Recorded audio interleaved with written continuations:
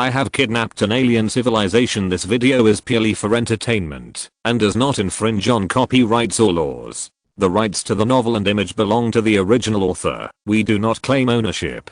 Don't like waiting and want to listen to this fanfic in full now? Subscribe to our Patreon, where you'll find the best fanfics. Chapter 526 Starship. The destruction of the Clover civilization. In the office, Liam sighed and continued to tell the story. The destruction of the Clover civilization sounded the alarm for the mermaids who were secretly spying on it, and the strength shown by the alien species shocked the Atlantis civilization. They put away the idea of appearing on the Earth, and returned to the deep sea again, preparing to survive for another 100,000 years. Unfortunately, the time left for the Atlantis civilization is running out. After destroying the Clover civilization, the alien species carried out a thorough scan of the Earth as usual, preparing to comprehensively evaluate the results of the third solar era Earth transformation plan. They found that there were violent energy fluctuations in the deep sea of the Earth. After a thorough scan, they determined that a 3-meter long and ugly fish in the ocean had evolved into an intelligent creature and established a huge empire on the seabed. This is something that the alien species that have regarded the Earth as their home cannot tolerate. Although the mermaids did not show any hostility to the alien species, nor did they provide any help to the Clover in the process of the alien species destroying the Clover civilization. But this did not prevent the alien species from launching a civilization destruction plan without hesitation. The Earth is too small to accommodate two intelligent civilizations. The alien species raised the black lacquer dagger stained with green blood and dived into the deep sea, ready to use its physical advantage to crush these seemingly fragile mermaids. But countless bright rays shot out from the dark sea water, and these rays instantly penetrated the solid bodies of the alien species that could withstand bullets. Countless alien species were instantly wiped out. The careless alien species suffered the greatest loss in millions of years. At this time, the alien creatures who had always regarded themselves as creators realized that the civilization in the deep sea was not the civilization of the country they guided and transformed. They developed unique technology in the deep sea and built a turret that could emit light, which was enough to pose a threat to the alien species. Therefore, the alien species had to reformulate their war strategy. They used the Clover spacecraft to destroy the Atlantis light collector on the sea surface and started their own Mother Star spacecraft at the same time. The huge sea surface military force composed of the alien Mother Star spaceship and the Cloverleaf spaceship caused great interference to the light collection activities of Atlantis. Without the sun's rays, Atlantis' indestructible light energy cannon and indestructible photon shield will be completely ineffective. At this time, the aliens took the Mother Star spaceship and came to the bottom of the sea again, and a war of civilization destruction started again. Due to the lack of energy rays facing the alien Mother Star spaceship, the Atlanteans had to try to use sharp teeth to start hand-to-hand combat. The result was obvious. The aliens easily slaughtered most of the Atlanteans and invaded the capital of Atlantis, Sidonia. The Atlantis civilization was about to be destroyed. The desperate Atlanteans detonated the magnetite in the center of the energy system. When the magnetite exploded, it released extremely bright light. A large number of aliens turned into ashes in an instant, and the Mother Star spaceship was severely damaged. The Atlantis civilization was extinct. Time came to the fifth solar era, and an upright intelligent creature appeared on the Earth. The human era is coming. Liam put down the blood book in his hand and picked up the teacup. Zhao face was as hen. Except for the Atlantis civilization, all the prehistoric civilizations that appeared on the Earth were the works of aliens. Chen Shuxian couldn't help it anymore and asked in surprise, "Are we humans also transformed by aliens?" "No." Liam shook his head and sipped the tea carefully. According to the records in the blood book, the aliens suffered unprecedented losses in the war with the Atlantis civilization. The explosion of the European magnetite killed a large number of aliens and destroyed the alien Mother Star spacecraft. So when humans appeared, the aliens were repairing their Mother Star spacecraft on the seabed. Chen Shuxian continued to ask, "You once said that the behavior of civilization must have its purpose. So why do alien civilizations spend huge resources and time to cultivate and transform intelligent civilizations on the Earth, and then destroy them? In the solar era, alien transformation has guided 4 Earth civilizations: Janida civilization, Ekatal civilization, Quavillo civilization, Atlantis civilization, and even in the history of the development of human civilization, there are aliens. Why do they do this? Survival and continuation of the race. Liemo stood up and wrote a few big words on the blackboard. The aliens came to Earth on a spaceship across the vast space, and they must have come to colonize the Earth and expand the territory of civilization. According to their advanced detection, the Earth is suitable for aliens to live, or only needs a little transformation. When they arrived on Earth, a major disaster may have broken out on Earth, such as being hit by an asteroid. The disaster caused the environment of the Earth to be completely changed. The aliens found that the energy required to transform the Earth was far more than they had expected. And in the Earth disaster, a large number of aliens died, and the advanced equipment brought from the mother planet was damaged. The aliens even lost the foundation for the development of civilization. At this time, they need a new intelligent race to help them complete the transformation of the Earth. The development of this intelligent race has been secretly guided by the aliens, and it has inadvertently become a tool for the aliens to transform the Earth. But tools sometimes have their own ideas. The rebellion of the Janida civilization has taught the aliens a lesson. So every time an intelligent race develops to the level of a level 1 civilization, the aliens will suddenly launch a destruction plan, bloodbath the Earth, and then sow the seeds of wisdom again. Repeat and repeat. This is too scary. Chen Shuxian couldn't help but exclaimed. The director explained the purpose of the alien species very clearly in a few simple words. The sad thing is that those civilizations have always believed that they are the miracles of the universe, but they don't know that they have long been reduced to tools of alien species. Too sad. Is our human civilization also a tool of alien species? Zhao Dong's face turned ugly. Unknowingly, he has become a kitchen knife. Liemo sighed with a sad look in his eyes, although the pride of civilization makes me unwilling to admit it. But, it's not wrong. In the process of development, humans have indeed transformed the Earth to be more suitable for the survival of alien species under the intentional guidance of alien species. So, to some extent, we are indeed the tools of alien species. Unexpectedly, humans who claim to be the masters of the Earth have long been reduced to other tools. Chen Shuxian couldn't help feeling sad. Suddenly, a meteor flashed through his mind, and he stood up suddenly. Now that the alien spaceship is about to arrive, the Earth is about to be destroyed. Isn't everything that the alien species has done for millions of years meaningless? How are they going to deal with the alien spaceship and the human beings on Earth?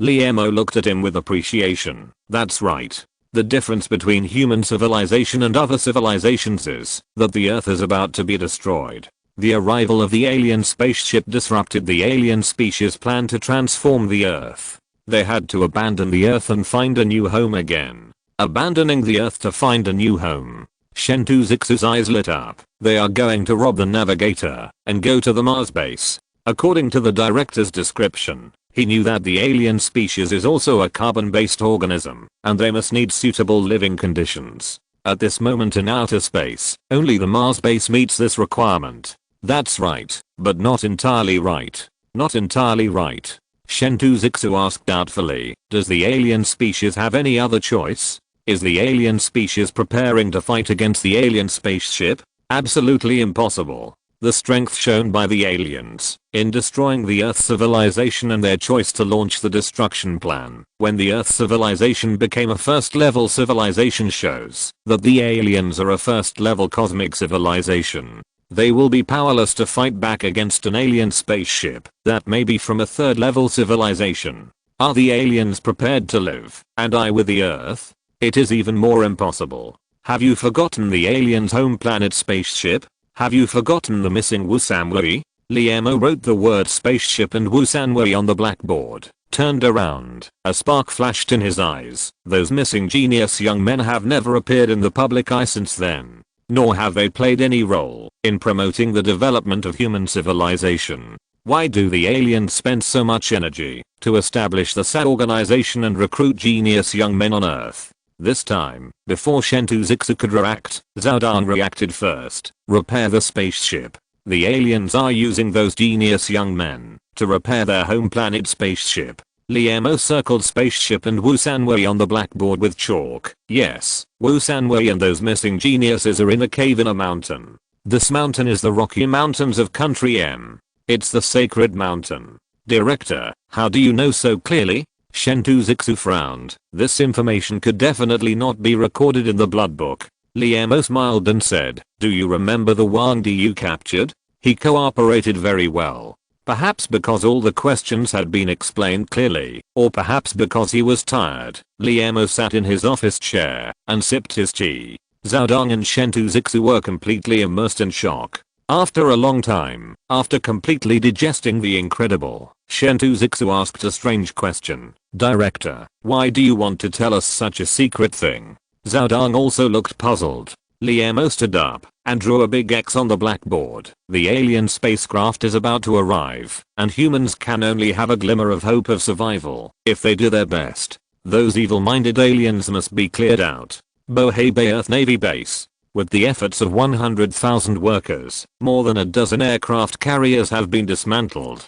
Technicians reassembled them according to the drawings made by the Earth Defense Bureau using the dismantled materials. More than a dozen aircraft carriers, more than 500 battleships, 300 cruisers, and more than 1,000 warships were transformed into 3 interstellar battleships that were 10,000 meters long, 5,000 meters wide, and 20,000 meters high. Each interstellar battleship has more than 2,000 light engines, powered by 100,000 Mark-II batteries, and can carry 100,000 human soldiers. And there are more than 1,000 light energy cannons on the battleships. These 3 interstellar battleships, named Humanity, Earth, and Huaxia, are the highest combat power of the Earth Defense Agency and even the entire Earth. When they first appeared in the sight of humans, their huge and solid bodies and powerful artillery completely satisfied the ordinary people's fantasy of interstellar battleships. A glimmer of hope rose in their hearts. Humanity may really be able to defeat that alien spaceship with these 3 interstellar battleships. But those scientists who have a clear understanding of human strength know that the level difference of civilization cannot be made up by quantity. A modern soldier returns to the primitive society with unlimited bullets. He can use the guns in his hands to slaughter all the primitive people. No matter how big and hard the sticks in the hands of those primitive people are, they are useless in front of high-level machine guns. It is absolutely impossible for the Earth Defense Agency to use the interstellar battleships of the first-level civilization to defeat the alien spacecraft of the third-level civilization. But why does Professor Liemo still want to do this? Or spend a huge amount of money to build 3 useless interstellar battleships? The naval base is in the command tower. James Zershi, wearing an admiral uniform, is leaning on a cane with a look of astonishment. You actually turned my aircraft carrier into this kind of weird thing. 3 days ago, James Zershi became the only person who came out alive from the Black Domain. When he was secretly happy about regaining his freedom, he got a bad news from the news program that was no less than the destruction of the Earth. Aircraft carriers such as the Eason, Rotho, Lincoln, and Little Bird have all been dismantled. He, the commander-in-chief of the Norfolk Naval Port, has become a commander without troops. Do you really think that these 3 interstellar battleships that are pieced together can defeat the alien spaceship? James Zershi did not think that Professor Liemo was a stupid person, but now he feels that this view needs to be changed. Liemo stood in front of the window with his hands behind his back and sighed. Although I don't know the weapons and equipment of the alien spaceship, I also understand that these 3 strongest battleships on Earth don't even have the opportunity to open fire. Then why do you? James Zershi looked puzzled. If it is useless, why build it? Is it just to dismantle the aircraft carrier for fun? Liemo smiled bitterly and said, I have a plan, but I can't tell you everything now. But I called you here today because there is something that needs your help. So that's why James Zershi understood why he was released from the Black Domain. But he was not disgusted by this practice. On the contrary, he was even a little excited. He didn't expect that he could be used. After resigning from the position of the chief officer of the base, James Zershi deeply felt the warmth and coldness of human feelings. Those who used to surround him disappeared without a trace. He was not angry, because he knew that he was no longer useful. Zhao Dong, come here. Li Mo waved to the young man who had been standing next to him, pointed at James and introduced him. This is James Zershi, a 5-star general from the United States. From today on, he will be your teacher. You must learn how to command the strongest warship on Earth in the shortest time, especially how to make the most of the armor of the warship, to defend against the enemy's attack. Zhao Dong saluted the old man. Corporal Admiral, please take care of me. James Zershi did not hear Zhao Dong's ridicule, because he seemed to understand Professor Li Mo's plan and the purpose of the Earth Defense Agency. But is it useful to just defend? Chapter 527, Sacred Mountain. Rocky Mountains. The room was small, without windows, and only a worn-out solar lamp hung on the roof. The air was filled with a damp and rotten smell. Wu Sanwei sat upright on a chair and took out an old photo from his arms. This was his only personal belonging. In the yellowed photo, a young couple held a young boy in front of them, with endless love in their eyes. Dad, Mom, he couldn't help but stroke the photo with his white fingers, and crystal tears welled up in his eyes. The surrounding scene gradually blurred, and Wu Sanwei seemed to have returned to the age of 5. He was sitting in a rocking car and laughing giggle, and his mother next to him looked at him kindly. At that time, Wu Sanwei was just a happy child. According to the normal growth trajectory, he would go to elementary school, middle school, college, and then get married and have children. He would leave this world surrounded by his children and grandchildren, and live an ordinary life. But all this was changed by an accidental IQ test. When Wu Sanwei finished the last puzzle, the staff sitting opposite him looked at the time on the clock in disbelief, and then looked at him greedily. What happened next was like a fantasy journey. A gentleman from Europe came to him with a box full of banknotes and told him, "You are a genius, and you can only be mediocre if you stay here." In Europe, there is a school for geniuses, where there are many genius children like you. Join us. Wu Sanwei, who was excluded by his classmates in kindergarten, knew for the first time that he was not a monster, but a genius, and there were many geniuses like him in this world. They all lived happily in a school in Europe. There would be no exclusion there. Wu Sanwei nodded heavily to the European gentleman. Half a month later, he boarded a plane for the first time, soaring between the blue sky and white clouds, and for the first time he was full of expectations for the future. I'm a genius. I can change the world. Sure enough, the European gentleman did not deceive him. In a school located next to the primeval forest, there are more than 50 children of different skin colors, and without exception, they are all as smart as himself. At that time, Wu Sanwei was very happy. He could finally complete a 1,000-piece puzzle in 1 minute without being called a monster by his angry opponent. Happiness is always short-lived. Wu Sanwei encountered the first problem. That is, in this school, the teachers in grey robes required all students to use a strange language. This is a language with simple syllables but rich meanings, always starting with gilu gilu and ending with gilu gilu. The grey robe teacher claimed that this was the language of God.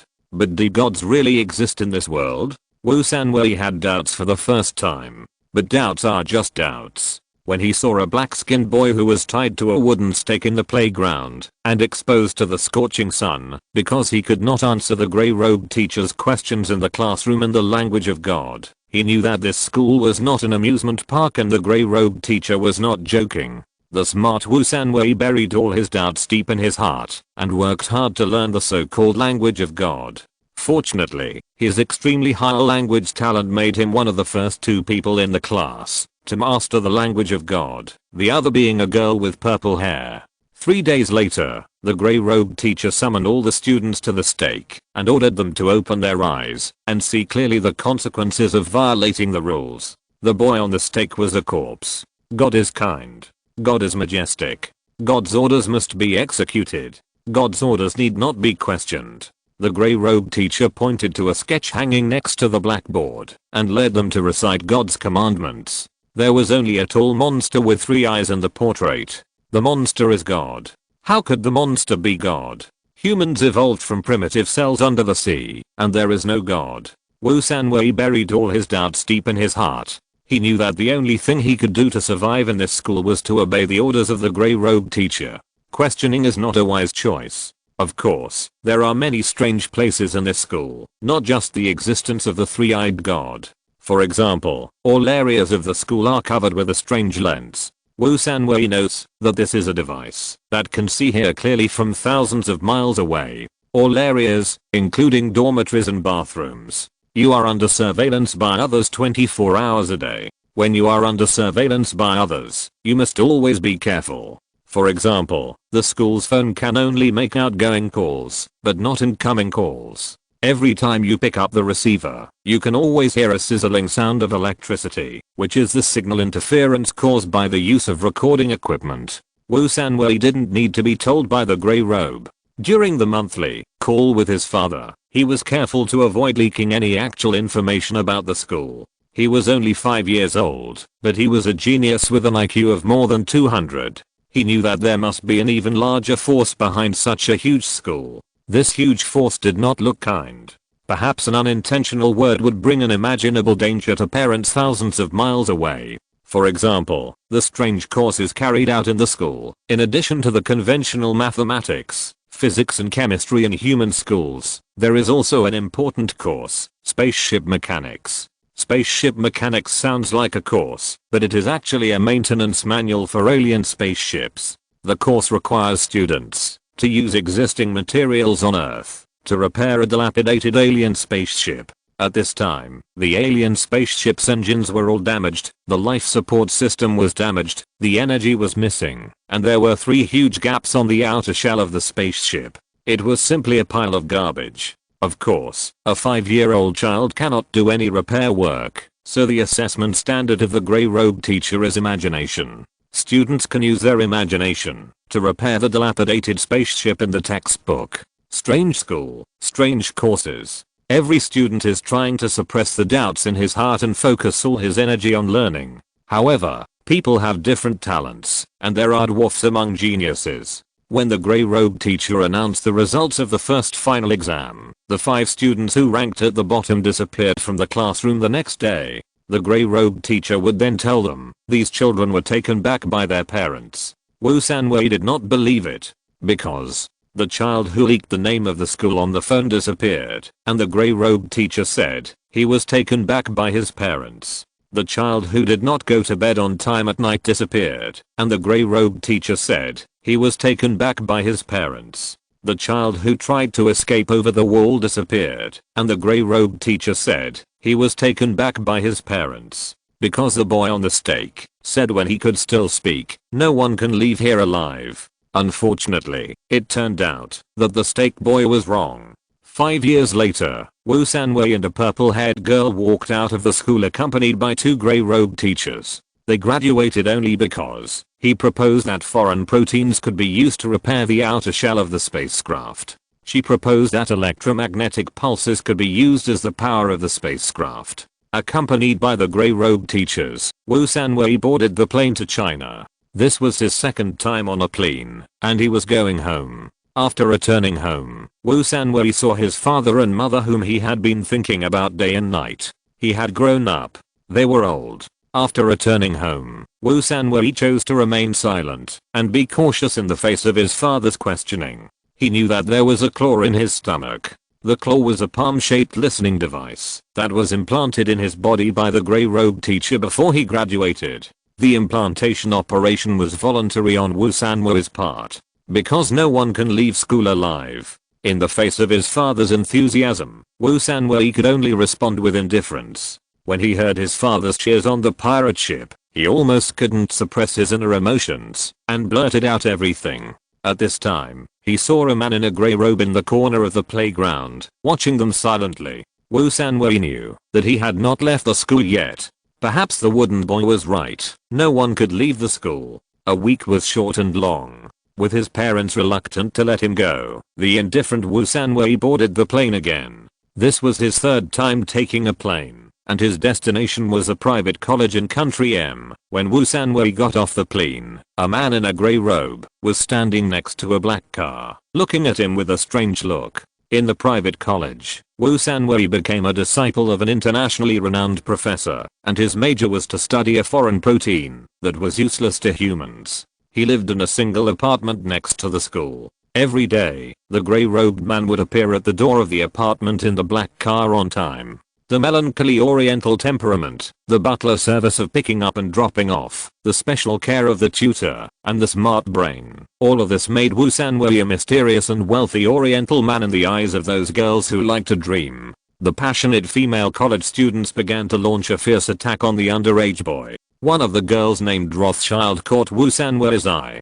She was wearing a casual suit, short red hair, and a pair of black leather pants that showed off her sexy and enchanting figure to the fullest. The lavender on her lips made her look even wilder. Under the stirring of primitive emotions, Wu Sanwei had a special idea. Maybe I can fall in love? Does falling in love violate school rules? Wu Sanwei didn't know. After leaving the European school, the shadowy people hiding in the dark would not tell the rules of this university like the teachers in the school. Maybe it's not against the rules. Wu Sanwei did not choose to throw the roses handed over by the girl in leather pants into the trash can for the first time, but lowered his head and took a deep breath. The girl in leather pants stretched her slender fingers to her lavender lips and licked them with her flexible tongue. Wu Sanwei's heart, which had been silent for more than 10 years, beat violently. That day, sitting in the passenger seat of the black bridge car, he noticed that the grey-robed driver seemed to have a sneer on his face.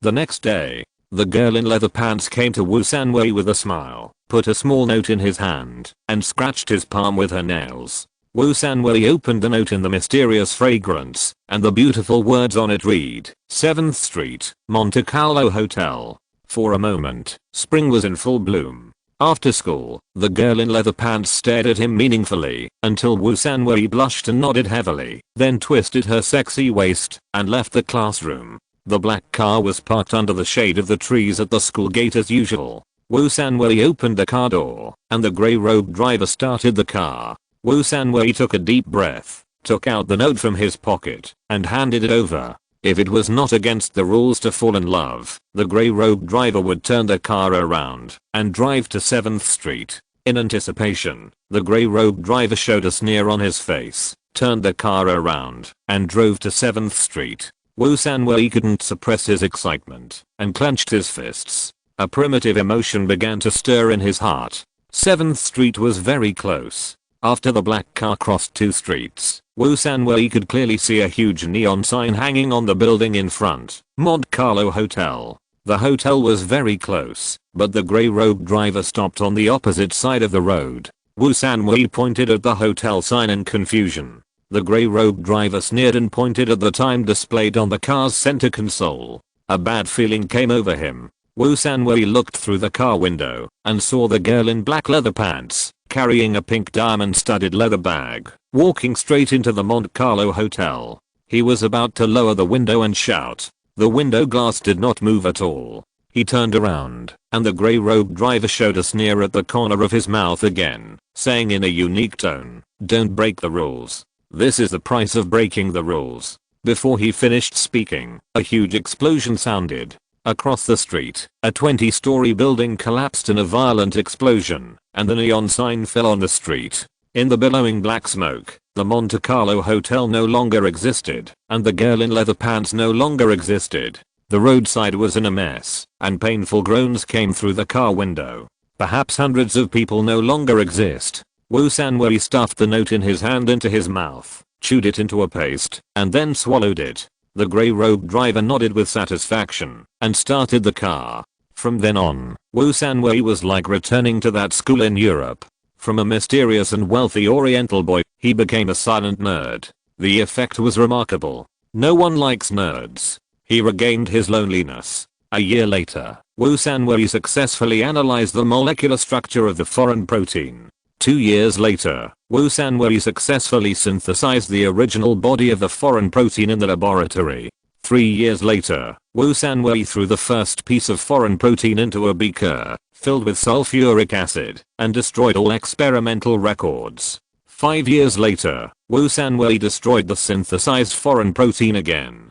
He knew that once the foreign protein was successfully developed, it would probably be the day he would disappear. He got out of the European school alive because of the foreign protein, and he could also get out of here alive because of the foreign protein. He just had to wait for an opportunity. But this opportunity did not come, and a catastrophe suddenly happened on the earth. Late at night, in a single apartment, Wu Sanwei was awakened from his sleep. A red light flashed outside the window, and a huge explosion was heard. Bang! The door was kicked open from the outside. Chapter 528, Nuclear War Breaks Out. Nuclear war breaks out on Earth. The grey-robed driver rushed into the room, carried Wu Sanwei on his shoulders, and told him in a tone of disbelief, Country M is launching intercontinental missiles carrying nuclear warheads to the world. All countries are fighting back in unison, and the Earth is about to be destroyed.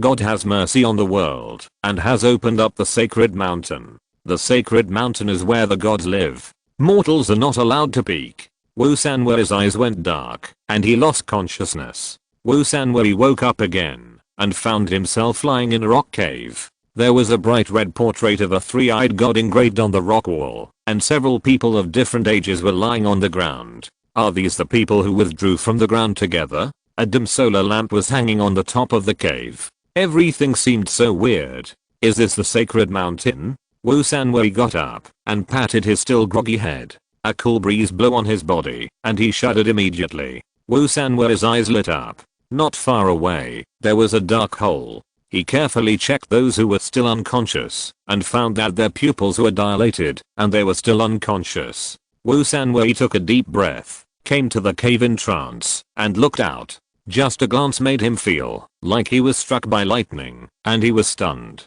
This is impossible. With the help of the flickering light outside, he could see grey fog. The grey fog was everywhere outside, and it was grey. A huge shadow stood in the grey fog. It was as high as a 20-story building, and there was no end in sight. The shape of the shadow was very strange, like a sunfish magnified hundreds of millions of times, flattened with smooth curves. Indistinctly, there were some glimmers of light in the shadow. What kind of existence is this? Wu Sanwei walked out of the cave in trance involuntarily, looked up, and was stunned again. Above his head was not the sky, but rugged black volcanic rocks. This is a huge underground cave. An underground cave that can't be seen at a glance. An underground cave that is thousands of feet high. The huge black shadow is standing in the huge underground cave. In the grey fog, Wu Sanwei found that there were tens of thousands of caves on the hollow rock wall. The lights from these caves were just like the cave behind him. Huge shadows, endless black shadows, thousands of caves. At this moment, a strange thought arose in Wu Sanwei's mind. Is there really a god in this world? Oola. Oola, a long and urgent alarm sounded, as if it came from the depths of hell, echoing throughout the entire hollow. Wu Sanwei could not help but take a step back. At this time, he found that a sticky white mist was spreading from the depths of the hollow, and the caves on the rock wall gradually disappeared in the white mist. This white mist swallowed up everything in the hollow like a bloody mouth. Caves on the black shadow rock wall, things in front of him gradually disappeared. Only a vast expanse of white could be seen. Alarm. White fog. The alarm sounded because of the white fog. Wu Sanwei instantly realized that the white fog in front of him must be poisonous. He turned and ran back to the cave, hoping that the cave could withstand the white fog that swallowed everything. Sure enough, the white mist appeared at the entrance of the cave, stretched out its illusory fist, and tried to rush into the cave. A red lightning flashed out of the cave in trance, and hit the white mist's fist. The fist dissipated, as if it had been hit hard. Wu Sanwei sat on the ground panting, sweating profusely. This should be the sacred mountain mentioned by the grey-robed driver, right? Has a nuclear war really broken out on Earth? Why did God gather them all in the sacred mountain? He believed that the human beings lying on the ground were beings with intelligent brains like himself. One by one, huge doubts struck his brain. At this time, the second awakened person in the cave appeared.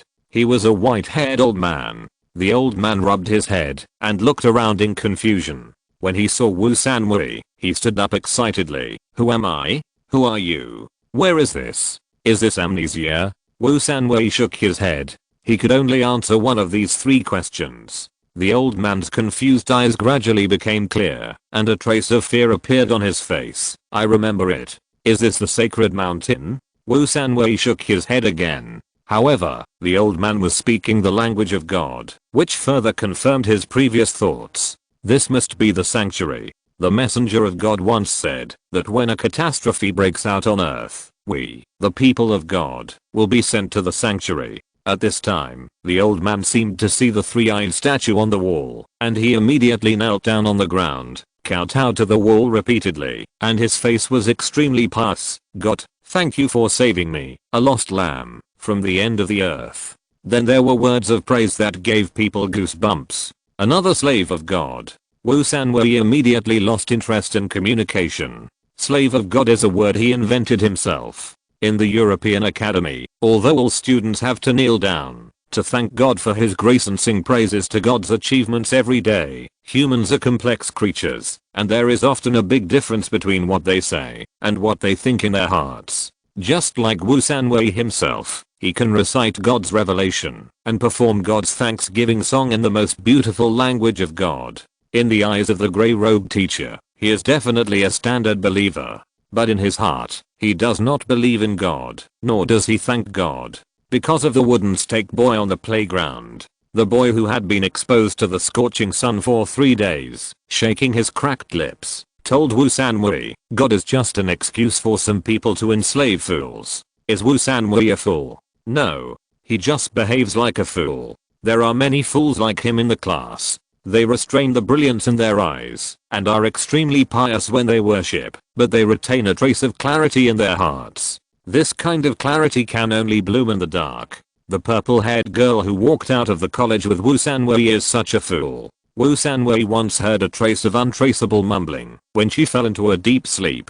This kind of mumbling can definitely turn the purple-haired girl into another wooden stake boy. In this world, one wooden stake boy is enough. So Wu Sanwei chose to cough violently. The huge cough covered the mumbling and woke up the purple-haired girl. However, there are more slaves of God in the class. After hypnotic brainwashing, these people have completely lost their clarity and thrown themselves into the arms of God. In the hearts of God's slaves, human beings are born with original sin and the earth will eventually be destroyed. Only God can save the world, and they, God's people, are the apostles God uses to save the world. The God slaves will report all the incidents that violate God's will in the academy to the grey-robed teacher. Every time a report is made, there will always be a student who disappears. In the academy, the most terrifying thing is not the grey-robed teacher, but the God slaves, because they are always hiding by your side, secretly observing everything, like a vicious venomous snake, and may attack at any time. Fortunately, Wu Sanwei is very good at disguise. Fortunately, after the final assessment, the grey-robed teacher felt that those God slaves who only knew how to sing praises had lost their function, so he let them be taken back by their parents like those unruly students. Wu Sanwei can finally close both eyes when he sleeps. Unexpectedly, there are still God slaves here. He couldn't help but be a little more alert. After a pious prayer, the old God slave stood up and looked at the white mist surging at the entrance of the cave with an incredible face. God's mist. Is the white mist the God's mist? Wu Sanwei was puzzled.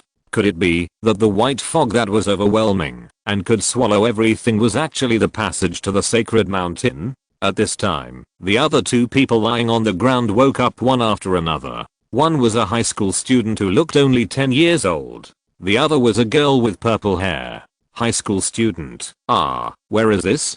From South Korea. Wu Sanwei just frowned, but the old slave of God suddenly turned red in the face, with a look of anger. Boy, how dare you use dirty human language? I want to. He may have realized at this moment that there was no grey-robed messenger of God in the cave, so he swallowed the words on his lips and scolded me fiercely. Hurry up and atone your sins to God, otherwise. Humph. The high school student looked confused. Old man, the grey-robed teacher never said that you can't use human language after leaving the academy. Is this the academy? Wu Sanwei looked at his childish expression and couldn't help sighing in his heart. How did he graduate from the academy if he is so stubborn? Thinking of this, he moved. Maybe he didn't graduate, but because of a major disaster on the earth, He was taken to the sacred mountain in advance. Hearing this, the old slave of God became even more furious. Boy, you wait for the messenger of God to come. I will definitely report your violation.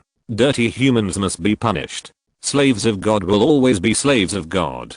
Does the poor stubborn child think that the academy only exists in Europe? It was because of his naivety that the girl in leather pants died. A 10-year-old child. What a pity. Wu Sanwei was about to step forward. I told you to atone for your sins to God. Why are you talking so much nonsense? The purple-haired girl on the side kicked out, and the high school student fell to the ground, kneeling in front of the statue. The strength and angle of this kick were just right. I didn't expect that after so many years. She is still alive and her skills are still so neat. Wu Sanwei couldn't help but sneak a glance at the red-haired girl. She had red hair, a simple suit jacket, black tights, and a pair of black high-heeled boots that set off her slender figure. Wu Sanwei remembered that her name was Lan, and she came from a small country in Central Asia. The girls there were famous for their deep facial features, fair skin, and passionate and unrestrained. Lan seemed to have noticed his sneak glance and turned her head without concealing it, casting a smug look. It was still the same as before. Wu Sanwei turned his head and walked to the entrance of the cave, pretending to study the surging white mist outside. The old slave of God saw that the high school student had received the punishment he deserved, and his anger dissipated a lot. He walked to the three-eyed statue and prayed devoutly. God loves the world. Disobedient believers are like lost lambs after a chattering prayer. He walked to Wu Sanwei and said in a condescending tone, "Young man, go in first and help me explore the way. This white fog should be the way to the dreamland. We can reach a worry-free world through here." Dreamland. Wu Sanwei remembered this term. That year, he had just entered junior high school. The gray-robed teacher said, God loves the world. When the end of the world comes, all the believers will come to a worry-free world. There are flowers blooming everywhere. Cattle and sheep are everywhere. There is no disease and hardship, no birth, aging, sickness and death, and the believers will live happily there. But when Wu Sanwei entered high school, the new gray-robed teacher proposed another new theory: God loves the world, and when the end of the world comes, the believers will enter the place where God lives, the sacred mountain, and continue to survive there. When the end of the world comes, will the believers enter the dreamland or the sacred mountain, or even an alien planet? The gray-robed teachers may not have a unified theory because of different textbooks, or they may be too lazy to waste energy to deceive the believers. Because no living student would question it. Because the students who questioned it are all dead. Wu Sanwei looked at the white fog at the entrance of the cave, which was as sticky as the wall, and muttered to himself, if I step out, I can reach the dreamland.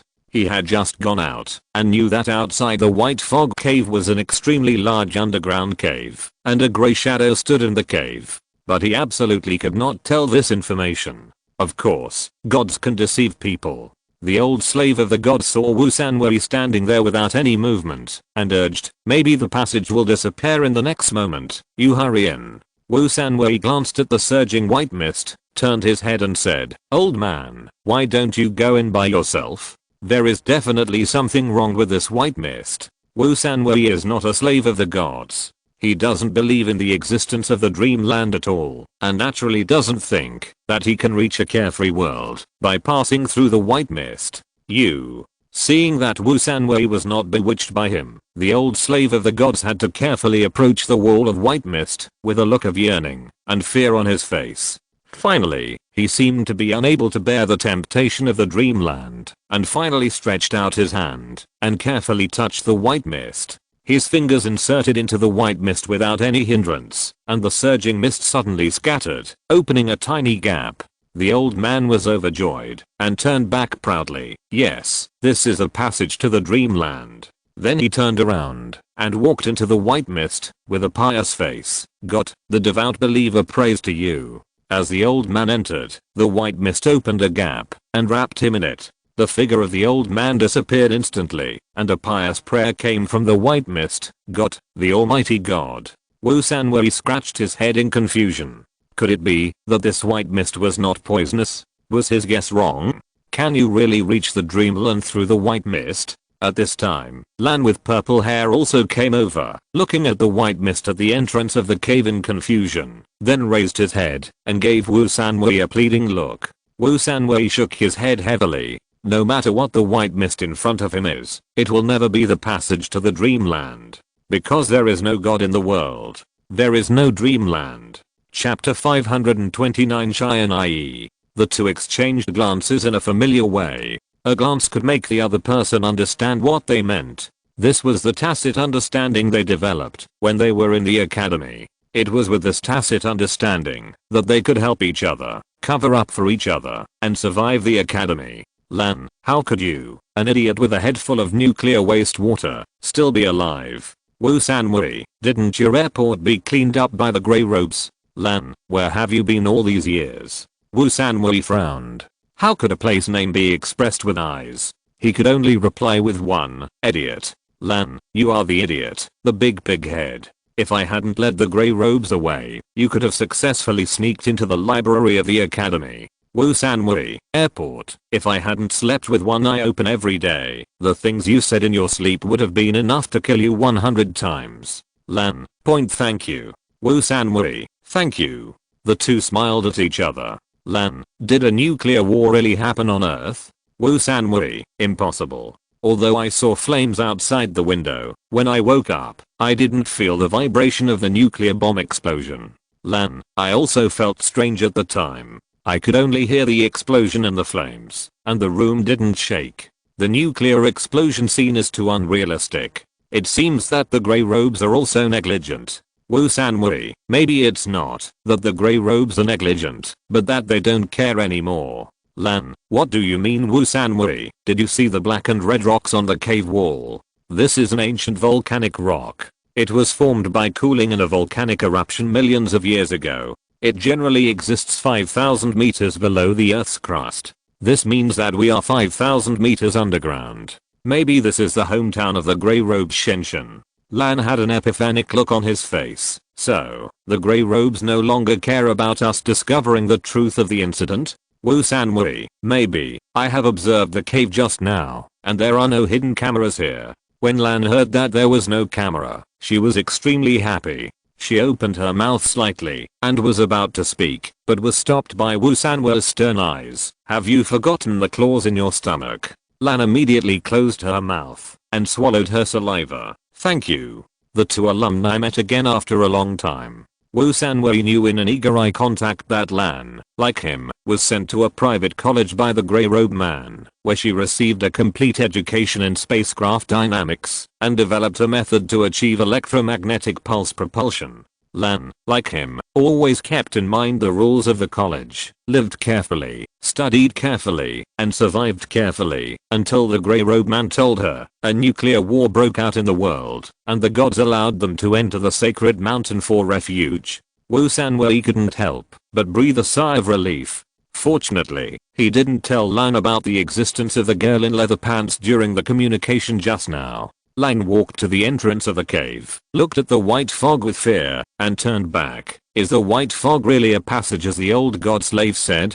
Wu Sanwei shook his head. The old slave's brain is broken. Outside the cave is a huge underground hole, and the white mist is rising from one end of the hole. Lan looked puzzled. How big is the huge underground hole? Wu Sanwei frowned. He didn't know how to describe it. In the grey fog, he didn't see the end of the grey fog.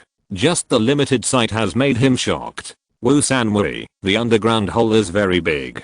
You can't see the end at a glance. Lan looked curious. How I want to rush into the white fog immediately to witness this wonder. Wu Sanwei's heart tightened. This girl is still the same as before. She likes excitement. Under Wu Sanwei's gaze, Lan carefully inserted her fingers into the white fog, turned around, and showed a childlike mischief on her face. Wu Sanwei hurriedly shook his head and signaled with his eyes. Damn it, quickly retract it. Seeing his anxiety, Lan's smile gradually bloomed and blossomed, and he was very proud. Ah. At this time, a miserable cry came from the white fog.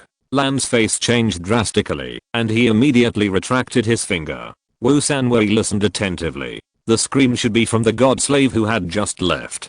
The voice was low and hoarse and unclear, as if the god slave's throat had spasmed. Could this be the poison in the white mist? The scream became smaller and smaller until it could not be heard. Wu Sanwei understood that the god slave had disappeared. At this time, the high school student who knelt in front of the three-eyed statue was also awakened by the scream. The scream seemed to evoke his past memories. Past memories made him understand what the consequences would be if the god slave reported his violation to the grey robe. The high school student stood up and bowed deeply to Lan. "Thank you. My name is Xianai." Xianai is an East Asian boy with a middle parted hair. From his self-concerned description, Wu Sanwei knew that Xianai was a genius boy. Wu Sanwei seemed a little unconvinced. After all, the gods are only interested in genius boys. The fact that he can appear here naturally proves the boy's IQ. But Xianai shook his finger and said arrogantly, "I'm smarter than the two of you put together." Arrogantly said, "I'm very important to God. Even if the slave of God reported the violation just now, he will not be punished. Smarter than me and Lan combined? Violation will not be punished." Wu Sanwei had a strange smile on his face and looked at Xianai like a madman. But he did not refute it. Because a normal person would not correct the words of a madman. Because he has a claw in his stomach. Thinking of this, he suddenly realized high school students have not graduated from the academy yet, have not participated in the graduation ceremony, and have not been implanted with claws in their stomachs. Is this why Xianai dared to make these outrageous remarks? But there is a claw in his stomach. And Xianai didn't know this. He exchanged a familiar look with Lan, and then his eyes went black, pretending to fall into a coma again. Pretending to be comatose is not just pretending. Wu Sanwei and Lan's physiological characteristics at this time are exactly the same as those of a comatose person. This is the second skill they can use to survive the academy. In the academy, most of the students violated the rules because they knew things they shouldn't know, and the grey-robed people knew what they knew but didn't know. Perhaps an unintentional self-talk could cause a person to disappear. This is why Wu Sanwei and Lan have to evolve this skill. The method of performing the skill is very simple. Hold your breath until the brain falls into a coma due to lack of oxygen. And when they enter a coma on their own, Wu Sanwei and Lan's brains are awake, and they can hear all the sounds around them, and feel all the movements. For example, Xianai, what happened to you? Are you dead? Then he opened Wu Sanwei's eyes and sighed in disappointment. It's so boring. I finally met two people to chat with, but they both fell into a coma. Then his tone changed, and he said angrily, "Damn middle-aged uncle. You just laughed at my IQ." As he said that, he kicked Wu Sanwei hard a few times. Wu Sanwei heard a crack in his body, which should be the ribs broken by the high school student. But he still didn't move because he was unconscious. Xianai, who had vented his anger, walked to the three-eyed statue and kicked the statue's third eye. "I told you to look at me. God. What a bullshit god. I kneel down to you every day. You're awesome. Now, let me teach you some of my holy water." The rustling sound of clothes being taken off. The sound of running water echoed in the cave. Wu Sanwei was shocked. Is this kid looking for death? He could actually understand the rebellious mentality of this high school student. The grey-robed man was like a 24-hour personal teacher, cruelly teaching the students in the academy. 5 minutes to get dressed and get up. Violators will be whipped. 100 points to pass. Violators will be whipped. The academy is like a prison. The grey-robed teacher has no humanity, not even animality. It can be imagined that, if a student thinks he is out of surveillance, even for a short period of time, he will instantly vent the pain and humiliation he has suppressed for years. But, has Xianai really escaped from surveillance? Wu Sanwei sighed silently in his heart. This kid is too young and too naive. After relieving the soreness of his bladder, Xianai let out a comfortable moan, and then walked to the entrance of the cave. Damn God slave, do you really think the white fog is a passage? Dream on. God is just something made up by those grey-robed people. At this point, he seemed to think of something, and muttered to himself, but the grey-robed people went to so much trouble to kidnap me, the smartest man on earth, and took me underground. They definitely didn't want me to die. The white fog should be a phenomenon that the grey-robed people can't control, or even a weapon. The grey-robed people seem to have set up a barrier at the entrance of the cave, and the white fog cannot enter the cave. God slave. This kid is not simple. He actually knew that this is underground and analyzed that the white fog is a weapon. Wu Sanwei felt that he seemed to have underestimated him just now. But all this is not important, because Wu Sanwei heard a burst of Ula alarms from outside the cave, which seemed much calmer than the alarms that reminded him that the white fog was about to appear. Is the white fog going to dissipate? Is the grey-robed man coming? Xianai's exclamation came to his ears. The white fog has dissipated. Oh my god. What is that? Wu Sanwei held his breath again and fell into a state of complete coma. He was not sure that a shallow coma could deceive the grey robe. After an unknown amount of time, he felt a chill. He opened his hazy eyes, and everything in front of him was dark. There was water all around. Endless water. Is this the bottom of the water? He opened his eyes suddenly and found a grey-robed man standing in front of him with a bucket. The bucket was dripping with water. Wu Sanwei's hair was dripping with water. He was awakened by the grey robe pouring water. He carefully glanced to the side with the corner of his eyes. Lying next to him was also soaked, and the wet clothes wrapped around him made the airport flatter. A red cloud floated on his face. The number one genius named Qianai was shivering in the corner. The grey-robed man looked at the wet three-eyed statue on the wall. He was not angry, but an expression of expectation appeared on his face. Interesting. Just after entering the sacred mountain, I received such a beautiful gift. The ancestral spirit is supreme. He took out a black dagger from under his robe and walked towards the shivering Qianai with a grin. Don't be afraid. Don't be afraid. Merge with me, and you will always be bathed in the glory of the ancestral spirit. Screams rang out. The knife flashed. A thick liquid flowed all over the ground, and a strong smell of blood filled the air. Wu Sanwei resisted the feeling of his stomach churning violently and turned his head away. Lan had a blank expression on his face, silently watching the scene in the corner. This period of time was very long, so long that Wu Sanwei had already broken a tooth. The grey-robed man burped, stretched out his bloody tongue, and licked the last trace of bright red liquid from the corner of his mouth. He looked at the two of them, like he was looking at prey, and said grimly, "This is the Shenshin Mountain. In the Shenshin Mountain, you will be punished if you violate the rules. There is only one punishment, and that is to become food." Wu Sanwei's heart trembled. Shenshin Mountain is a larger academy. The consequence of violating the rules is to become food for the grey robes. Here, the grey robes seem to no longer need to hide their differences from humans and reveal their hideous true faces. The grey robes who had just finished eating seemed particularly patient. Like a real teacher, he began to explain the existence of Shenshin Mountain to the two. Shenshin Mountain is located in a huge underground cavity 5,000 meters underground. It existed when the earth was formed. Shenshin Mountain is the residence of the High Priest, and the High Priest is God.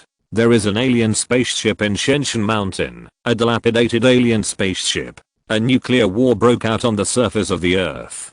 God loves the world and deliberately brought these dirty humans to Shenshin Mountain. They have to join the team to repair the spaceship. Once the spaceship is repaired, God will take all his people back to the mother planet. Wu Sanwei's face remained unchanged, but he was extremely shocked in his heart. The huge black shadow outside the cave turned out to be an alien spaceship. In order to study the shell material, he once conducted a field study on the aircraft carrier of Country M under the supervision of the grey-robed man. The aircraft carrier named Little Bird was large enough to accommodate 3,000 crew members and was as big as a 20-story building. But in front of the black shadow, the Little Bird was like a toy car.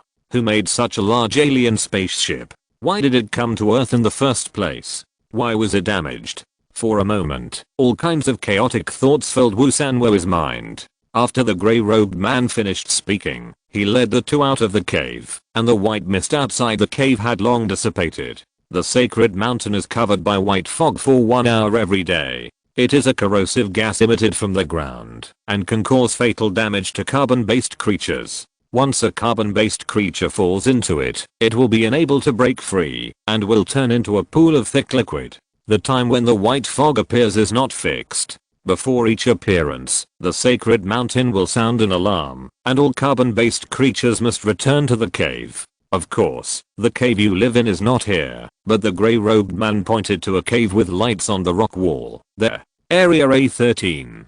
Chapter 530 Big Tree Spaceship. A13 is made up of more than 20 caves, which are 10 meters high. There are rows of rooms on both sides, and each room accommodates 2 followers. More than 20 caves, more than 10,000 rooms, and more than 20,000 followers. Wu Sanwei understood that these more than 20,000 followers were the talents recruited from the Earth by Chen Shuxian to repair alien spacecraft. Area A13 only occupies a small area in the entire underground cavity. Although the remaining caves are flashing yellow lights, there is no sign of human activity. Here, Wu Sanwei continues to do the same work as on the surface, studying the foreign protein used to repair the outer shell of the spacecraft. However, he cannot destroy the foreign protein he made like before, because in the laboratory, the black-robed man equipped him with 2 assistants, 2 slaves of God who have infinite respect for God. The slaves of God closely follow the progress of the experiment and report to the supervisor regularly.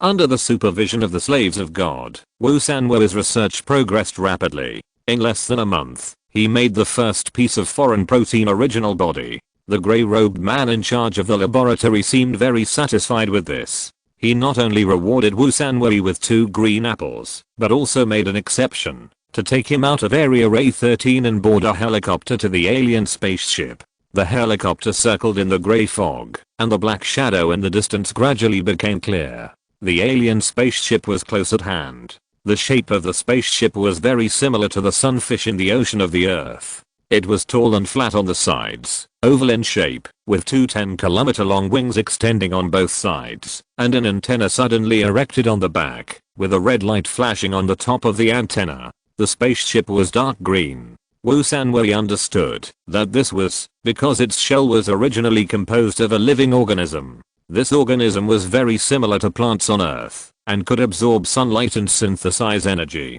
However, in the dark green, 2 black spots with a width of up to 5 kilometers suddenly appeared. This was because the tissues of the living organisms in the black spot area had died, and the fading green was gradually replaced by black. When Wu Sanwei saw these 2 black spots for the first time, he already understood the purpose of his existence. See, insects. The spaceship below is our home planet's spaceship, the vehicle that the High Priest took when he came to Earth. The grey-robed supervisor was very satisfied when he saw Wu Sanwei's shocked expression. It can accommodate 100,000 people and can sail across tens of millions of light years. This is the glorious work of the home planet. Wu Sanwei tried his best to maintain the amazement on his face, but his heart sank suddenly. He knew that the high priest mentioned by the grey-robed supervisor was the so-called god.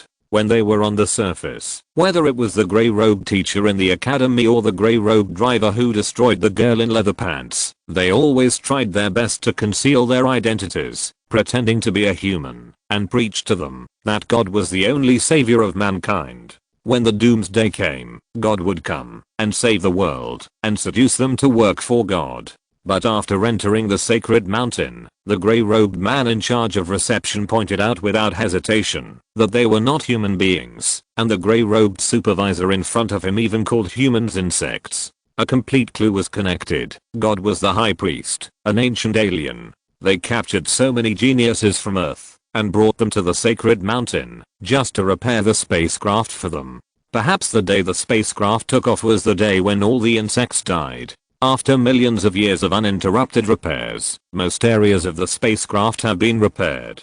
The only thing missing is the power and the 2 damaged shells. Under the control of the grey-robed supervisor, the helicopter flew into the spacecraft and stopped in an area similar to a helipad. Wu Sanwei discovered that most of the materials that make up the spacecraft are a kind of active organism similar to plants. A faint green light flashed in the thick veins that ran through the entire spacecraft. It should be an energy transmission pipeline. In the translucent spacecraft wall, huge cells were clearly visible, and the beating nuclei inside even spit bubbles in the cell fluid, which felt cold to the touch. The cabin was seamless, without a single welding gap, as if it had grown naturally. Even on the dark green ceiling of the spacecraft, there are 2 green buds growing. An incredible thought jumped into Wu Sanwu's mind. Maybe this spacecraft is a huge plant, and it is still alive. A tree that has grown for millions of years, or even longer. A tree that is tens of kilometers tall. A tree that can travel through space. All this is simply incredible.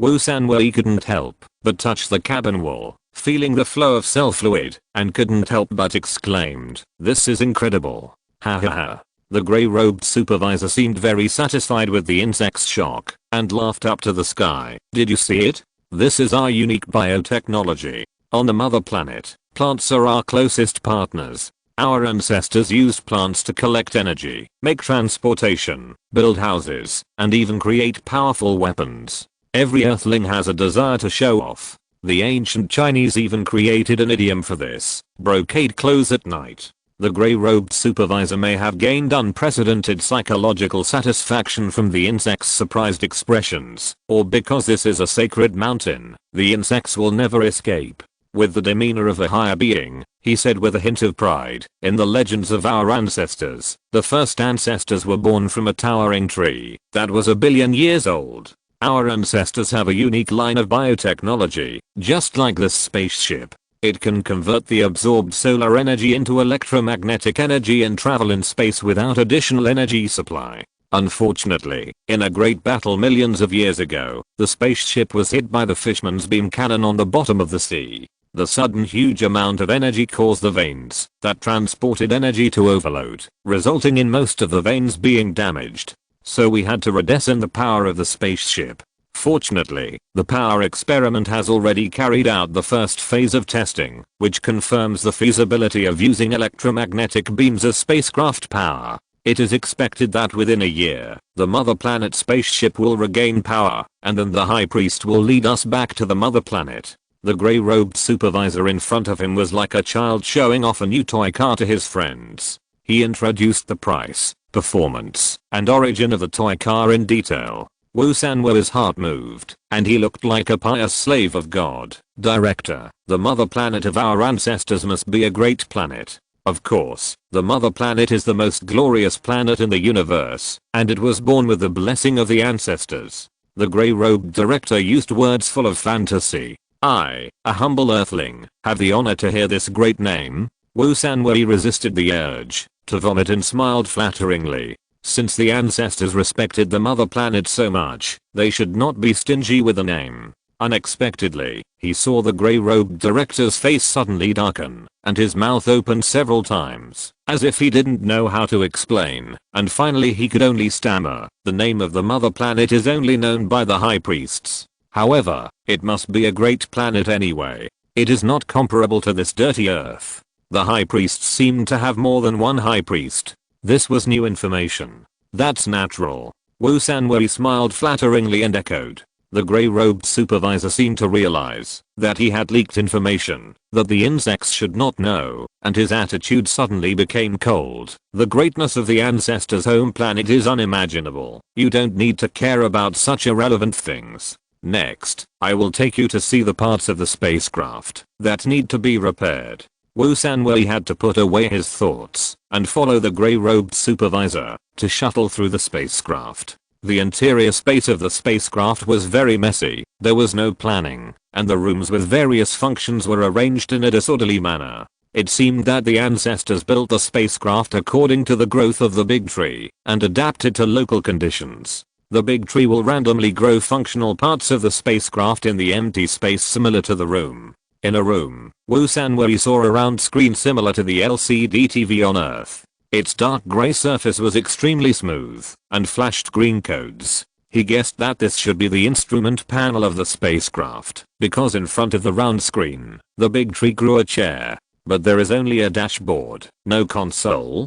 Did the ancestors rely on thoughts to control the spacecraft? Wu Sanwu deliberately slowed down his pace and took the opportunity to observe left and right. In the next room, he saw a standard rectangular block about 3 meters long, 2 meters wide, and 1 meter high. It was undoubtedly a bed forest. Even at the head of the bed, the tree grew several grids, wardrobes. On the wall, the tree grew a tall wardrobe. This is a lounge. Across the corridor, in front of the glare window of a room, a control panel grew. The dark grey square table was covered with densely packed strange buttons. In front of the square table, the tree grew a chair as usual. Next to the chair, a crimson flower bud was about to bloom. This should be the control room.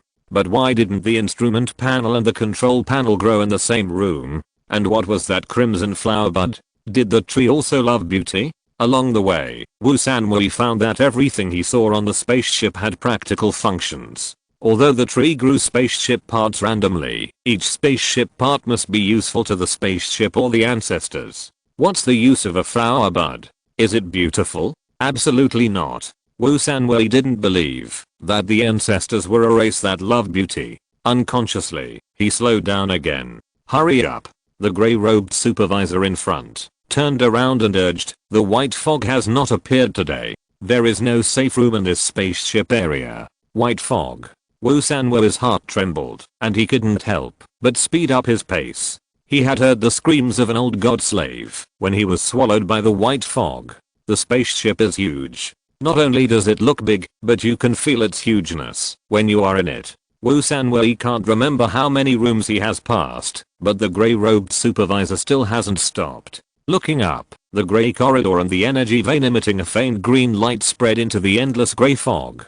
Although he was in a hurry, he still paid attention to the rooms on both sides of the corridor.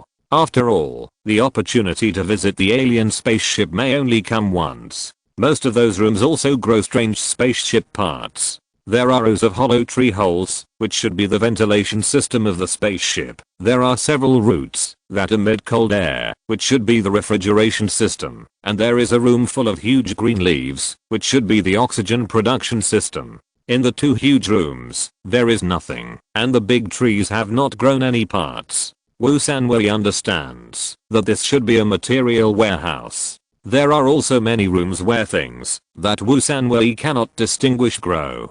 But there are no flowers. There has never been a flower in the room of the spaceship. While Wu Sanwei closely followed the grey-robed supervisor, he imprinted the layout of the spaceship in his brain with an IQ of 200, especially the location of the crimson flower, which he even marked with an orange X. After 2 hours of walking, Wu Sanwei was already out of breath, and the grey-robed supervisor in front of him did not have any intention of stopping. Sure enough, all grey-robed people are the same. Whether it is the grey-robed teacher of the college, the grey-robed driver of the university or the grey-robed supervisor in front of him, they all have an obvious characteristic, that is, their physical strength is much better than that of normal humans. Wu Sanwei had seen the grey-robed teacher run 50 kilometers on a mountain road without changing his expression or breathing. Are you unable to walk? The grey-robed supervisor suddenly turned around and stared at Wu Sanwei. Wu Sanwei was startled and shook his head quickly. No, I just walked slower. In the college, students who can't keep up with the team often can't find their way home. Wu Sanwei raised his head and carefully checked the grey-robed supervisor's face. He was shocked to see that the grey-robed supervisor's mouth was slightly grinning. It seemed that he smiled. Wu Sanwei rubbed his eyes. Grey robes can also smile. In his impression, there are only two expressions of grey robes. One is expressionless and the other is angry. For so many years, he has never seen a smile on the face of a grey robe. If you can't walk, just walk slower. The smile on the face of the grey-robed supervisor was fleeting. He turned around and continued to move forward, but slowed down his pace. This grey robe is a little strange. Wu Sanwei stared at the back of the grey robe, and a thought that shouldn't exist rose in his mind. In his previous impression, all the grey-robed people have one thing in common. They are all tools. They will not say a word of nonsense, and will not do anything that is not related to the task. The college stipulates that they should get up at 4 o'clock, and the grey-robed teacher will push open the dormitory door at 3 hours, 59 minutes and 59 seconds, no matter spring, summer, autumn or winter, no matter it is rainy, frost or ice, not a second more or less. The university is dismissed at 5 o'clock, and the grey-robed driver will park the black bridge car at the university gate on time at 4 hours, 59 minutes and 59 seconds, even if the road is closed. Once, the President of the United States went to the university for inspection, and the roads near the school gate were full of soldiers, and no social vehicles were allowed to pass. Just when Wu Sanwei thought that the grey-robed driver was definitely late, when he walked out of the school gate, he found that the black bridge car had quietly stopped in the sun at the school gate. The soldier on duty not far away had very big eyes, but he never saw the existence of the black car. Even when the black car drove past the post of the big-eyed soldier, he still did not see the black bridge car. At that time, Wu Sanwei had a thought in his mind. Could it be that the soldier's eyes were just for show? But now Wu Sanwei understood that a curtain called power was covering the black car. Just as Wu Sanwei noticed that the grey-robed supervisor was a little strange, an alarm suddenly sounded in his ears. Oola, oola. This was the white fog coming. Chapter 531 Special Envoy of the Earth Defense Agency. Oola, oola. The sharp alarm sounded in the empty cave. The grey-robed supervisor was startled, and his face changed drastically. White fog.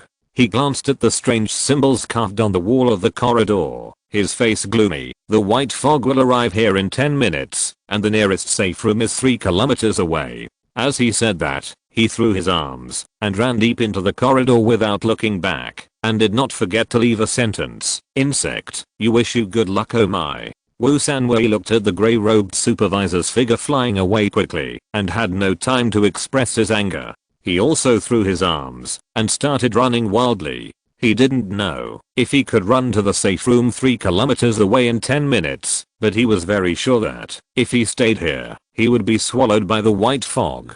He opened his mouth wide and took a deep breath, trying his best to let more oxygen enter the expanded lungs. The blood carried oxygen into the violently beating heart and was violently pumped to the limbs. How long is 10 minutes? 600 seconds. It was not enough for him to squat in a toilet in the past, but he had to run 3 kilometers in this short 600 seconds. The grey-robed supervisor in front had already disappeared in the grey fog. Time passed by tick-tick, and there was silence all around. Only the sound of rapid breathing could be heard. 4 parents. 2 middle-aged couples with warm smiles appeared in my mind. After you finish your studies, you must come back. For the boy on the wooden stake. A boy tied to a wooden stake appeared in my mind, and he grinned with dry and bleeding lips. Woo, live well, and kick the grey-robed teacher for me when you have a chance. Falan. A purple-haired girl appeared in my mind, her big eyes blinking. Wu Sanwei, you should be careful next time. You were almost discovered by the grey-robed teacher. For myself. A little boy huddled in a dark corner appeared in my mind, shivering. I must get out alive. I must get out alive. With red eyes, Wu Sanwei burst out with endless power in his heart. At this moment, his whole body seemed to be burning, like a phoenix rising from the ashes. He moved his legs as far as he could, calling out in his heart, I must get out alive. I must get out alive. I must. He suddenly stopped running and almost fell. Because in the corridor ahead, thick white fog rolled over. A bitter smile appeared on his face. Is it still not working? The white fog was like a demon from hell, mixed with the breath of death, and pounced silently. Wu Sanwei closed his eyes calmly, trying to recall the most beautiful picture in his life. Unfortunately, he found nothing. The memory before the age of 5 was too vague, and the life after the age of 5 was dark. Maybe walking towards death like this will become the most splendid moment in life. The movement of the white fog seemed slow, but it actually flew very fast. Wu Sanwei, who closed his eyes tightly, seemed to have smelled the fishy smell mixed with the smell of decay. He opened his arms and tried to embrace death. Just when Wu Sanwei's fingertips had felt the coldness of the white fog, suddenly a big hand stretched out from the top of the corridor of the spacecraft and grabbed his neck. A black shadow flashed by, and Wu Sanwei disappeared in the corridor.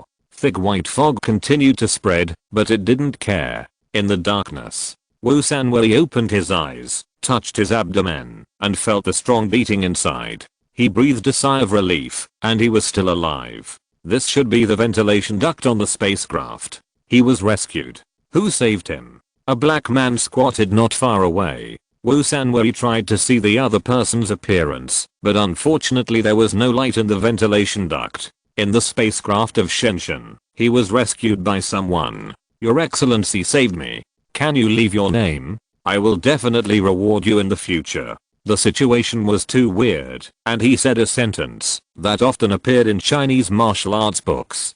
The Black Shadow Man made a creepy sound. Wu Sanwu's heart suddenly shuddered. He was a grey-robed man. There are only two kinds of people in Shenzhen. One is the grey-robed man wearing grey robes. They call themselves ancestors, and the other is the earth human like himself. He thought that the one who saved him was his own kind, but he didn't expect it to be a grey-robed man. Why did he save him? Is he hungry? He wants to eat himself. When Wu Sanwei was daydreaming, a pair of dark green eyes emerged in the darkness. The eyes blinked and stared at him, as if observing. The grey-robed man has the ability of night vision. What is he going to do? Choose a fresh and juicy part? Wu Sanwei suppressed the fear in his heart, and a pious look appeared on his face. I'm Wu Sanwei, an experimenter in the spacecraft material laboratory, responsible for repairing the black spots on the outer shell of the spacecraft. Under the guidance of God, a breakthrough has been made, and the repair work can be carried out in the near future. In the sacred mountain, only valuable people can survive. He intentionally or unintentionally showed his value to the Black Shadow Man opposite, hoping that the Black Shadow Man could endure hunger under the shock of God. The Black Shadow Man did not make any response to his words, and his pair of dark green eyes blinked. Wu Sanwei thought for a moment, and said with a wry smile, "How about you eat one of my legs or one of my arms? The meat of the legs is delicious and juicy, and the meat of the arms is chewy. In this way, I can still contribute a little to God's cause. In this case, being able to save a small life is already the best result." The green eyes stopped blinking, as if shocked by his open-mindedness. For a long time. "Your name is Wu Sanwei?" The Black Shadow Man said the first sentence, when Wu Sanwei was about to pretend to be unconscious. Is he delayed in reaction? Wu Sanwei nodded hurriedly. "Yes, I'm Wu Sanwei, and I joined God through the Sagate." The Black Shadow Man fell into silence again. Wu Sanwei exclaimed in his heart, he is delayed in reaction. He actually met a stupid grey robe. Suddenly, there was a rustling sound in the darkness, and the Black Shadow Man seemed to take something out of his pocket. With a pop, the thing in the Black Shadow Man's hand lit up with a green indicator light. "This is a shield." The Black Shadow Man muttered to himself, and seemed to be explaining. "Shield? To shield what?" His own cry for help? Wu Sanwei immediately shook his head, and denied the previous thought. To the grey-robed man, the human beings on Earth are just insects. Would humans care about the cry for help of insects? Wu Sanwei could only say oh in confusion. Wu Sanwei, a Chinese, now 20 years old, father Wu Sanwei, mother Xiang Pingping, entered the academy through the Sagate when he was 5 years old, and successfully graduated from the academy 10 years later. The Black Shadow Man described his life in a few short sentences. Wu Sanwei realized that this Black Shadow Man seemed to want to win his trust, but Shenzhen should have all this information, which doesn't mean anything. He said oh again in confusion. "You once told a story about a bronze statue kingdom in a letter to your father." The Black Shadow Man continued. Wu Sanwei said oh again, because the letter was strictly checked by the grey-robed man before it was sent out, which doesn't mean anything. In that letter, or the letters you always have a little tail compared to the standard writing method. The Black Shadow Man continued. Wu Sanwei said oh calmly, but his heart was shocked. Did this Black Shadow Man find out his trick? The reason why he appeared here was to punish him for breaking the rules. The Black Shadow Man paused for a moment, lowered his voice, and said a strange poem. "From tomorrow, be a happy person, feed horses, chop wood, and travel around the world." This Chinese poem described in the divine language seemed out of place. But it was this out of place poem that made Wu Sanwei's heart feel like it was hanging in the air and being bombarded by thousands of lightning at the same time. Shocked, he took a deep breath and a strange voice came out of his throat. "What did you say?" "From tomorrow, be a happy person, feed horses, chop wood, and travel around the world." The Black Shadow Man repeated again. This poem, which sounded without any emotion, evoked Wu Sanwei's memory. He was 4 years old that year, holding his father's hand tightly on the bustling street. People on the street have different faces and look different from each other, but the teenager who has studied human mutation knows that, because genes can suddenly mutate and pair up, the probability of two people looking very similar in this world is 1 in 50 million. That is to say, among the 7 billion people in the world, at least 350 people are not identical twins, but have exactly the same appearance. The teenager suddenly thought of a strange question. If there is a person who looks like me in this world, how can my father tell them apart? Maybe this new me is more lovely and will please my father more. My father thinks he is his real son. What should I do? This idea made the teenager panic. He pulled his father's hand and said, "Father, why don't we agree on a code, just like the code used by spies on TV? If the code is accurate, even if a stranger appears in front of you, you should believe that he is your child, me." The father lowered his head, frowned, and then showed an expression of sudden enlightenment. "Why don't we use a poem by Hazy as a code? When you hear me say the first sentence, you can immediately say the second sentence, to prove our respective identities. When a man has a child with an IQ of 200, he has long been accustomed to the child's mouth saying some inexplicable words. All he can do is to try his best to cooperate with the child's strange requests and comfort his heart in the darkness.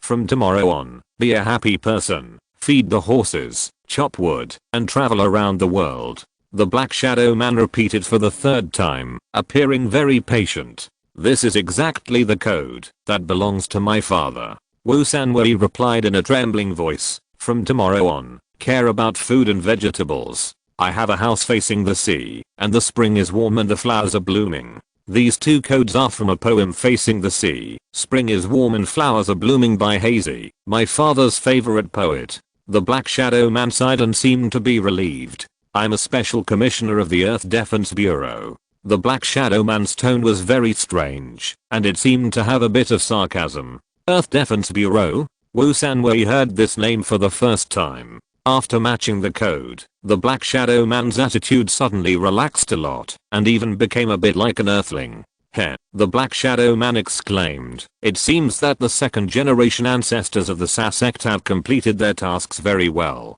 You slaves don't even know that Earth has undergone earth-shaking changes." The short sentence of the Black Shadow Man contained several key information. Wu Sanwei pondered for a moment, sorted out the chaotic thoughts in his head, and tried to ask, "Is the Grey Robe Man not an ancestor? The Grey Robe Teacher, Grey Robe Driver, and even the Grey Robe Supervisor have always regarded themselves as ancestors." The Black Shadow Man sneered. "Ancestor? They don't deserve it.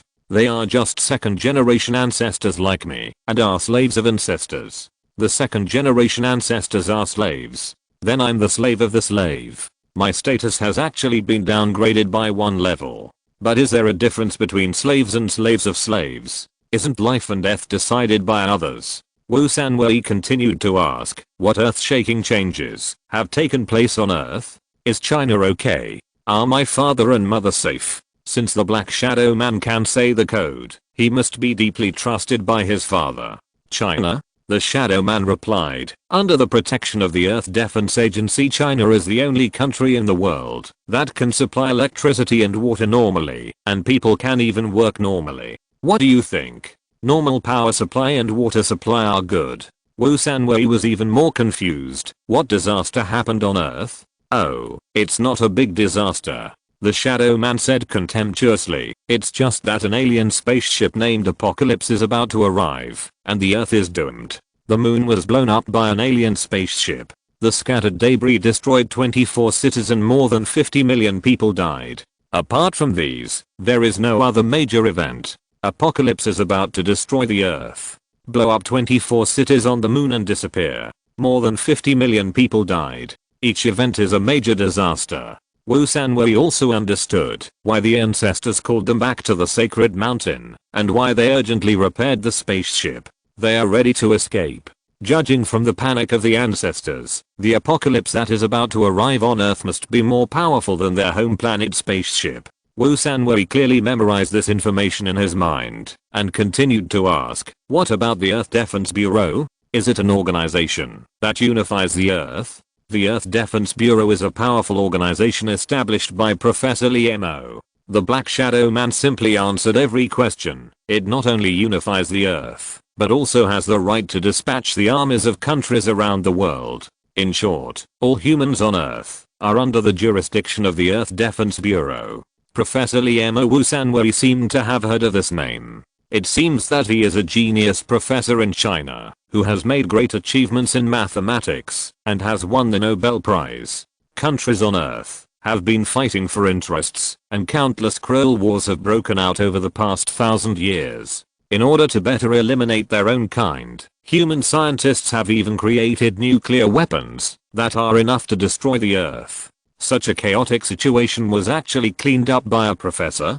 Wusanwei couldn't help asking, how did Professor Liemo unite the countries that were constantly arguing? I don't know either, the Black Shadow Man sighed, although I don't know how he did it. But I know that he is a master of playing with people's hearts. Playing with people's hearts. Wusanwei then remembered that the Black Shadow Man in front of him was a second generation ancestor. But Professor Liemo has another identity. He is your father's student. The Shadow Man added. It all made sense. His father told Professor Liemo the code, and Professor Liemo gave the code to the special commissioner. But there was still one big question. Wusanwei asked word by word, how did you, a second generation ancestor, become a special commissioner of the Earth Defense Agency? Chapter 532, Shadow Man. In the dark ventilation duct, a conversation that the recorders of Earth civilization in later generations believed was enough to save all mankind was taking place. Wusanwei, how did you, a second generation ancestor, become a special commissioner of the Earth Defense Bureau? Black Shadow Man. Wusanwei, what's your name? Black Shadow Man, Wandi. Wusanwei, what a rustic name. Black Shadow Man, believe it or not, I will eat you. Through a simple conversation, Wusanwei understood that the Black Shadow Man named Wandi in front of him was indeed a special commissioner of the Earth Defense Bureau. The reason for joining was unknown, but the whole process was not pleasant, because Wandi always gritted his teeth when he mentioned Professor Liemo. Let's get to the point. Why did you risk contacting me? Wusanwei asked directly. Black Shadow Man Wandi lowered his voice. Alarm clock. Alarm clocks are clocks with alarm devices. They can not only indicate time, but also send out sound signals or other signals at the time people set. They are very common in human daily life. Wusanwei's face changed drastically. Professor Liemo asked me to ask you, where is the alarm clock? Wandi continued to ask. Wusanwei shook his head. I don't know. He looked uneasy. I only know that the alarm clock exists, but its space coordinates will change dynamically at regular intervals.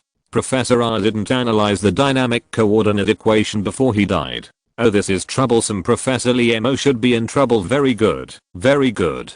Wandi was not angry because he didn't get the coordinates, and his words showed gloating. Since there are no coordinates, my mission is completed. Goodbye, poor insect. As he said, he turned around, his body shrank strangely, and drilled deep into the ventilation duct. This second generation ancestor saved himself, just for the alarm clock. Could it be that the Earth Defense Agency is preparing to launch an attack on the sacred mountain? Only in this way would they care so much about the existence of the alarm clock. Thinking of this, Wusanwei cursed in his heart. I'm looking for trouble again. But he couldn't help shouting, Wandi, I know where the coordinates are. Wandi's squirming body suddenly stopped in place, motionless for a long time, as if he was in hesitation. His hesitation just proved what Wusanwei was thinking. This second generation ancestor was forced to become a spy for the Earth Defense Bureau. Mardan. Wandi cursed fiercely, his body twisted strangely in the pipe and turned back. Boy, you'd better not say that the alarm clock is in the stone chamber of the high priest. In that case, I will swallow you first, then jump into the white mist and let Liemo eat dirt. It seems that the Earth Defense Bureau has this second generation ancestor under control. Wusanwei was relieved. He said a place that made Wandi furious, even though it was not a stone chamber. Altar. The dynamic coordinates of the alarm clock are engraved on the inner wall of the altar. Mardan. Fuck. Azi. Wandi's curses came from the darkness. After a long time, he seemed to calm down, and his two green eyes blinked. Mardan, it seems that I'm dead this time. Fang, you have to live well. Fang. Is it the name of an earthling? Male? Female?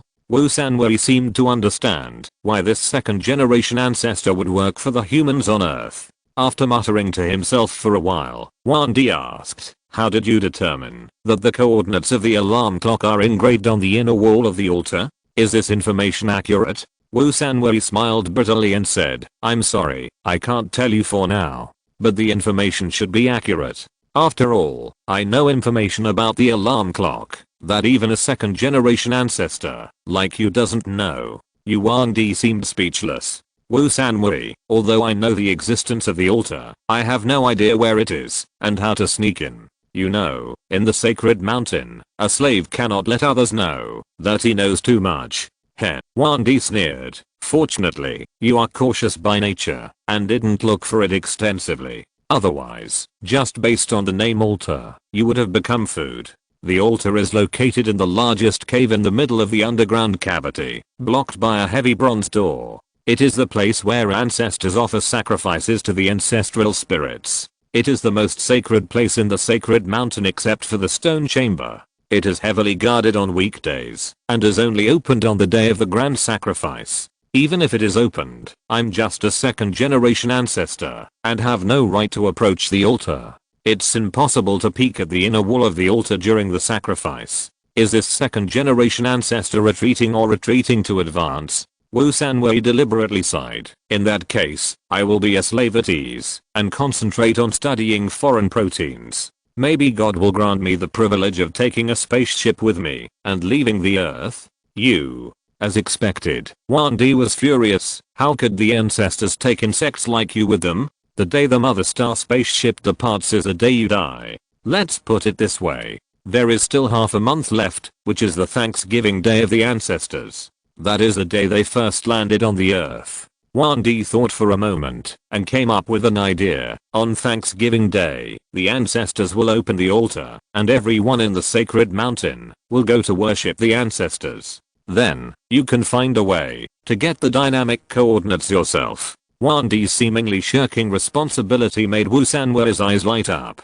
This is an opportunity after all. Boy, this is all I can do. If I do more, the ancestors may find out. Yuan Di continued to persuade, if you don't want the earth to be destroyed, you'd better seize this only opportunity and get the coordinates. After speaking, he turned his head and crawled deep into the ventilation duct. Wu Sanwei sat in the dark. One after another, the ingenious plans flashed through his mind like meteors, and then turned into ugly stones one after another. A slave could not get close to the slave owner's altar no matter what. He believed that, if he made any unusual moves, those grey robes would cut him into pieces without hesitation and use him as the most primitive sacrifice to comfort their ancestors. But if the dynamic coordinates of the alarm clock cannot be obtained, the human beings on the earth will inevitably be destroyed.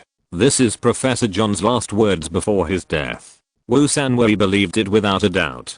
Professor John, Wu Sanwei's mentor, the most famous high-energy physicist on the earth, wore a pair of gold-rimmed glasses, had a thin figure, and a messy beard on his lips, made him look a little more unruly. He always wore a grey suit, spoke with a strong German accent, and liked all kinds of mechanical clocks. When Wu Sanwei was led into Professor John's office by the grey-robed man, he clearly saw a little sadness in the professor's eyes. Although this sadness was like a meteor, fleeting, it was deeply ingrained in Wu Sanwei's heart. Professor John was not satisfied with the Sagate. This dissatisfaction was already evident. At that time, Professor John stood up, stroked his glasses with his hand, stared at Wu Sanwei for a long time, and said to the grey-robed man, "Go away. This child will be my student in the future." Strangely, the grey-robed man who always looked high and mighty did not say a word and turned away. Professor John was not afraid of the grey-robed man. Wu Sanwei originally thought that the mentor that Sasect was looking for him was also a slave of God like himself, but the professor in front of him was obviously not a slave, or he could not be a slave. From that moment on, he had a strong interest in this professor, who could not be a slave, and often went to the professor's office to discuss problems. Over time, Wu Sanwei discovered that there were many mysteries about Professor John. His age.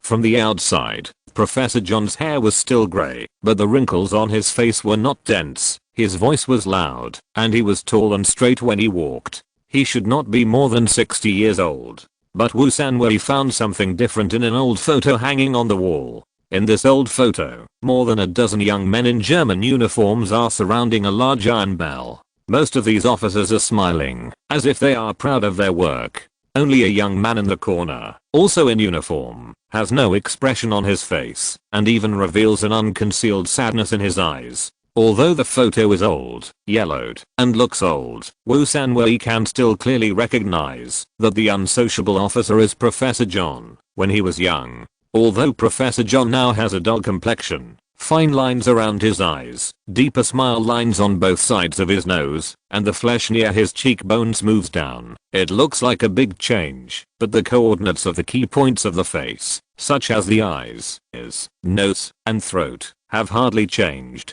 Then the question arises, the officer in the photo looks in his 20s, and Professor John now looks in his 60s, a difference of 50 years. However, it has been more than 100 years since the fall of Germany. Professor John in front of him is already 150 years old. Wu Sanwei, who discovered the abnormality, did not make it public, but hung the old photo carefully on the wall. He knew that this might be the professor's secret.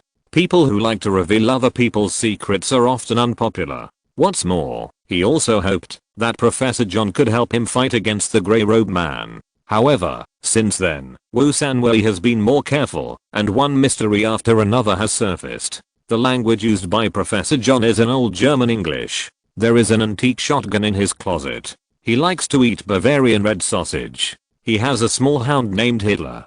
Wu Sanwei even found that Professor John didn't care about him spying on his secrets. Once, he suddenly remembered that a person looked very similar to an officer in the photo, and he couldn't help but sneak into the professor's office while the professor was teaching students. As soon as he took the photo in his hand, the door swooshed and was pushed open from the outside, and Professor John was standing outside the door. Wu Sanwei suppressed his inner fear, and his brain quickly compiled reasonable excuses to explain this unreasonable behavior. Oh, the guy in the photo is called Heisenberg. Professor John glanced at the portrait under his finger. Heisenberg? Wu Sanwei suppressed his shock. It's not that he didn't know the name, but he was shocked that Heisenberg would appear in this photo.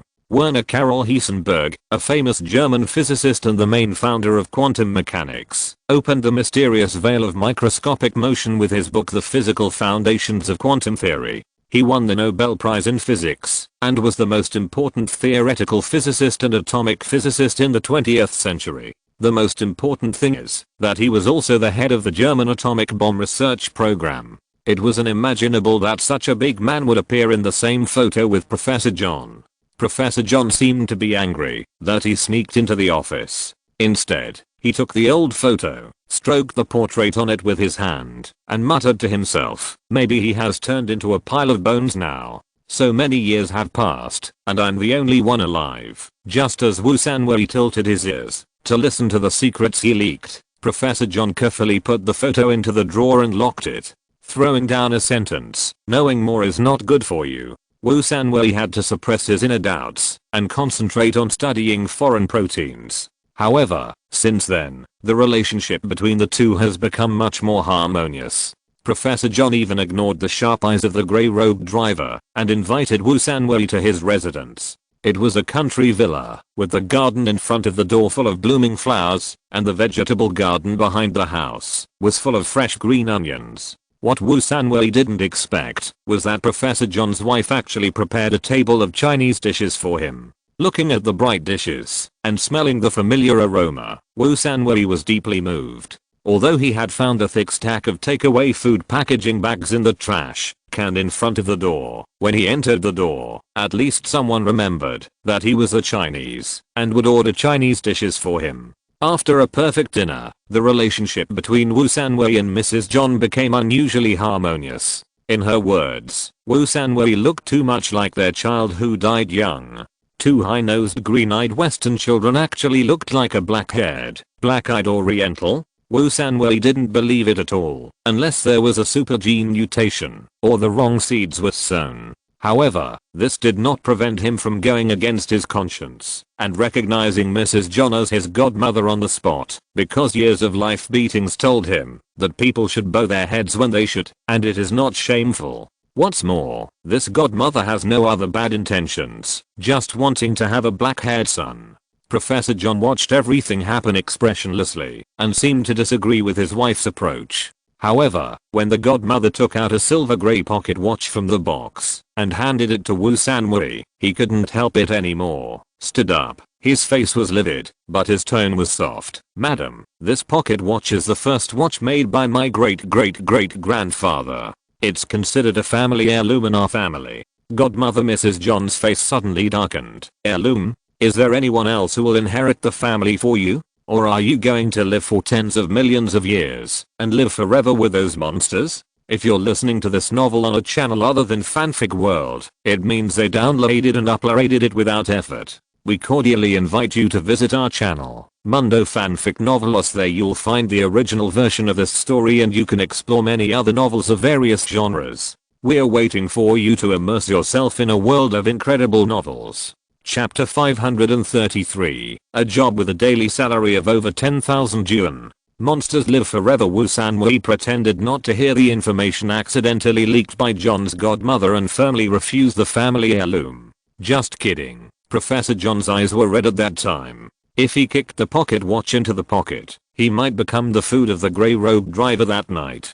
From then on, Wu Sanwei had another habitat in his life, and he looked forward to the professor's invitation every day. The Chinese dishes made by John's godmother personally, and the quiet flower villa made him feel that he had become a human again. Although he knew it was just an illusion, the grey-robed driver still stood in the bushes outside the door, but even the shortest spiritual rest seemed infinitely precious to Wu Sanwei. He would laugh loudly in the flower villa when he made new progress in his research, and he would hide in the room of the flower villa and cry unscrupulously after the leather pants girl disappeared. His life was sunny because of the flower villa, until one day, Professor John was reading from the book in the classroom lecture hall, and suddenly the phone rang. He glanced at the number and his face immediately became strange. Without any scruples, he answered the phone in front of the students. He didn't know what was said on the other end of the phone. Professor John's face suddenly turned pale, and big beads of sweat oozed from his forehead. He staggered and almost fell on the podium. Wu Sanwei rushed up. "Professor, are you okay?" Professor John's face was painful. "Your master's wife." Although he did not stop Wu Sanwei from recognizing his wife as his godmother, he never regarded this black-haired young man as his son. John's godmother was in trouble? Wu Sanwei was shocked. He always respected the old lady who made Chinese food for him. Although he knew that she only regarded him as a substitute for her son, Wu Sanwei was still full of gratitude. This sudden news disrupted Wu Sanwei's daily life. He looked at Professor John, who looked painful but couldn't move, and took a deep breath. "It's a violation. At most, I will get a few whips." Before the foreign protein was developed, the grey-robed driver should not eat himself. He helped Professor John to walk out of the school gate, stopped a taxi, and went straight to the flower villa. In the taxi, Wu Sanwei was trying his best to comfort the painful Professor John, when he suddenly heard a loud thunder. Through the car window, he saw that the sky was getting dark quickly. The sky was full of dark clouds and lightning. This weather is so TNDD weird. The taxi driver was a middle-aged man in his 40s, with sallow skin and uneven teeth that were burnt yellow. His strange-sounding English showed his identity, an illegal immigrant from Mexico. In this city, these illegal immigrants are illegal existence. With the tacit approval of the city hall, they do the low-level jobs that the people are unwilling to do. Compared with clearing the sewers and washing dishes in restaurants, driving a taxi is already a high-end job. "Uncle, please hurry up." Wu Sanwei looked at the painful Professor John and had to urge him. "Got it." The taxi driver turned around with a strange smile on his face. "You are done." Before he finished speaking, the taxi roared boom boom and Wu Sanwei felt a strong push from behind, and the building outside the car window quickly retreated. The orange taxi was like an agile catfish, weaving left and right on the busy road. Often after a burst of rapid acceleration, it would brake suddenly. Wu Sanwei seemed to smell a stench of burnt tires. Obviously, the taxi driver's driving skills were very good. Every time he was about to collide with the car next to him, Wu Sanwei had already closed his eyes nervously, but he could always drill through the tiny gap. When Wu Sanwei saw that the scenery outside the window had changed into a tall chestnut tree, he breathed a sigh of relief. This was a remote road with few people and few cars. At this time, a bright lightning struck from the dim sky, and the raindrops fell on the car window, making a crackling sound. It's raining. The rain is getting heavier and heavier. The surroundings are grey and vast. The sky and the earth seem to have sunk to the bottom of the water. Uncle, how about you slow down a bit? Wu Sanwei could no longer see the big trees on the roadside through the windshield. This is too dangerous. What the hell? The taxi driver turned the steering wheel, and after a beautiful tailspin to avoid the oncoming truck, a sincere smile appeared on his face. I used to be a professional racing driver and won the WRC Mexico Championship. It turned out that he was a retired racing driver. No wonder the taxi drove so fast. Wu Sanwei immediately asked curiously, Uncle, since you are a retired professional racing driver, why do you drive a taxi here? Open a driving school, hire 2 beautiful coaches to live broadcast the first subject online, and the old friends will swipe the big rocket. Isn't it good? A bitter smile appeared on the taxi driver's face. In fact, after I retired, I also found a job with a daily salary of over 10,000 yuan. Wu Sanwei couldn't help but smack his lips. With a daily salary of over 10,000 yuan. This is much better than running a driving school. What job? He asked curiously. The taxi driver smiled bitterly again. Transporting an illegal powdery substance. Wu Sanwei suddenly realized the powdery substance business is one of the pillar industries in Mexico. Those monopoly groups are in urgent need of fast drivers, and it is not too much to offer a daily salary of over 10,000 yuan. But why would a driver who earns over 10,000 yuan a day drive a taxi? Wu Sanwei cast a puzzled look. Oh, this taxi driver seemed to like to smile bitterly. I kidnapped the boss's little lover. Did a crime story become a romance? Wu Sanwei was immediately shocked by the rolling thunder. I was 30 years old that year, and she was 18 years old that year. The taxi driver, retired driver, and illegal powder transporter seemed to be immersed in beautiful memories. I had just completed a transportation mission and received a thick stack of banknotes from my boss. At this time, she appeared. She was wearing a blue polka dot dress, dark brown hair, big black eyes revealing purity, and the fragrance of sunshine on her body. She stepped on the smooth floor with her bare feet, and walked over step by step, and walked into my heart. At that moment, the sun was shining, and I knew that she was my true love. The fragrance of sunshine. Wu Sanwei felt a chill and goosebumps all over his body. If the Mexican driver was not still controlling the steering wheel, Wu Sanwei would definitely kick him out of the car. I took advantage of the darkness, broke into the boss's manor, knocked down 20 bodyguards, and climbed into her bedroom through the window. Fortunately, the boss went abroad to attend an important meeting that night, and she was the only one in the bedroom bed. Oh, the taxi driver paused and added, I forgot to tell you, my name is Suarez, and the girl's name is Daphne. Suarez Daphne. Wu Sanwei couldn't help but take a deep breath. Daphne was awakened from her sleep by me, with a panic on her face, and was about to shout loudly. I took out a red rose from my pocket calmly, and then knelt on one knee in front of her. Daphne, are you willing to marry me? Although I have no money or power, I have a heart that loves you. The taxi driver's tone revealed a creepy sweetness. After being stunned for a moment, Daphne slowly pulled open the quilt, walked in front of me in pink satin pajamas, and took the rose with trembling hands. Wu Sanwei was stunned again when he heard this. Is this okay? 2 men and women who just met. The girl is the boss's lover, so easily hooked up together? What happened to this world? I put roses in Daphne's hair, carried her on my shoulders, carried the boss's safe, arrogantly walked out of the villa, and took a taxi. At this time, the bodyguards came to their senses and chased from behind in a pickup truck. I grabbed the taxi driver's steering wheel, ran all the way, crossed the border, and came to this country city. This story seems a bit Wu Sanwei thought for a moment, and finally thought of an appropriate word: fantasy. Then, you became a taxi driver? He asked in confusion. No, the taxi driver stepped on the accelerator and passed an orange school bus, then stretched out his finger and shook it. After arriving in country, I spent $10,000 to hire a locksmith from the black market. opened the boss's safe. Wu Sanwei then remembered that the guy in front of him not only robbed the boss's little lover, but also carried his safe. What kind of valuables would a boss of a powder business put in a safe? Dollars, gold, diamonds or bearer bonds? But no matter which one it is, it must be priceless. Wu Sanwei couldn't help asking, what's in the safe? The taxi driver smiled bitterly again. There's only a blue glass marble in it. Glass marble? Wu Sanwei asked, is it made of sapphire? No, the taxi driver seemed to be unbelievable. It's a glass marble, the kind that children often play with. 10 for $1.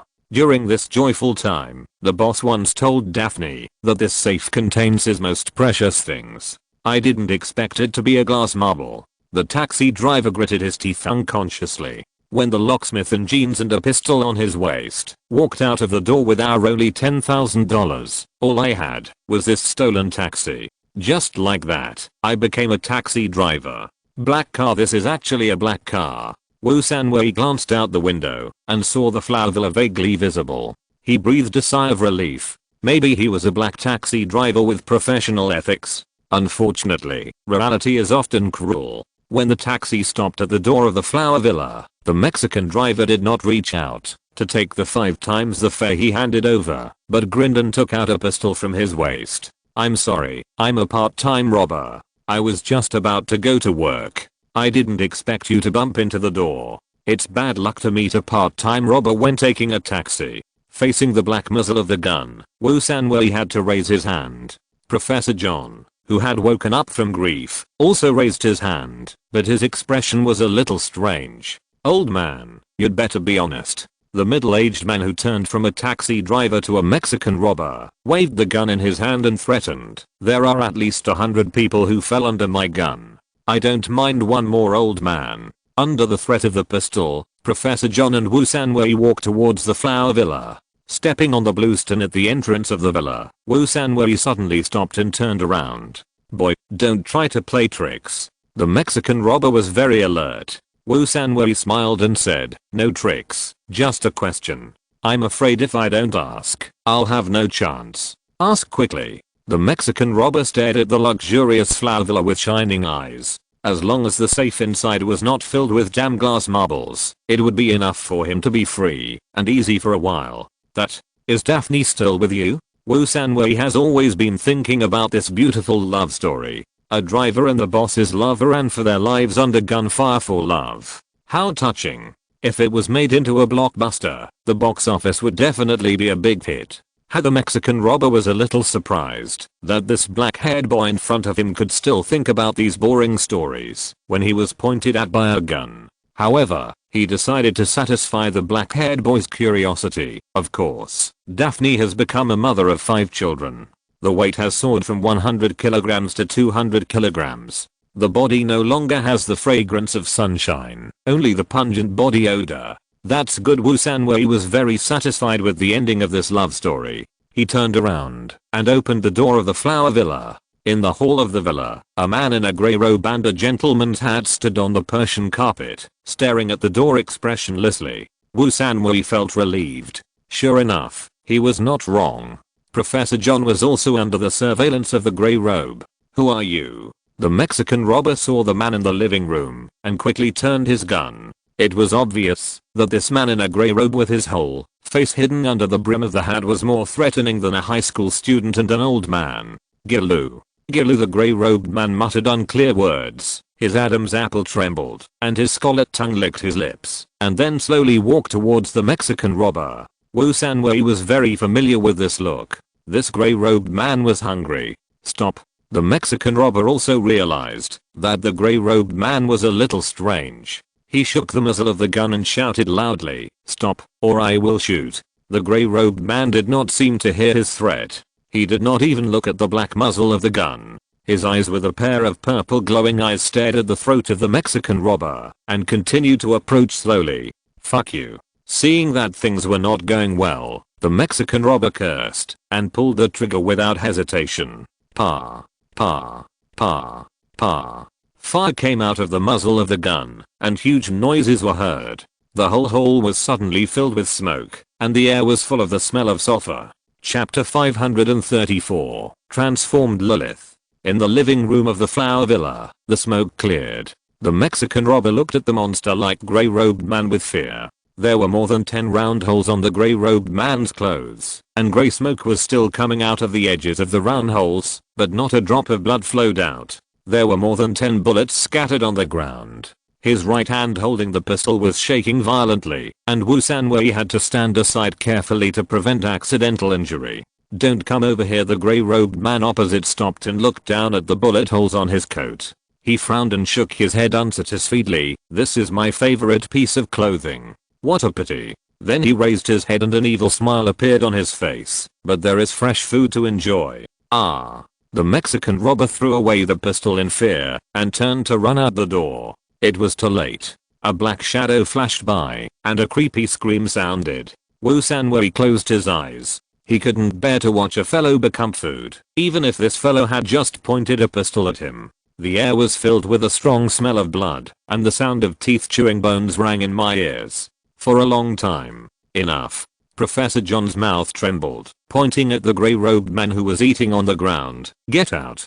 Take it. Get out. You beast." He actually called the grey-robed man a beast. Wu Sanwei opened his eyes and couldn't help but worry about the professor. Unexpectedly, the grey-robed man who was eating on the ground raised his head. A drop of bright red liquid dripped from the corner of his mouth, and smiled strangely. "As you wish, respected professor." Then, he carefully put it into a black plastic bag, and left the villa happily. There was no blood or flesh left on the ground. If it weren't for the bright red stains on the Persian carpet, Wu Sanwei would have thought that the scene just now was just his own illusion. An abrupt thought emerged in his heart. This should not be the first time that the grey-robed man has eaten here.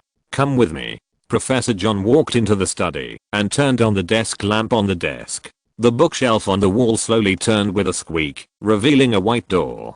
Professor John walked to the door and touched it carefully. A blue transparent crystal panel appeared on the wall beside the door. He skillfully input a long string of numbers, then lowered his head and pointed his face at a camera-like lens. A crisp beep sounded, and the white door opened silently and automatically. It was pitch black inside. "Is this a secret room? Come here." Professor John's face was serious, and he waved to Wu Sanwei who was standing far away. Wu Sanwei had no choice but to follow Professor John into the secret room. The white door behind him slowly closed, and it was pitch black all around. "Gilu. Gilu." There was a vague and strange sound in the darkness, and suddenly there was a ding-dong sound of chains hitting the ground. "Professor, can you turn on the light?" Wu Sanwei stood in the darkness, feeling a sense of horror from the bottom of his heart. Snap. The incandescent lamp on the roof lit up, instantly dispelling the darkness. Wu Sanwei looked in the direction of the strange sound. His face suddenly changed, and he could not help but take a few steps back. In the light, a 3-meter tall humanoid monster with disheveled hair was locked to the wall by an iron chain as thick as an arm. It was so strong that it shook the iron chain and made a ding-dong sound. "Who is this?" Wu Sanwei tried to see its face, but the monster kept its head down. "Lilith."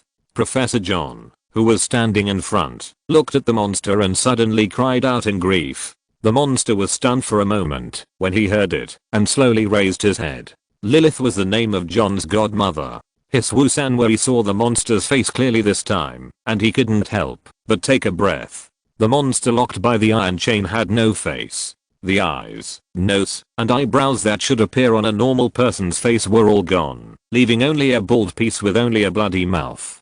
2 sharp fangs extended from the bloody mouth, which looked particularly eerie under the light. A long string of transparent saliva flowed down the corners of the mouth that could not be closed and ripped onto the ground. Wu Sanwei couldn't help but exclaimed, "Godmother, how did you become like this?" It was difficult to associate the 3-meter tall, bloated, and hideous monster with the thin amiable old lady. Professor John held his head in pain and knelt in front of the monster. "This is all my fault. I shouldn't have forced you to stay in the human world." At this time, perhaps Professor John's tragic call awakened Lilith's consciousness. She raised her head and looked at Professor John with non-existent eyes and uttered an indistinct groan. "Joe, kill me." Professor John burst into tears, swung his right hand, and hammered the ground. "Lilith, I can't do it." Lilith groaned in pain. "Kill me now." Before the groaning sound ended, She suddenly rushed forward and roared fiercely like a monster. Wu Sanwei was so excited that he reached out and pulled Professor John back.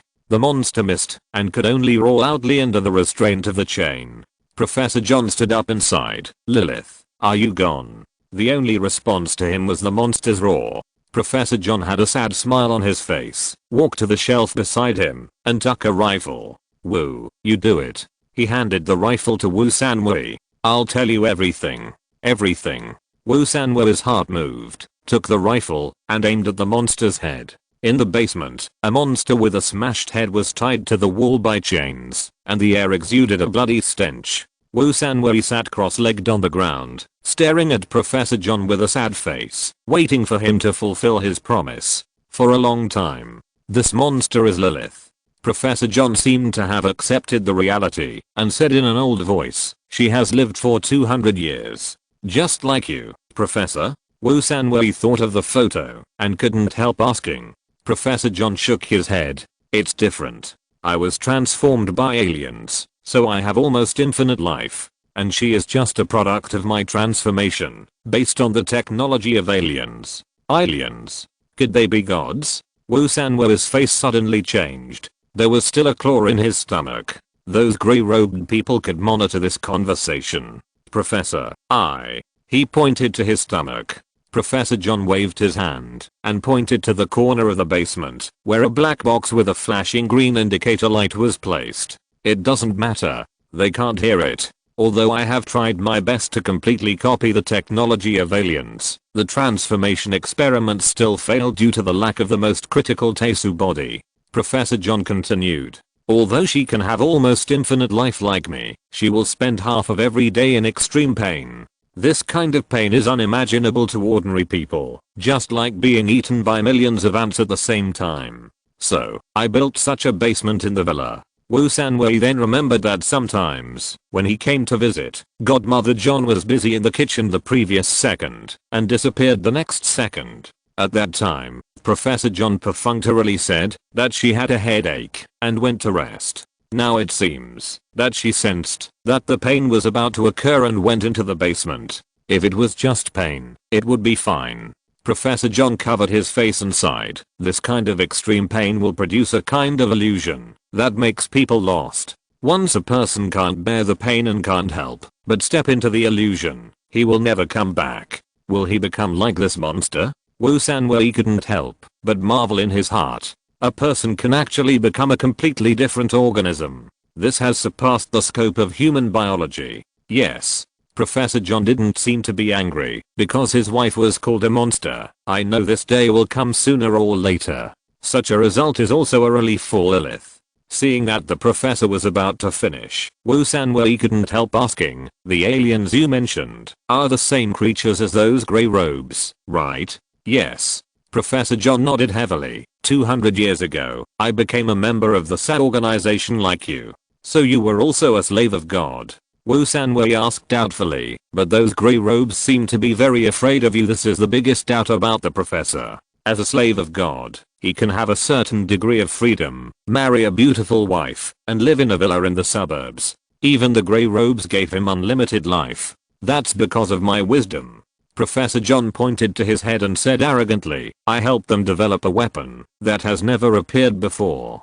A weapon that can destroy the world." "Nuclear weapons?" Wu Sanwei thought of the photo again. One of the asterisk officers in the photo was Heisenberg, the person in charge of Germany's atomic bomb program. To his surprise, Professor John actually shook his head. "It's not a nuclear weapon. It's an alarm clock." "What's so scary about an alarm clock?" Wu Sanwei was confused, but he suppressed his doubts, knowing that the professor would continue.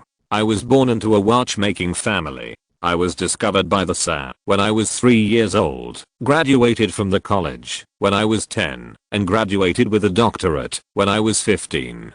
Professor John's words were not without boasting. This is really strong. Wu Sanwei always thought that except for the purple-haired girl, no one in the world could match his IQ. Unexpectedly, compared with the professor in front of him, he became a poor student.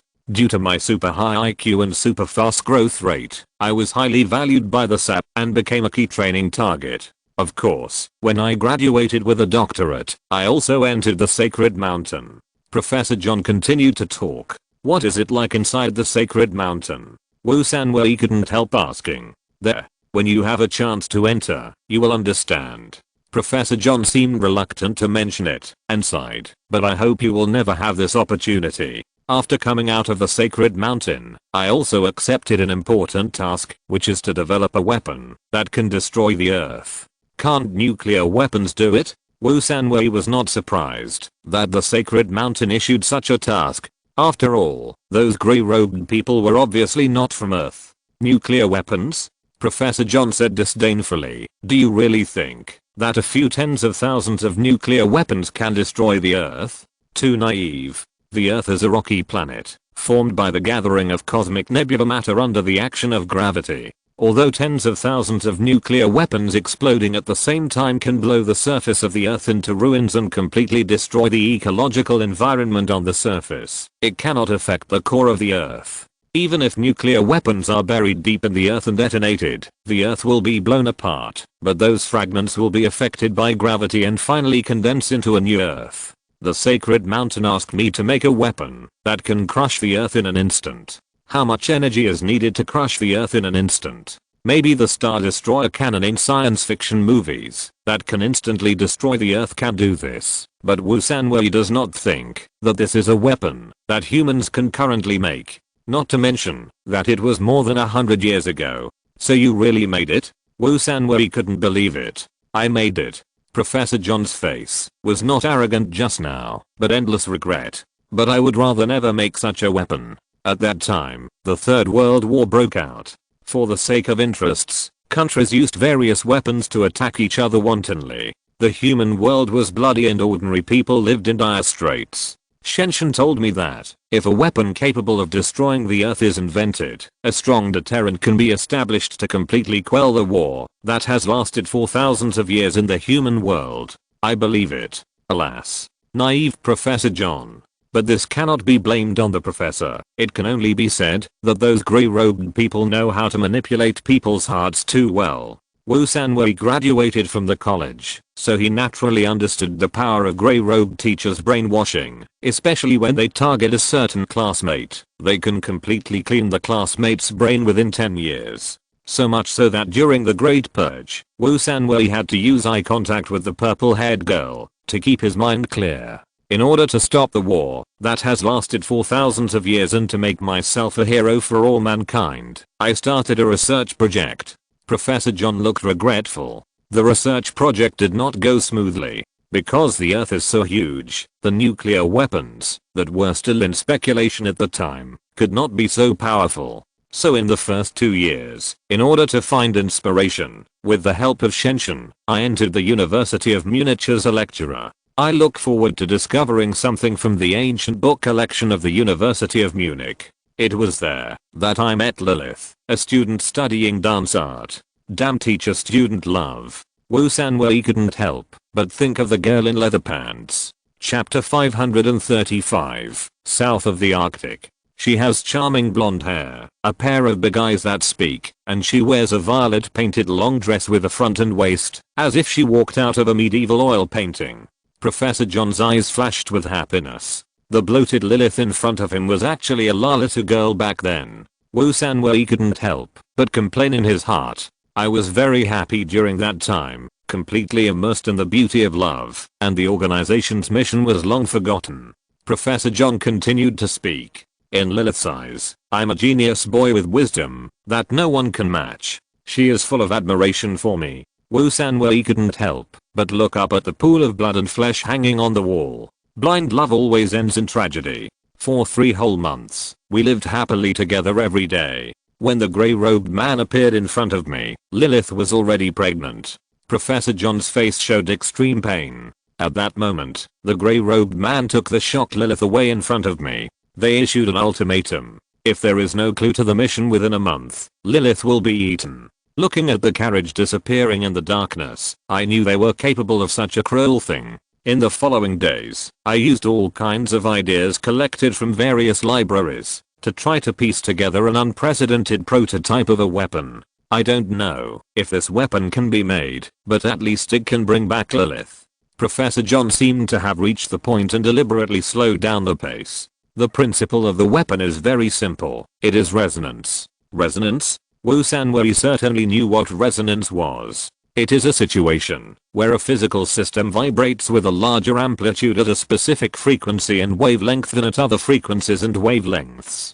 Simply put, when one of the two objects with the same vibration frequency vibrates, the other is caused to vibrate. Resonance is a common physical phenomenon. It only takes a small amount of energy to cause an exponentially destructive effect. There is a story in history books that is not known to be true or false. In the early 19th century, a group of German soldiers, under the command of the commander, marched in a majestic and uniform pace across a bridge in Angers, France. When they were about to reach the middle of the bridge suddenly vibrated violently and eventually broke and collapsed, causing many officers, soldiers and citizens to fall into the water and die. After investigation, it was found that the culprit of this tragedy was resonance. Because when the soldiers marched in unison, a frequency was generated that coincided with the natural frequency of the bridge, which intensified the vibration of the bridge. When its amplitude reached the maximum limit and exceeded the bridge's resistance, the bridge broke.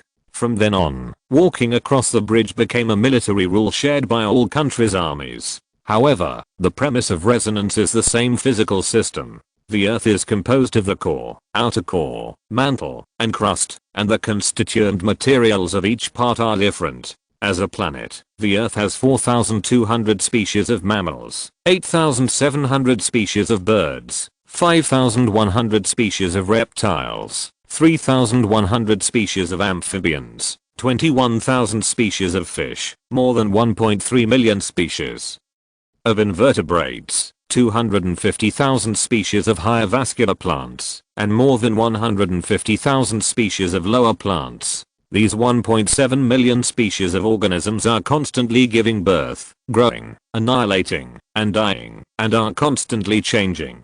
The total volume of water on Earth is about 1.386 billion cubic kilometers. This water constitutes oceans, lakes, rivers, and underground undercurrents, and is in constant motion. In addition, intelligent humans have created a large number of engineering machinery and are constantly transforming the Earth. The Earth is a complex and constantly changing planet. Its complexity makes it impossible for any supercomputer to accurately determine the state of the Earth. Its constant changes make the Earth 1 second ago and the Earth 1 second later very different. Can such a planet with non-fixed properties have a resonant frequency? He raised his head in confusion. I had the same expression as you do now. Professor John smiled bitterly and said, I don't believe that a planetary body can have a resonant frequency like a building or a bridge. But I tried my best to piece together the reasons for this incredible resonance. Only in this way can I get Lilith back from the grey-robed man. This is a life-saving straw. The only life-saving straw. At this time, Professor John showed the kind of arrogance that only geniuses have. For this reason, I established a super mathematical model with 5,000 unknown conditions and 20,000 constraints. After 2 months of working day and night, I finally input all the data into the super mathematical model. Unexpectedly, those cumbersome mathematical formulas and physical data can be perfectly combined. That is to say, the Earth can resonate with a probability of 1 in a billion under harsh conditions. This probability is enough for an Earthling to win the lottery every day from the day he is born until he enters the grave. But science is so wonderful. The probability of an event occurring is infinitely small, which does not mean that it will never occur. So, the theory that resonance can destroy the Earth is completely feasible. Resonance destroys the Earth. Even though Wu Sanwei was mentally prepared, his heart still trembled. Imagine that a person accidentally made a sound with the same frequency as the Earth. As long as the sound is loud enough, it may roar the Earth apart. At this time, he thought of the alarm clock. He couldn't help asking, is this weapon an alarm clock? The grey-robed man has mastered a weapon that can destroy the world, and this weapon is the work of the human professor on Earth in front of him. An emotion called anger surged in Wu Sanwei's heart. Professor John disdained his anger and continued, just like this, I used the Earth resonance theory to exchange for Lilith, but unfortunately I lost the child. But I'm not too sad, because I have a new child. As he said, he stood up and walked to the wall, turning his head. Wu, come here. Wu Sanwei then discovered that the wall was made up of countless hidden drawers. The color of these drawers was the same as the color of the basement walls, so that he could not distinguish them in the dim light. Professor John pressed a button, and a drawer on the bottom layer slid out silently. He took out a torn handbound book from it. This is a fragment of ancient poetry that I found in the secrets of history. It records a strange story. A demon from hell rang a big bell. The huge sound instantly shattered the hard rock. So, I thought of making a big bell that can produce the same frequency as the earth. However, although the mathematical model has been established, there are more than 5,000 unknown items in it, which I can never analyze by myself. At that time, I was completely immersed in the fun of studying the unknown. A big bell that can destroy. It's exciting to think about it. I must make it. So, I sent a message for help to the grey-robed man. Soon, the grey-robed man from the Saggate appeared. The grey-robed man was wearing a military uniform, and he was accompanied by many soldiers from the Third Reich. He was the special secretary of the head of the Third Reich, and was deeply trusted by the little man.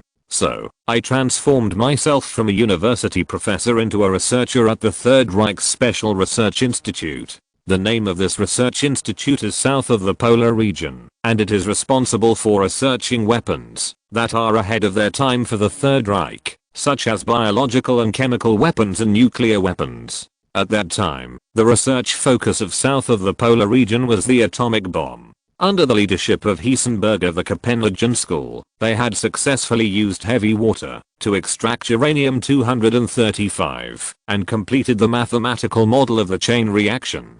The successful detonation of the atomic bomb was just around the corner. However, Chen Shuxian was not interested in the atomic bomb. In their eyes, there was no difference between an atomic bomb and a rifle. Under the deliberate deception and lobbying of the grey-robed officer, the head of the Third Reich terminated the atomic bomb project and concentrated all manpower and material resources on the research of *** minutes. I didn't expect that the atomic bomb plan of the Communist Party of China was aborted because of the sacred mountain. Wu Sanwei had studied the history of the development of nuclear weapons and found that Germany was the first country to study the atomic bomb. They have a large nuclear physics research institute and many outstanding physicists. Germany has the largest number of scholars who have won the Nobel Prize in the world. As early as 1938, Otto Hahn and Fritz Strassmann successfully conducted an experiment of bombarding uranium nuclei with neutrons at the Kaiser Wilhelm Institute in Berlin, realizing the atomic fission effect for the first time.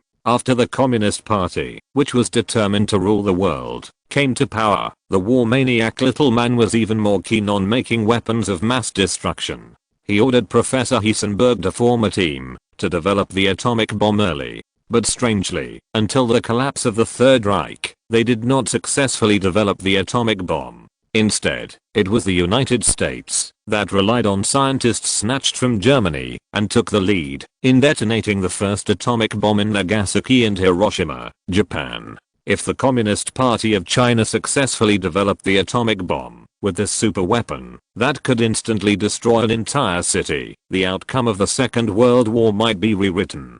Wu Sanwei asked in confusion, how did the grey-robed man from Shenzhen convince the leader of the Communist Party?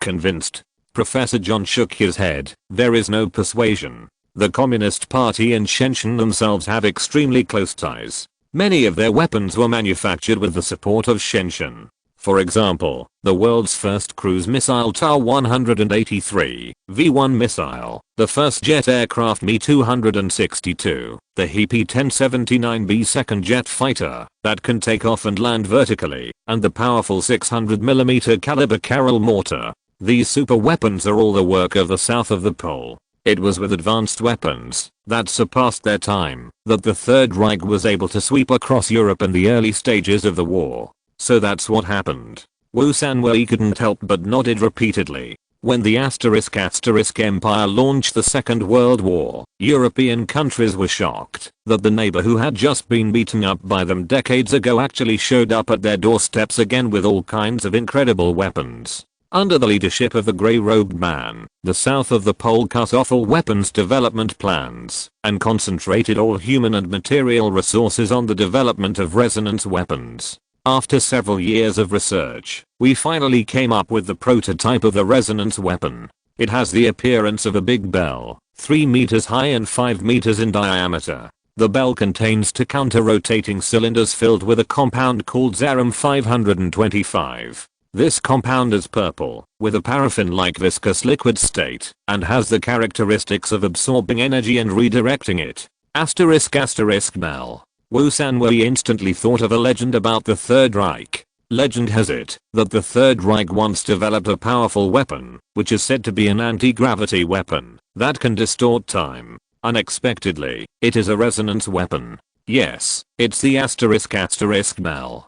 Professor John nodded arrogantly, pressed the button on the wall again, and took out a document from the drawer. This is all the information about the clock. Wu Sanwei opened the document. There was a big clock on the cover, and complex data was densely marked in German. Of course, according to the expected design, the clock is just a simple resonance weapon, and does not have the ability to destroy the Earth. Professor John continued, when the clock was completed, the Third Reich was on the verge of collapse. In order to save the war situation, the Führer ordered the south of the polar region to test the clock immediately so that it could be put on the battlefield as soon as possible to save the decadent war situation. In December 1944, after 10 days of transportation, the clock was sent to a mine in Wenceslas. The reason for choosing this place is that the mine is 500 meters deep, which can minimize the risk of the clock getting out of control. In addition, in the south of the polar region, a power plant has already been built near the mine. Since the resonance of the bell cannot be effectively avoided, the south of the polar region adopted a remote start method. Of course, in order to verify the experimental effect, they placed more than 10 tanks and 2 planes in the mine, and then built 3 concrete walls with a thickness of up to 10 meters to seal the cave. Of course, the animal laboratory is indispensable. Officers sent 500 prisoners of war as experimental subjects. 500 prisoners of war. It is worthy of the style of Germany. During the war, there are no cheaper animals than prisoners of war. Although Wu Sanwei was reluctant to admit it, he had to admit that humans have always spared no effort in harming their compatriots. The south of the polar region has set up a frontline command room on a mountain 10 kilometers away from the mine, where we can monitor the detailed information of the experiment in real time. Professor John mentioned the experiment, and his tone was not aware of it. I pressed the start button myself. Silently. No roar of explosion. No dazzling light. Chapter 536 Negative timing. In the basement, in front of the bloated monster corpse, breathing the rich bloody smell, Professor John continued, when I pressed the start button of the bell, there was no sign of an explosion 10 kilometers away. According to the design of the bell, it will produce a harsh high-frequency sonic boom when it is started. This sonic boom will instantly destroy everything around it. Is this a failure? Just as we were looking at each other, a roar that resounded through the sky came. Professor John showed an extremely terrified expression. I'm 10 kilometers. We immediately ran out of the frontline command room and found that the ground at the foot of the mountain had cracked. The flat road was covered with dense cracks, and the village not far away had completely disappeared. It was a very small village. When we came to the hill, the old man with only one leg in the village greeted us enthusiastically and invited us to visit the village. Now it has disappeared without a trace. I couldn't help rubbing my eyes. There was only a pool of black mucus at the location of the village. This is the product of resonance. As the atoms of a substance lose their interatomic forces in high-frequency vibrations, the atoms cannot be combined in a regular manner, forming a kind of mucus similar to oil. At this time, the soldiers responsible for surveying the experimental results brought back the experimental results. The experiment was successful. Within a radius of 10 kilometers, all buildings, animals, and plants have turned into a pool of mucus. The surface of the ground is severely cracked, and the cracks are 5 kilometers deep underground. The mine 500 meters underground has disappeared, and the 10 tanks, 2 planes and 500 soldiers disappeared in an instant. The high energy resonance wave of the asterisk bell destroyed 3 concrete walls, rushed out of the ground, spread around, and destroyed everything it touched. 10 kilometers. This power is comparable to an atomic bomb. But since the asterisk bell has been successfully developed, why did the little head of the Third Reich prefer to commit suicide with his lover, rather than use it, when the Allied forces besieged the city? Wu Sanwei had a strong suspicion in his heart. But at this moment, Professor John's eyes were filled with excitement, as if he was immersed in the success of the past, so he had to suppress his doubts. The asterisk bell was successful. The power it produced was far beyond my expectation. This shows that according to the resonance theory, I can completely make a weapon that can instantly destroy the Earth. At the same time, the head of the Third Reich also learned the news and asked the south of the polar region to immediately send the production drawings of the asterisk bell to Wolf Castle. He urgently needs this weapon that can cause a devastating blow to the Allied forces. Professor John showed disdain. It's a pity that Chen Shuxian developed the asterisk bell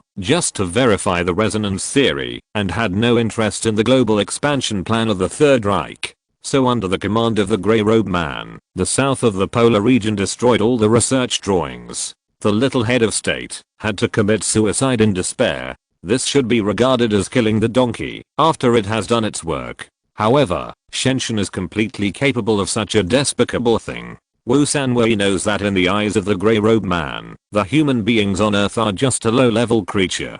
In this way, under the cover of the Grey Robe Man, I came to Country M and continued to study the resonance theory. Professor John continued. Although the asterisk bell has been successfully developed, it is still a long way from creating a weapon that can truly destroy the Earth. In the following 40 years, I have been hiding in the university laboratory, conducting unknown research until the doctor found out that I had pancreatic cancer. When I received the examination notice, facing the sympathetic doctor, my heart was filled with a sense of relief I had never felt before. I can be free. As early as 40 years ago, when the asterisk bell was activated, I should have turned into ashes and disappeared from this world with the lame old man. I have also thought about committing suicide, but unfortunately I don't have the courage. Pancreatic cancer, the king of cancer, will slowly and unstoppably take my life and let me escape from the clutches of the mountain of God.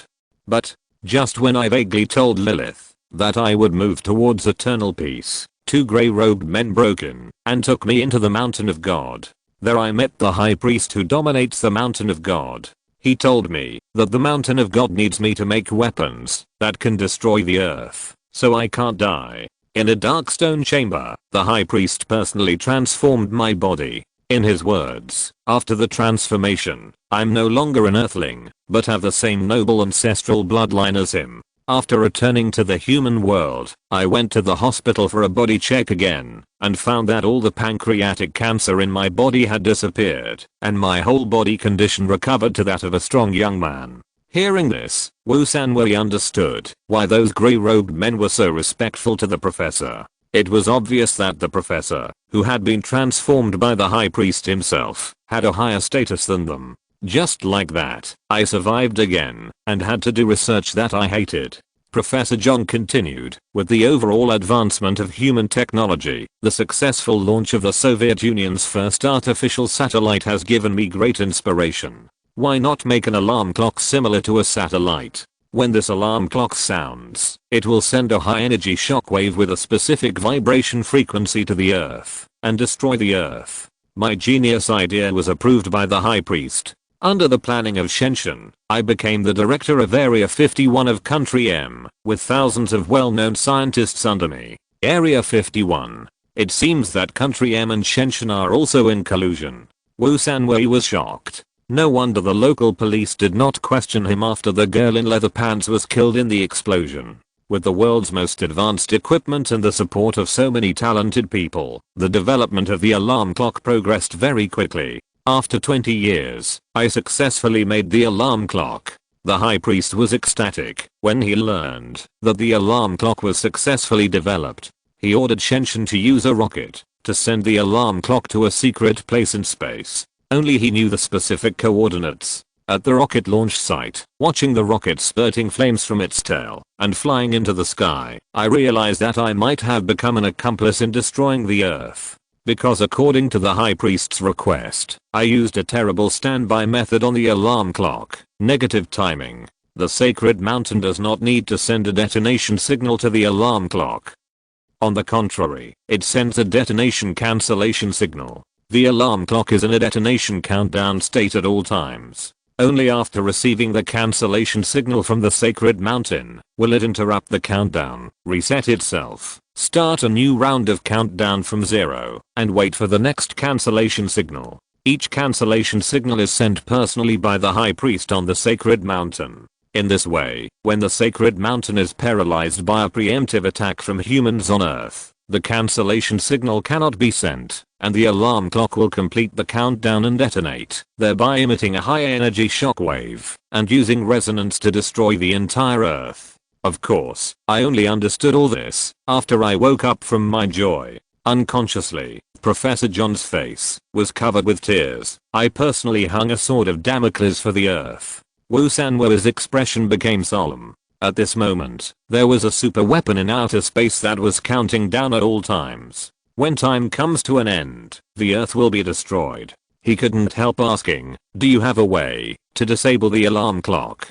He knew that many scientists always like to install various backdoors in their works. No. Professor John shook his head regretfully. The purpose of making the alarm clock was to deter those warlike countries in the world. I didn't expect Chen Shuxian to. Then do you know the current location of the alarm clock in space? Wu Sanwu asked again. If the exact location of the alarm clock was known, the alarm clock could be directly destroyed with high energy lasers. Professor John shook his head again. At that time, Chen Shuxian blew up the entire rocket launch base after the rocket was launched, and lied that the rocket launch failed. The specific coordinates of the alarm clock are only known by the High Priest. Wu Sanwu's heart fell to the bottom. Chen Shuxian kidnapped the Earth? After completing the mission, I returned to the university and took up an ordinary professorship. Professor John continued. At that time, Lilith had changed from a young girl to an old woman.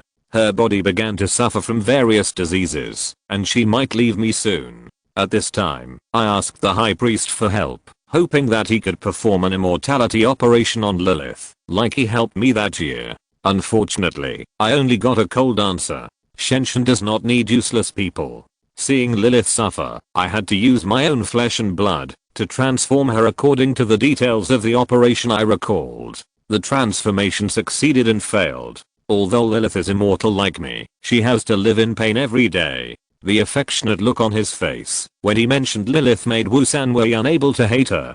Professor John and himself were just pawns of Chen Shuxian. Even if there was no alarm clock, there would be weapons that could destroy the Earth. So, I'll let you into this basement today just to tell you everything. Professor John suddenly stood up and pointed to the cabinet and said, here is all the information about the alarm clock. You have 24 hours to remember it in your mind. I hope one day you can remove the threat of the alarm clock for all mankind. Remember, you only have 24 hours. After 24 hours, the bomb installed underground will explode. As he said that, he stood up, walked in front of the bloated flesh and blood, and called out, Lilith, I'm here. Before he finished speaking, a white flame spurted out from the wall, and the two flesh and blood bodies instantly turned into a cloud of black smoke. Professor John seemed to have been prepared.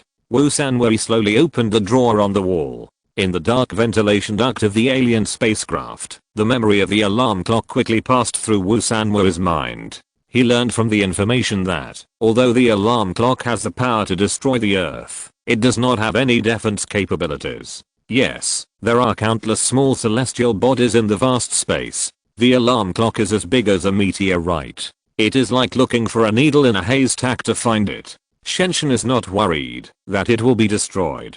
The only way to remove the deterrence is to find the cosmic coordinates of the alarm clock. At this time, a soothing alarm sounded, which was a signal that the white fog had subsided. Wu Sanwu carefully climbed down from the ventilation duct. The grey-robed supervisor who escaped in the distance saw that he was still alive, and his expressionless face showed a little surprise. Wu Sanwei had to point to the ventilation duct above his head and explained that when the white fog came, he jumped into the duct in a hurry and escaped the white fog. Although the grey-robed supervisor looked suspicious, he did not question it, which shows that he was not very familiar with the structure of the spacecraft. The tour that was delayed by the white fog continued. This time, the grey-robed supervisor led Wu Sanwei directly into a small room in the shape of a pod. After he operated the inner wall of the pod for a while, the pod rose rapidly. Wu Sanwei then discovered that the pod was actually an elevator. Soon, they arrived at the top of the spaceship.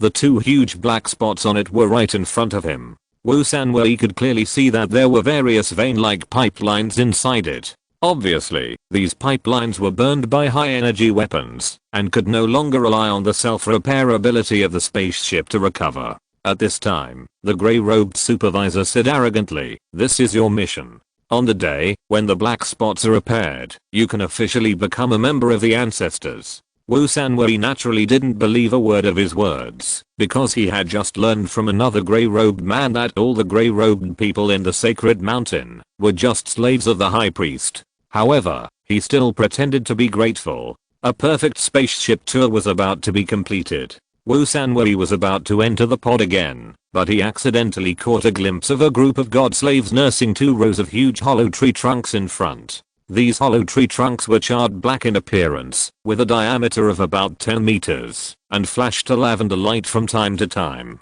There were 2 arm-thick energy transmission veins at the tail that were connected to the spaceship. The slaves of the gods carefully cleaned the hollow inner wall of the tree trunk with something like a brush. This should be the weapon system of the spacecraft. Wu Sanwei silently remembered it in his heart. Wu Sanwei returned to Area A13 and tried his best to delay the production progress of the foreign protein, while thinking about how to get the coordinates of the alarm clock from the altar of the grey-robed man. Unfortunately, as a slave, it is absolutely impossible to approach the altar in the strictly supervised sacrificial ceremony. Until the day before the sacrifice was about to start, he still had no clue.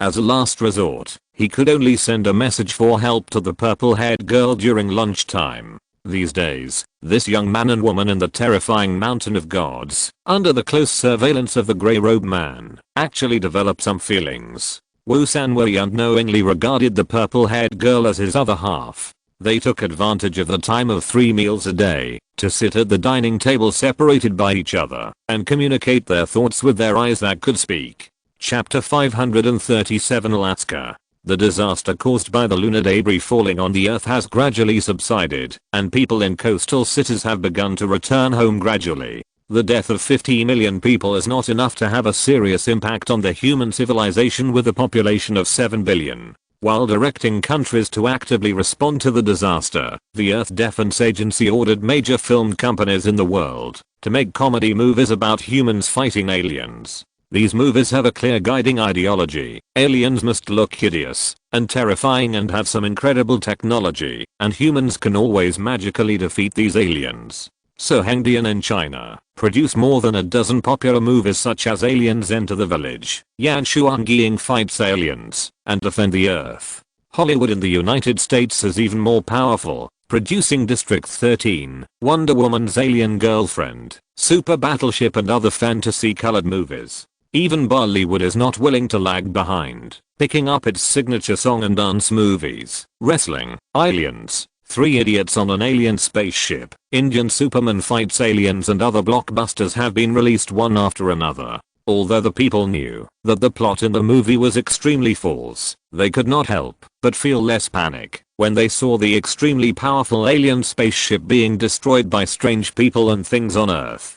Some people in the doomsday bunkers even returned to the ground. Maybe in times of crisis, miracles really happen. There are always miracles in human history. China, Yanjing, Earth Defense Bureau. Director Liemo had just finished a video conference with the heads of state. He leaned on his office chair with a tired face. Just now, when faced with the proposal of various countries to build a doomsday escape spaceship, he rejected it without hesitation. Now that human society has finally calmed down, any disturbance is likely to cause an uproar. Although those funny disaster movies can confuse ordinary people, they cannot make those leaders who are well aware of the strength of the Earth put down their concerns. If an alien spaceship is rashly built at this time, it is likely to ignite the anger of the people.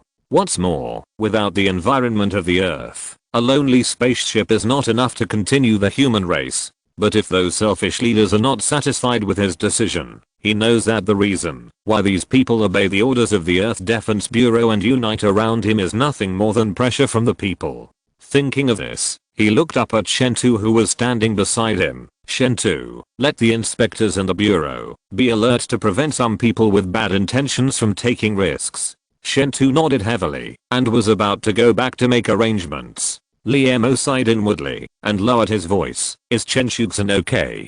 Now it has been more than a month since Chen Shuxian was arrested and imprisoned by his order. He has also wanted to ask Chen Tu for information several times, but every time the word came to his lips, he swallowed them back. Chen Tu Zixu was stunned for a moment and answered without hesitation. Very good. Director, don't worry, Miss Chen is in the most comfortable cell in the Black Domain. I have sent people to protect her 24 hours a day. Liemo was relieved and said gratefully, thank you, Chen Tu. Chen Tu Zixu walked out of the office. Liemo stood up. It was drizzling outside the window. The grass in the garden was particularly green. A breeze blew by, and the flowers danced in the rain. Fang Lanshan and Chen Shuxian, the two key targets, had been protected by him in a special way. Now he was just waiting for the spies from Shenzhen to send the coordinates. Shoot down the alarm clock, destroy Shenzhen, eradicate the three-eyed man on Mars, and then fight to the death with the alien spacecraft. Liemo clenched his fists. Only in this way can mankind have a way to survive. But how many people know the danger? Knock knock. Just as he was planning the future of mankind in his heart, he heard a hurried knock on the door. Come in. Chen Tu Zixu, who had just left, pushed the door open with an anxious look on his face. Director, the North American inspector sent an urgent message that a rebellion broke out at Elmendorf Air Force Base. General Eric Dale, the highest executive officer of the base, issued a statement that Alaska will be separated from the leadership of the Earth Defense Agency and become a permanent neutral area. It really can't stand the test of time. But what does a neutral area mean? Liemo turned around and asked in confusion. Permanent neutral area. He knew that there was a neutral country, Switzerland, on Earth. But what did a permanent neutral area mean? Chen Tu Zixu was also speechless. General Eric Dale has issued a neutral statement to space using a long-wave signal. In the statement, he stated that Alaska will not intervene in the war between alien spacecraft and humans on Earth, and strictly abide by the principle of neutrality. This Liemo simply couldn't believe his ears. As a part of the Earth, Alaska actually declared that it would not join the war. Is this General Eric Dale a comedian? Does he think that alien spacecraft will deliberately keep Alaska when destroying the Earth because of this meaningless neutral statement? What's more, the Earth Defense Agency has already established a signal shielding system in space, and any deep space long-wave signals sent from the Earth cannot pass through. How can there be such a naive idiot on Earth? And this idiot is actually a general. Liemo suppressed his inner smile and asked, do those people in Alaska believe his nonsense? Chen Tu spread his hands with a helpless expression. Believe it. They have elected General Eric Dale as president and announced the establishment of Alaska as a permanent neutral country through a referendum. A comedian became president? A permanent neutral country? Liemo slapped his head and realized that he had made a big mistake. He overestimated the IQ of some people. Those people who still believe that the Earth is a cube floating in space and firmly believe that the Earth is the center of the universe believe this nonsense, which is understandable. Liemo looked up and saw Chen Tu opposite him waiting for his decision with a serious face. He sighed in his heart. If it were in the past, he would send people to Alaska and use gentle means to popularize astronomical knowledge to those countrymen who are extremely lacking in scientific knowledge. But now the situation is critical. Under the pressure of the doomsday, if there is the first rebellious Alaska, there will be a second one. Only by taking iron-fisted measures can the rebellion be quickly eliminated, and those ambitious people with ulterior motives be deterred. Liemo absolutely does not believe that a senior general of the Army would be a comedian.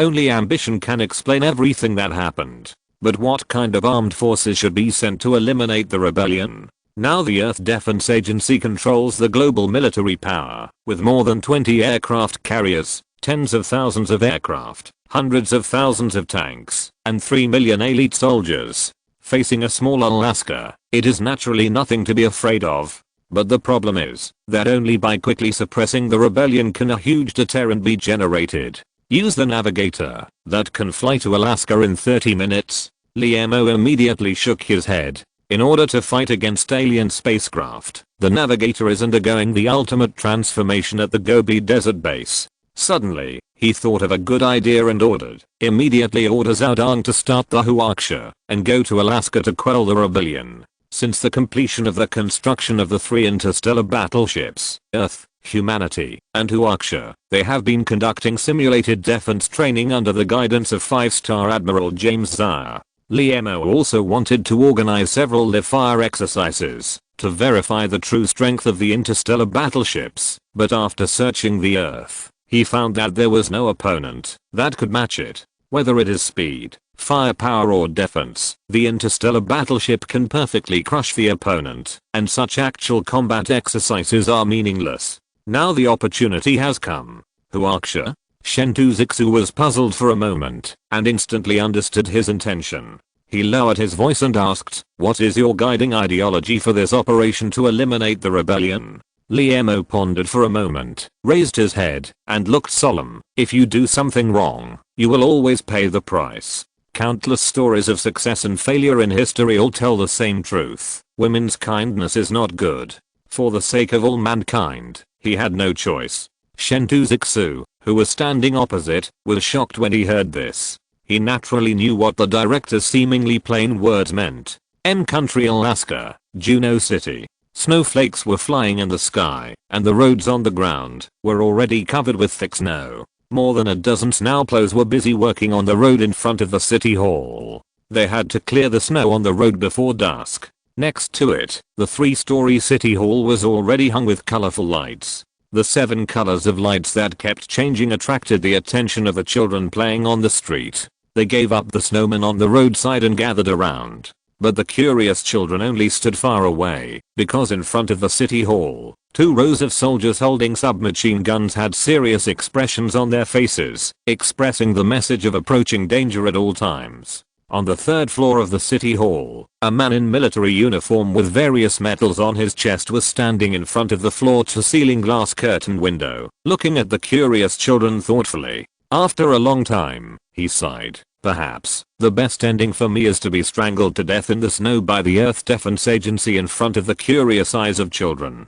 and become a snowman." A hoarse and low voice came from the corner. "General Eric Dale, you should have more trust in Shuxian. According to the information we have collected, Professor Liemo's navigator is undergoing a complex transformation, and will never appear over Alaska. The Hawaii military base closest to Alaska is commanded by your old friend General Kike Joragi. He may not disobey the orders of the Earth Defense Agency, but he will definitely deliberately order his Roosevelt aircraft carrier formation to slow down. Of course, even if the Roosevelt aircraft carrier formation arrives in the Alaskan waters after 2 weeks, you don't have to panic, because the aging Roosevelt aircraft carrier is bound to be no match for your Ford aircraft carrier. In this way, it will take at least a month for the Earth Defense Agency to mobilize other aircraft carrier formations to arrive here. A month is enough time for our Shuxian scientists to remodel and unlock the 50 nuclear warheads. Then, we will give the Earth Defense Agency a big gift together."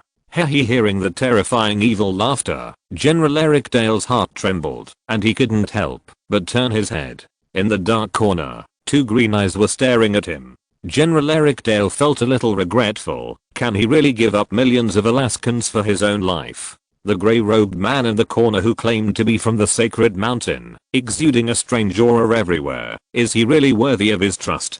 20 days ago, General Eric Dale, who was at the military base, received a former politician from the United States. This old man was an evergreen pine in the political arena, and had the ability to call the wind and rain in the political circles of the United States. General Eric Dale was able to become the highest commander of the Madagascar military base because this old man personally took action and persuaded several congressmen who held opposing opinions. But the strange thing is that after the establishment of the Earth Defense Agency, this old man immediately announced his resignation from all positions and went to the monastery to live in seclusion, never asking about worldly affairs. I didn't expect that he would come to visit me in person today. General Eric Dale, who was grateful, was naturally overjoyed. He pushed aside the schedule and personally received the old man in his official residence. What he didn't expect was that there was a grey-robed man following the old man. What he didn't expect was that the old man was a member of a secret organization, and this time he came to persuade him to join this secret organization.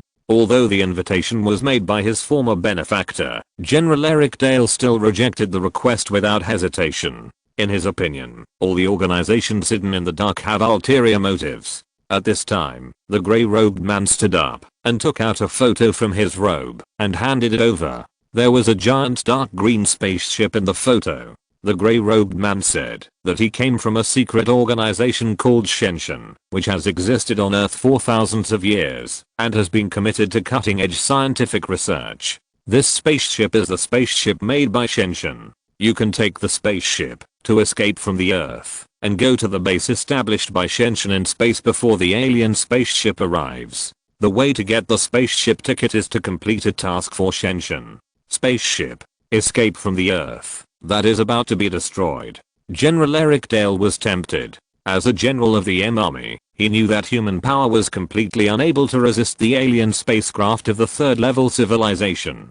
The end of the destruction of the Earth was doomed. The dark green spacecraft in the photo became the only hope for him and his son to survive. So, after some bargaining, General Eric Dale exchanged 2 tickets from the reluctant grey-robed man in exchange for completing a mission on Chen Shuxian. As for what kind of mission Chen Shuxian needed him to complete, General Eric Dale didn't care. The Earth was about to be destroyed, so was it important? Chapter 538 Rebellion. Even though General Eric Larson had prepared for the mission issued by Kamiyama, he was still shocked because Kamiyama's target was the nuclear warheads under the Alaskan ice sheet. Before joining the Earth Defense Agency and taking over the power of the Earth Defense Agency, the United States sent the Marine Corps to build a secret underground nuclear arsenal under the Alaskan ice sheet and then hid more than 500 S-83 supernuclear bombs there. The S-83 supernuclear bomb is one of the largest nuclear bombs in the world, with a maximum yield of 60 million tons, enough to destroy a large city with a population of more than 1 million. Since the S-83 was developed, it has been regarded as a killer by the United States and has been manufactured privately behind the backs of countries around the world. As the highest commander of the Alaska military base, General Eric Larson naturally knows the specific location and detailed information of the underground nuclear arsenal. After all, one of his duties is to provide logistical supplies for more than 1,000 Marines in the underground nuclear arsenal. But why does Kamiyama need that batch of nuclear warheads? General Eric Larson asked the Grey Man a question, but only got a disdainful answer. The sacred mountain has given you a chance to be reborn. Why do you still care about those earthlings who are waiting to die? General Eric Larson thought for a long time and finally made up his mind. He took his trusted troops and took the opportunity of transporting supplies to sneak into the underground nuclear arsenal and then suddenly launched an attack. After a fierce battle, more than 1,000 Marines were killed or wounded, and Major Leo Larson, who was in charge of guarding the nuclear arsenal, committed suicide. Under the guidance of the captured soldiers, General Leo Larson and the Grey Man entered an elevator. After the elevator descended 1,000 meters, he entered the warehouse where the S-83 supernuclear bomb was stored. Looking at the 523 nuclear warheads neatly placed in the huge hole, General Leo Larson thought he had completed his mission and asked the Grey Man to immediately transport the nuclear warheads and fulfill his promise. The grey-robed man ignored his request, but mobilized more than 20 scientists from Shenzhen to conduct a detailed inspection of the nuclear bomb. The results of the inspection were far beyond General Leo Larson's expectations. These nuclear bombs have all been locked and cannot be started. Once forcibly detonated, the internal mechanical self-destruction program will be activated immediately, and the entire nuclear bomb will become a piece of scrap iron weighing 2,000 kilograms. The furious grey-robed man tortured the captives in a horrible way. After 20 minutes, they were no longer recognizable. The beautiful adjutant confessed. Major Leo Larson, the highest commander of the nuclear arsenal, activated the locking program of the nuclear warhead before he shot himself. The locking program is irreversible and there is no password to unlock it. The grey-robed man was disappointed, and an unbearable feeling of hunger surged in his heart. The beautiful adjutant in front of him looked fresh and juicy. In the interrogation room, a miserable cry sounded. General Leo Larson on the side saw a bloody scene he had never seen before. He was extremely frightened. What kind of devil was he dealing with? 10 minutes later, the grey-robed man, who had a full meal, was in a much better mood. While wiping the redness from the corners of his mouth with a napkin, he ordered the scientists of Shenzhen to find ways to unlock the nuclear warhead. General Leo Larson saw the terrified expressions on the faces of the scientists in white robes, and knew that, although these people came from Shenzhen, they were not demons. Demons don't terrify. 10 days later, in order to deal with the upcoming inspectors from the Earth Defense Agency, General Leo Larson decided to temporarily close the underground nuclear arsenal, and when he brought the remaining 9 prisoners back to the base, the grey-robed man told him that the prisoners were gone. No more. General Leo Larson looked at the grey-robed man's hideous smile and immediately understood everything. His hand couldn't help but touch the pistol on his waist. At this time, the grey-robed man told him seriously that Shenzhen would follow the agreement and give him 2 tickets to leave the Earth, but he wanted to launch a massive rebellion. Because the scientists of Shenzhen have found a way to unlock the nuclear bomb. The method is very simple. Use high-energy laser to cut the nuclear bomb. Just carefully avoid the mechanical self-destruction device to completely remove the core components of the nuclear bomb. But this simple method takes a long time. Moreover, the inspector of the Earth Defense Bureau is about to arrive, and it is difficult to hide everything that happens under the ice field from his eyes. Therefore, the best way is to launch a rebellion in advance and hold those people who do not know the truth hostage to establish an independent country. Rebellion. General Leo Larson hesitated. This has touched his bottom line. Although he has always been dissatisfied with the Earth Defense Bureau and believes that Director Liemo deliberately destroyed most of the aircraft carriers of the United States. But he knows in his heart that it is because of the existence of the Earth Defense Bureau that humans can behave so calmly before the destruction of the Earth. If there is no Earth Defense Bureau, perhaps there is no need to wait for the arrival of alien spacecraft, and there may not be many humans left on Earth. He will never forget the scene before the establishment of the Earth Defense Bureau. There were fires everywhere in the city, mobs robbed on the streets with weapons, and people were homeless and could only curl up in cement pipes in the sewer. The fresh water supply system was destroyed, and people could only drink dirty water with a fishy smell every day. The hospital had long been paralyzed, and those patients who could not move could only be tortured by illness in despair until they died. At that time, the United States was simply a hell on earth. In order to escape alone, do you really want to throw the people into hell on earth again? General Leo Larson's hand couldn't help but clench the pistol, and his eyes glanced at the head of the grey-robed man. An idea came to his mind. Why not kill this devil? The atmosphere suddenly solidified, and the air in the room stopped flowing. The grey-robed man didn't seem to care about his actions. He took out a mobile phone from his robe and threw it over, saying disdainfully, "Everything you do has been recorded by us. Just click send, and an email that is enough to ruin your reputation will appear in the Earth Defense Bureau's report mailbox. The black domain is waiting for you. I heard that there is a butcher in it who is very knowledgeable about the structure of the human body." Black domain.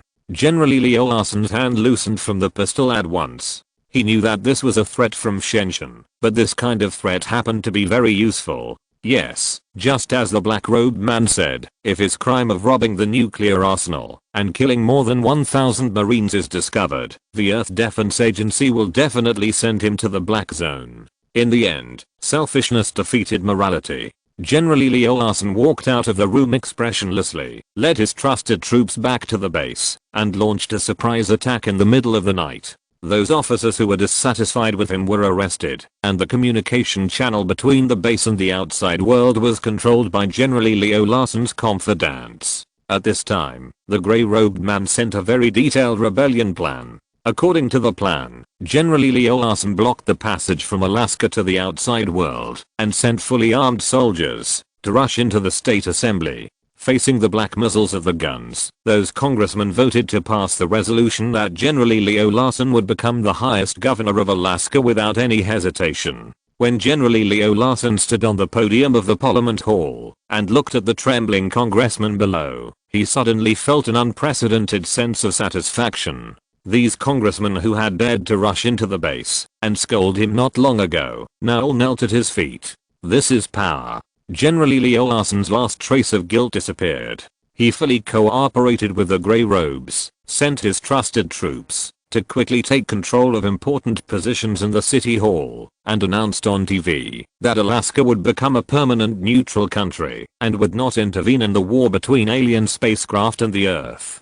Permanent neutral country. This is really a lame excuse, but those stupid people actually believed it. They took to the streets singing and dancing, cheering for peace, and General Leo Larsen became the savior in their mouths. Of course, General Leo Larsen didn't care about the reaction of the people. What could those unarmed people do? The only thing he was afraid of was the Earth Defense Agency, especially the legendary Navigator, which was once rated by a well-known military magazine as the most advanced spacecraft in the world with a combat power of up to 3 million. Although he had 100,000 troops and the 6th generation aircraft carrier was docked at the dock of the base, he thought he had no chance of winning. Fortunately, the grey-robed man had just confirmed that the Navigator was undergoing transformation and would not come to quell the rebellion. This good news made General Leo Larsen unbelievable. He couldn't help but look at the grey-robed man in the corner. God's messenger, are you sure that the Navigator is undergoing transformation and will not appear? In the corner, the grey-robed man laughed sinisterly. Don't worry, my dear president, the news from our sacred mountain is never wrong. You can rest assured to accept the worship of the people. Cheer up, today is your big day. Yes, today is my big day. Thinking of the congressmen kneeling at his feet and trembling like little lambs, General Leo Larsen couldn't help but get excited. He took a deep breath and walked to the closet. He opened the purple wooden door and took out a dark blue suit. This suit was hand sewn by the best tailor in Alaska. The material was taken from lambs under 2 years old in Australia.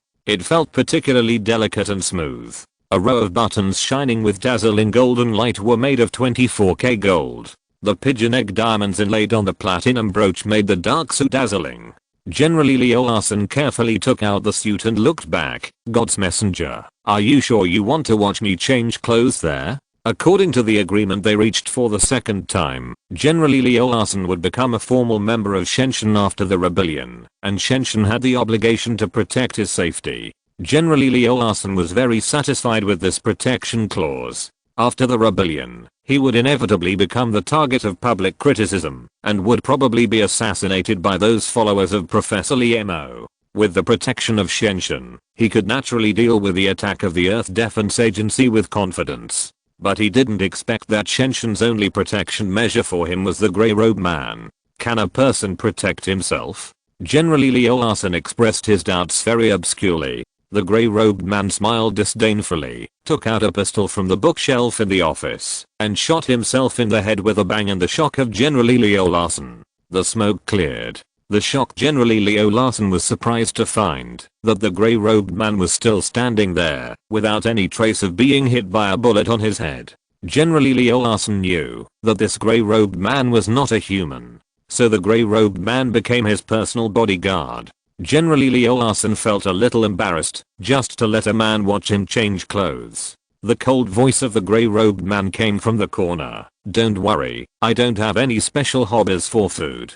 Although General Leo Larsen had long accepted the fact that the grey-robed man regarded humans as food, he was still a little unhappy to say it directly. After all, he is a human being. However, fear of the grey-robed man made General Leo Larsen choose to keep his mouth shut. He carefully put on his dark gray suit, then walked to his desk and rang a bell. Secretary Millia came in, wearing a lavender evening dress with a slim fit that perfectly showed off her beautiful figure. The string of pearls hanging on her fair neck added a bit of nobility to her. Her long red hair and bright red lips added a bit of wildness to her nobility. Millia, with her wild temperament, stepped on red high heels and walked gracefully to the desk, her red lips slightly opened. "Mr. President, what do you want?" Looking at her delicate and sexy face, General Leo Larson couldn't help swallowing his saliva. "Millia, how is the venue prepared?" The beauty in front of him was actually the personal secretary of the former speaker. After the rebellion, facing the soldiers who suddenly rushed in, the wrinkled speaker had a heart attack and fell on the podium.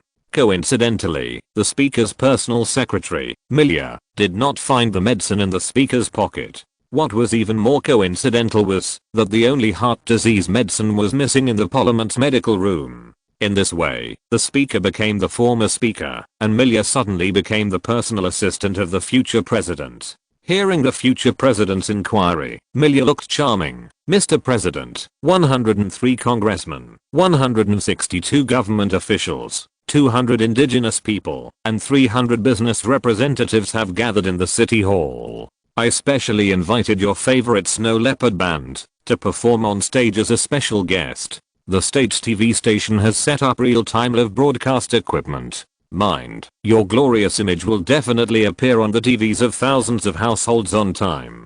"Very good." General Leo Larson nodded continuously. It was obvious that the girl in front of him could become his secretary, not only because of her beautiful face. Chapter 539 Alaska. City Hall. General Leo Larson, supported by his secretary Miria, walked onto the red carpet to the sound of music played by the band. On both sides of the carpet, the celebrities and nobles of Alaska showed awe and envy. Especially the wrinkled old men in the corner, looking at Miria with a sharp knife in their eyes, trying to use the knife to pry open the thin purple evening dress, to peek at the beauty inside. If it were General Leo Larson, he would definitely pull out the pistol hanging from his waist and teach these big oil company bosses a lesson. But today is different. General Leo Larson will become President Leo Larson. He has changed from a general commanding hundreds of thousands of troops to a president ruling millions of people. And the president always has to be very generous in front of the people, not to mention that he has gradually become a little tired of the beauty inside the purple evening dress. The beauty of being in your 30s can never compare to the youth of being 18. General Leo Larson walked on the red carpet, nodding to the celebrities who bowed on both sides, but his eyes were secretly looking at the girl standing with an old gentleman. The girl had a pair of charming eyes on her youthful face. Although she was wearing a conservative waisted ladies long dress, only half of her snow white arms were exposed, but her smiles and frowns revealed endless charm. General Leo Larson felt a heat rising in his heart, and his eyes widened. The girl seemed to have noticed his strange gaze, and her charming eyes were full of autumn water, but she lowered her head shyly, looking like she wanted to refuse, but also wanted to welcome. General Leo Larson was delighted, because girls from the upper class were so considerate. With just a glance and a delight, he had already selected a new personal assistant. When General Leo Larson walked to the podium, the Snow Leopard band suddenly played a military song. The majestic and passionate rhythm echoed in the auditorium. The melodious and decadent atmosphere dissipated, and the air became more tense. The celebrities in tuxedos looked at each other in surprise. General Leo Larson looked at his secretary Millia with admiration. Although the girl was old, she had a brain full of wisdom. This specially arranged music could remind these unruly congressmen and conservative businessmen that there were 100,000 troops standing behind him as the president. On the rostrum, the ceremony officially began. An old man wearing leopard print clothes of the Aboriginals came up with a bone staff. With the appearance of the old man, the faces of the celebrities in the audience were shocked again. Even the red wine glasses of two ladies suddenly fell to the ground and shattered. "Respected General Leo Larson," the old man said, kneeling on one knee and raising the bone staff above his head with both hands. "From today on, you are the son of Alaska." A cry of surprise came from the audience. The sun god scepter of the Alashanliu tribe. TSK. This dwarf actually got the support of the Alashanliu tribe. General Leo Larson took the scepter and held it high in the midst of incredible eyes. At this moment, he was full of admiration for the sacred mountain. The Alashanliu tribe was the oldest tribe in Alaska and the nominal owner of Alaska. Although they retreated to the vast ice field of the Arctic Circle under the threat of guns and cannons, they still had a huge influence in Alaska. In the eyes of Alaskans, this tribe that believed in the sun was the real owner of this land. The Alaskan authorities had also sent people to the ice field several times, trying to lure the Alashanliu tribe to join them with generous treatment and fertile land. But no matter whether they were folklore experts or soldiers with guns, their heads were eventually wrapped in sealskins and abandoned on the ice field. When the Grey Robe instigated General Leo Larson to rebel, he promised that the Alaskan River tribe would support him to become the president of Alaska. He thought it was just a strategy of the Mountain of God. Now, seeing the obedient tribal elder kneeling before him, General Leo Larson could not help but sighed the power of the Mountain of God and had more confidence in the rebellion plan. After presenting the bone stick, the obedient tribal elder carefully stepped down from the podium. At this time, the Chief Justice of the Alaska Supreme Court, wearing a black robe, walked up to the podium holding an envelope. After 3 days of discussion, the Alaska State Assembly has made a major ruling. For the sake of millions of people, we Alaska will leave the Earth Defense Agency and become a permanent neutral country. In this way, when alien spacecraft arrive on Earth, they will not attack us Alaska. Under the rostrum, the celebrities and gentry looked indifferent, and even a few young people showed disdain on their faces. Obviously, the claim of a permanent neutral country can deceive the stupid people standing outside in the snow and cheering, but it cannot deceive these rich people who are born to think about how to steal the last coin from the pockets of the poor. Of course, General Leo Larson did not think he should be angry, because a permanent neutral country was just a simple cover, as long as these people under the stage cooperated with him to control Alaska. What does it matter whether you believe or not believe this lame cover? The black-robed justice looked solemn and solemnly raised the seal symbolizing the president's identity in his hand. Now, I will imitate the ancient Chinese king's enthronement ceremony and hand this seal of the president of Alaska to Leo Larson. After saying that, he knelt on one knee in the surprised eyes of the celebrities and gentry. President Leo Larson took the seal and looked at the audience calmly. The stunned celebrities and gentry only then reacted and knelt on one knee. A smile appeared on President Leo Larson's cold face, and he held up the seal. God bless Alaska. God bless Alaska. The celebrities and gentry slowly stood up and responded in a low voice, looking reluctant. Leo Larson didn't care about these, because the girl with peach blossom eyes was staring at him with interest. He knew that the harvest season had arrived. Bang, bang, bang. There was a rapid knock on the door outside.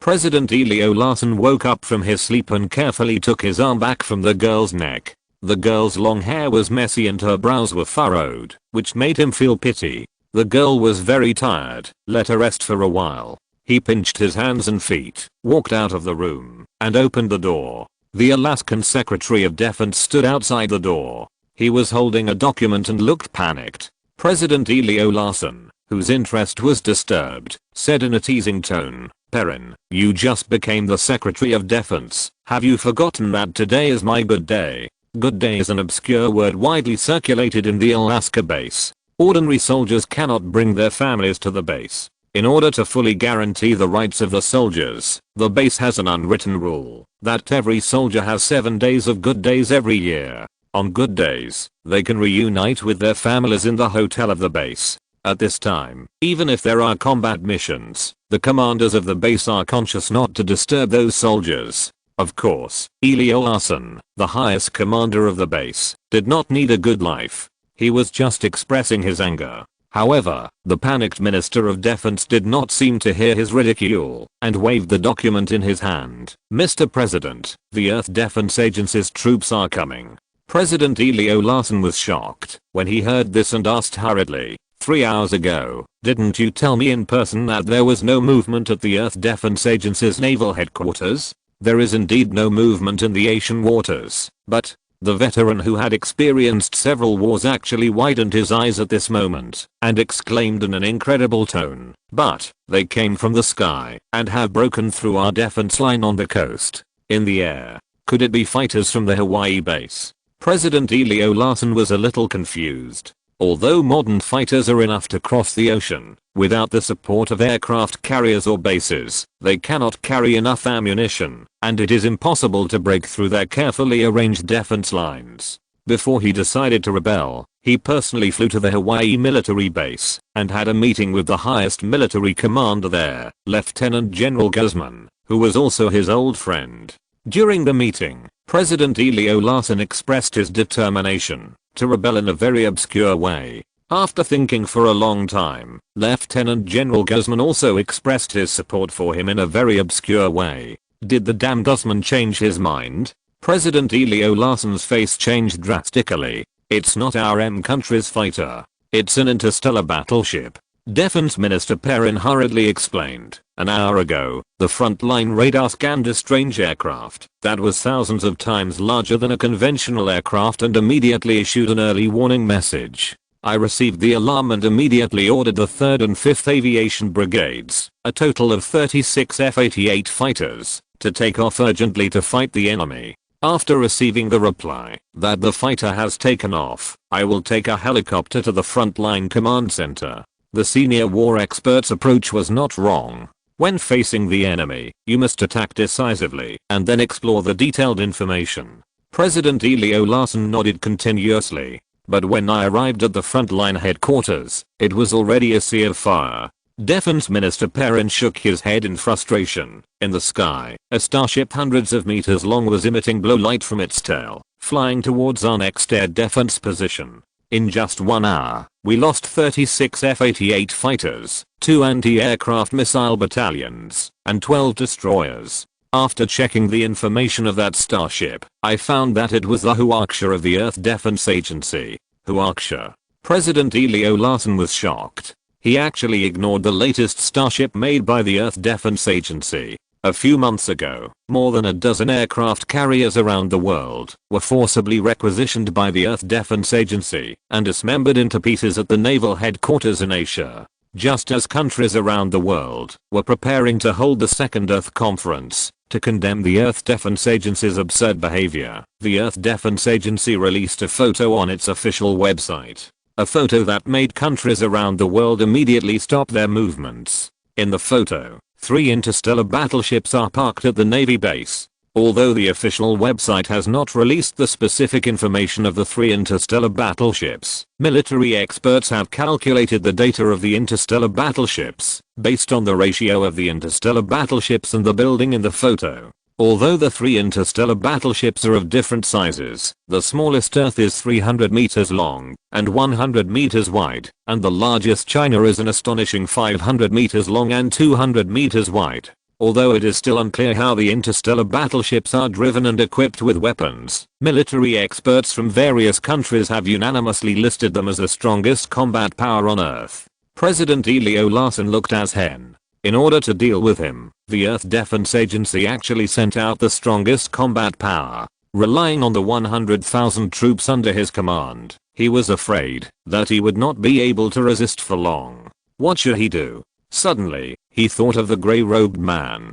Today's situation is all caused by Chen Shuxian, and they should be responsible. President Elio Larsen suppressed his panic and patted Defense Minister Perrin on the shoulder with a calm face. Perrin, you immediately order the 1st, 2nd, 15th, and 21st Air Groups to take off and meet the enemy. Order the US Roosevelt to move towards the Arctic Circle at full power. Order the Tiger Air Defense Brigade and the Cheetah Air Defense Brigade to attack the China. Order the Ceres Intercontinental Missile Base to enter combat readiness. As the orders were issued one after another, President Elio Larsen's panic had faded a lot. He said confidently, although the China interstellar battleship looks very advanced, we still have so many cards to play. It's too early to say defeat now. After speaking, he saluted. For Alaska. For Alaska. Defense Minister Perrin returned a salute and left in a hurry. President Elio Larsen watched him disappear into the darkness, breathed a sigh of relief, and returned to the room. The girl was still sleeping soundly, with a white arm mischievously exposed. You'll catch a cold if you do this. President Elio Larsen muttered to himself as he walked over and covered himself with the quilt. Then, He turned around, looked at the closet in the corner, and whispered, "Lord God's envoy, your Shenshun's information is wrong. The Earth Defense Agency's interstellar battleship has arrived." The grey-robed man pushed open the closet door and walked out. The information provided by Shenshun is that the navigator is being remodeled and will not appear. There is no mention of interstellar battleships. President Elio Larsen stared directly at the grey-robed man's green eyes. Now is not the time to play word games. The power of the Huaxia interstellar battleship that appeared this time is far beyond my imagination.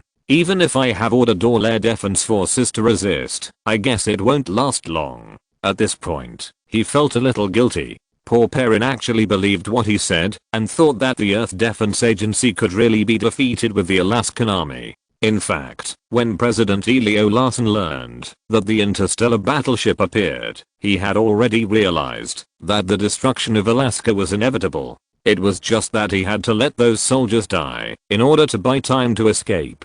Things have developed to this point entirely because of your mission. So, Shenshun must immediately fulfill his promise and take me and my son away from here. President Elio Larsen finished speaking, feeling anxious as he waited for the grey-robed man's answer. If you're listening to this novel on a channel other than Fanfic World, it means they downloaded and uploaded it without effort. We cordially invite you to visit our channel, Mundo Fanfic Novelos. There you'll find the original version of this story and you can explore many other novels of various genres. We're waiting for you to immerse yourself in a world of incredible novels. Chapter 540 Huaxia. The grey-robed man has not answered yet. A piercing scream rang out in the bedroom. The girl on the big bed woke up. She sat at the head of the bed wrapped in a quilt, staring at the grey-robed man in fear. "President, who is this weirdo? So scary, get him out." The girl acted like an aristocratic girl. She woke up at the wrong time. President Elio Larsen smiled bitterly and shook his head. "Lord God's messenger, she is just a child." He saw the burning eyes of the grey-robed man. Still a child? The grey-robed man thought of the intense scene he saw through the gap in the cabinet door and said sarcastically, "Her performance just now was not like that." The grey-robed man walked to the bed, took a deep breath, and was intoxicated. This is the breath of youth. President Elio Larsen's heart trembled, knowing that he could not stop it, so he had to close his eyes. What are you doing?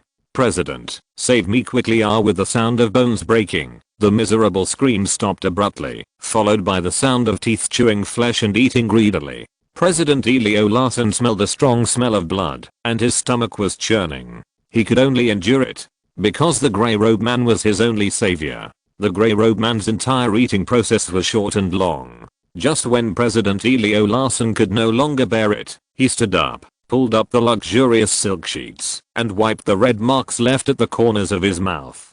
"Hello, President. It's time to go." President Elio Larsen followed the grey-robed man in a helicopter to the underground nuclear arsenal in the ice field. The grey-robed man told him that the mission of the Sacred Mountain must be completed. They can only return if they bring back the S-88 supernuclear bomb in the nuclear arsenal. As soon as President Elio Larsen's feet stepped onto the ice field, he immediately took out his mobile phone and called Little Elio. "Little Elio, how many nuclear bombs have not been dismembered?" Little Elio on the other end of the phone seemed dissatisfied with his urging. After venting his childish and inexplicable temper, he frankly said that it would take at least 10 days to complete all the work. President Elio Larsen naturally couldn't accept it. He rarely cursed at his son and told him that they only had 5 days. Because the interstellar battleship of the Earth Defense Agency had arrived. Alaska, above the Samantha Air Defense Position. Zhao Dong sat in the command room of the Huaxia, watching the countless light spots appearing on the big screen one after another and disappearing quickly. He knew that each light spot was an anti-aircraft missile. So far, the Huaxia has been attacked by more than 2,000 missiles of various standards, but it has not been damaged at all. This is entirely thanks to the quantum shield designed by Director Liemo specifically for interstellar battleships. A layer of transparent quantum film is suspended around the Huaxia. This seemingly thin and intangible film can withstand the bombardment of 10,000 tons of TNT. Captain, more than 200 anti-aircraft missile launchers at the Samantha Air Defense Position have been destroyed by the battleship. Where is our next target? Deputy Captain General Lin Shan came over with a red face, looking unsatisfied. Yes, driving an interstellar battleship is the dream of every soldier on Earth. Not to mention that at this moment, the Huaksha is sweeping across Alaska with a devastating force. Seeing that the Alaskan army on the ground had no power to resist under the attack of the Huaksha, the Chinese soldier who had been suppressed for decades could no longer hide his excitement. The Roosevelt. Zhao Dong tapped the auxiliary screen at hand, and a moving red dot appeared on the large screen in the command room. The Roosevelt is now heading to the Arctic Ocean at full speed. There are few people there and there are few Earth satellites. Alaska's pseudo-president Elio is likely on the aircraft carrier. Before this trip, although the director set the tone of eliminating rebellion at all costs, Zhao Dong knew that the price here actually refers to the Alaskans. War often means bloodshed and sacrifice. Those ambitious elements coerce public opinion and try to pave a path to power with countless bones. But humans are humans. Zhao Dong couldn't bear to see those stupid Alaskans ruin their homes and sacrifice their lives for an ambitious person. So he planned to adopt the ancient Chinese military tactics and capture the leader first. Yes, General Lin Shan was a little reluctant, but he had to obey the captain's order. Full left rudder, maximum horsepower, target Roosevelt aircraft carrier. According to the combat power of the Huaksha, it can obviously push Alaska and let those stupid people taste the iron fist of the Earth Defense Agency. Why chase a fleeing aircraft carrier? Even if there is a pseudo-president of Alaska on it, what should I do? If there is no base, I'm still a commander without troops. He walked to Zhao Dong's side intentionally or unintentionally. Captain, you. Zhao Dong and Lin Shan have been working together for more than a month, so he naturally understood what he was thinking. He only said heaven and earth are not benevolent and treat all things as straw dogs, and said nothing more. General Lin Shan was thoughtful. At this time, the radar of the spacecraft sounded a rapid alarm. Captain, we have detected a high-speed incoming heat source. The database comparison shows that Alaska has launched an intercontinental missile. Zhao Dong stood up suddenly. Intercontinental missile? How many? Although the Huaksha interstellar battleship has undergone countless actual combat exercises since its construction, it has never been attacked by an intercontinental missile. 10. The radar detected 10 hotspots with a speed of up to Mach 20 approaching at high speed. Zhao Dong couldn't help but clench his fists. He underestimated this pseudo-president. It was quite bold to destroy all of Alaska's assets at once. He immediately issued an order, start the laser interception system. Lin Shan immediately stopped in front of him when he heard this. Captain, the laser interception system is the last means of defense for interstellar spacecraft. Isn't it too early to use it now? Why not use the phased array missile defense system? So far, although the Huaksha has eliminated the enemies it has seen along the way, it is still a long way from the capital of Alaska. It is not wise to expose its true strength at this moment. Zhao Dong knew what he was thinking. Old Lin, your biggest problem is that you hesitate when you should be decisive and act like a reckless man when you should think twice. Have you forgotten the real purpose of the Huaksha? Lin Shan suddenly realized that he had been too much of a fool. The Huaksha was a trump card specially prepared by the Earth Defense Agency to resist the attack of alien spacecraft. It must not happen here. Alaska Ricefield Underground Nuclear Bomb Depot. President Elio Larsen was staring at the big screen of the temporary command center intently and couldn't help shouting, "Come on, my baby. Shoot down that damn interstellar battleship." The gray-robed man next to him also put down his whip and came over. I didn't expect you. Alaska has something." The Chen Shuxian scientists in white robes kneeling on the ground breathed a sigh of relief and exchanged a strange look with each other.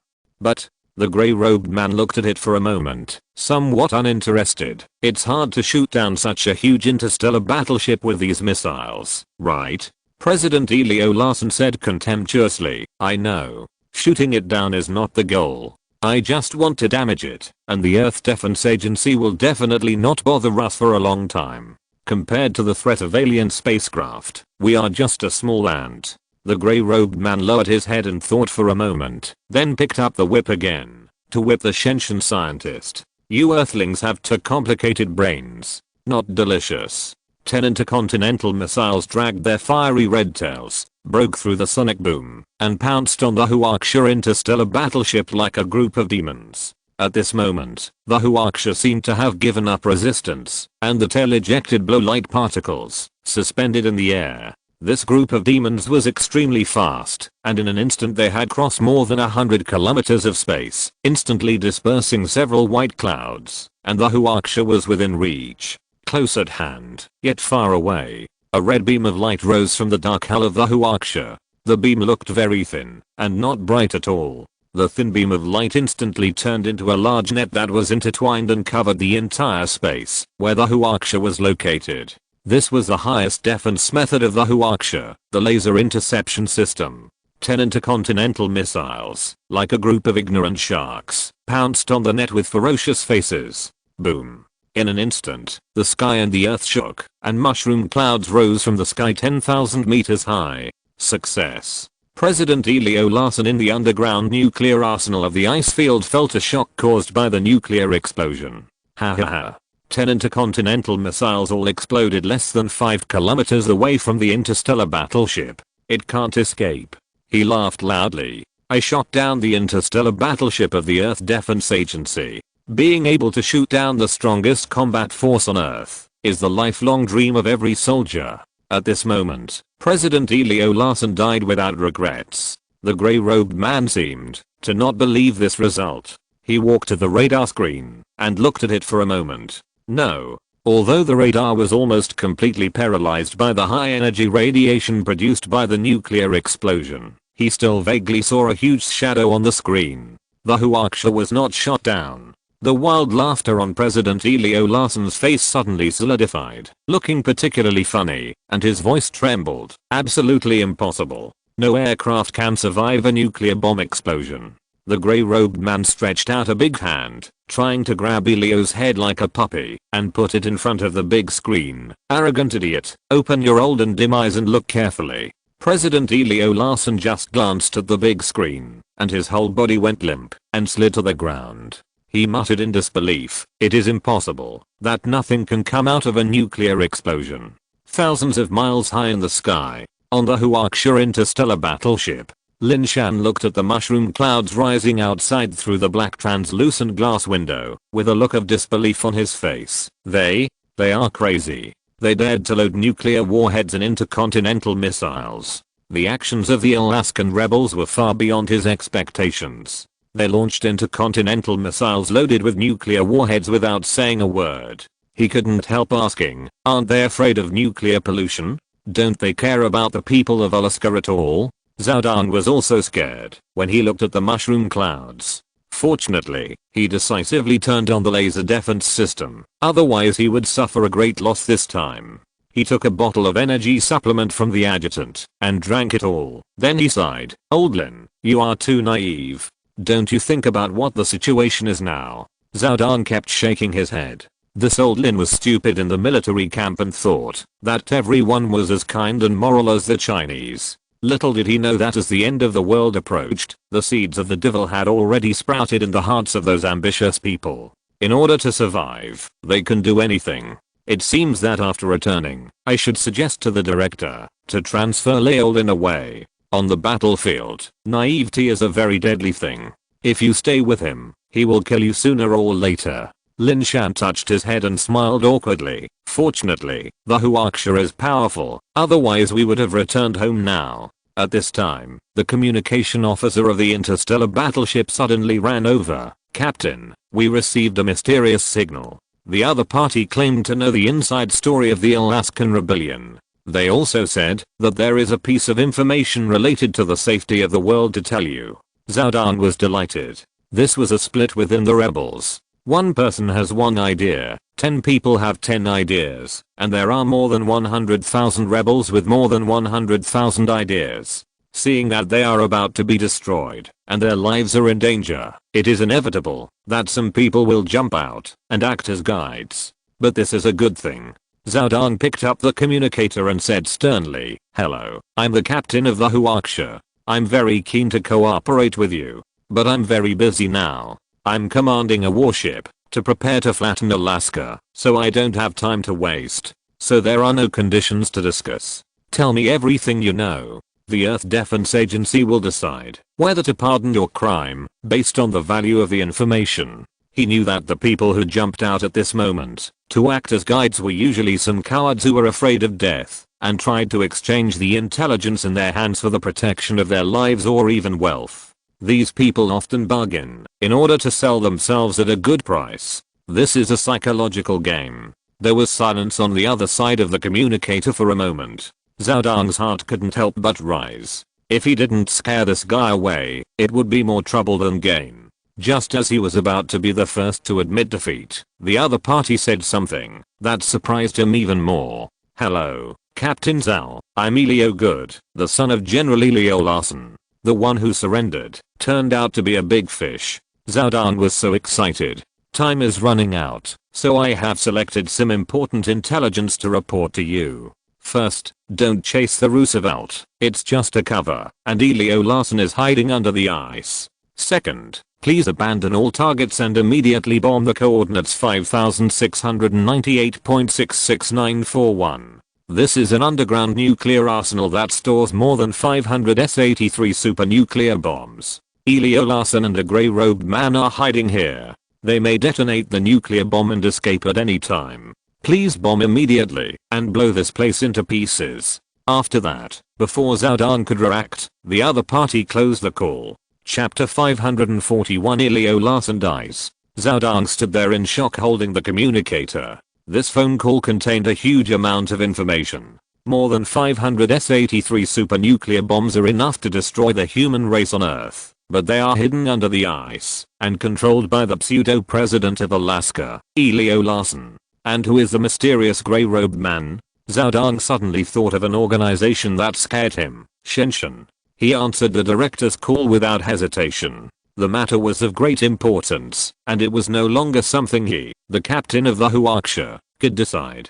At the Earth Defense Agency, Liemo was stroking a yellowed photo with his hand. The passage of time can only make the photo look old, but it cannot change the faces of the three people on it. The moment the camera took the photo, the time in the photo had stopped. In the photo, he was a little fat boy biting a big apple, with his father in work clothes and his mother with a restrained face standing beside him. This was the first time their family took a group photo. The mother looked particularly timid in front of the black and shiny camera lens, and she only had the big apple in her eyes. Only the father looked straight ahead, smiling, with his teeth slightly exposed, as if he often took photos. Unfortunately, now he was the only one left. Liemo sighed and wiped the tears from the corners of his eyes. At this time, the red phone on the desk rang. He glanced at the number and picked up the phone. "Hello, Zhao Dang, how is the progress?" Obviously, the news from the other end of the phone shocked him a little, because he stood up unconsciously.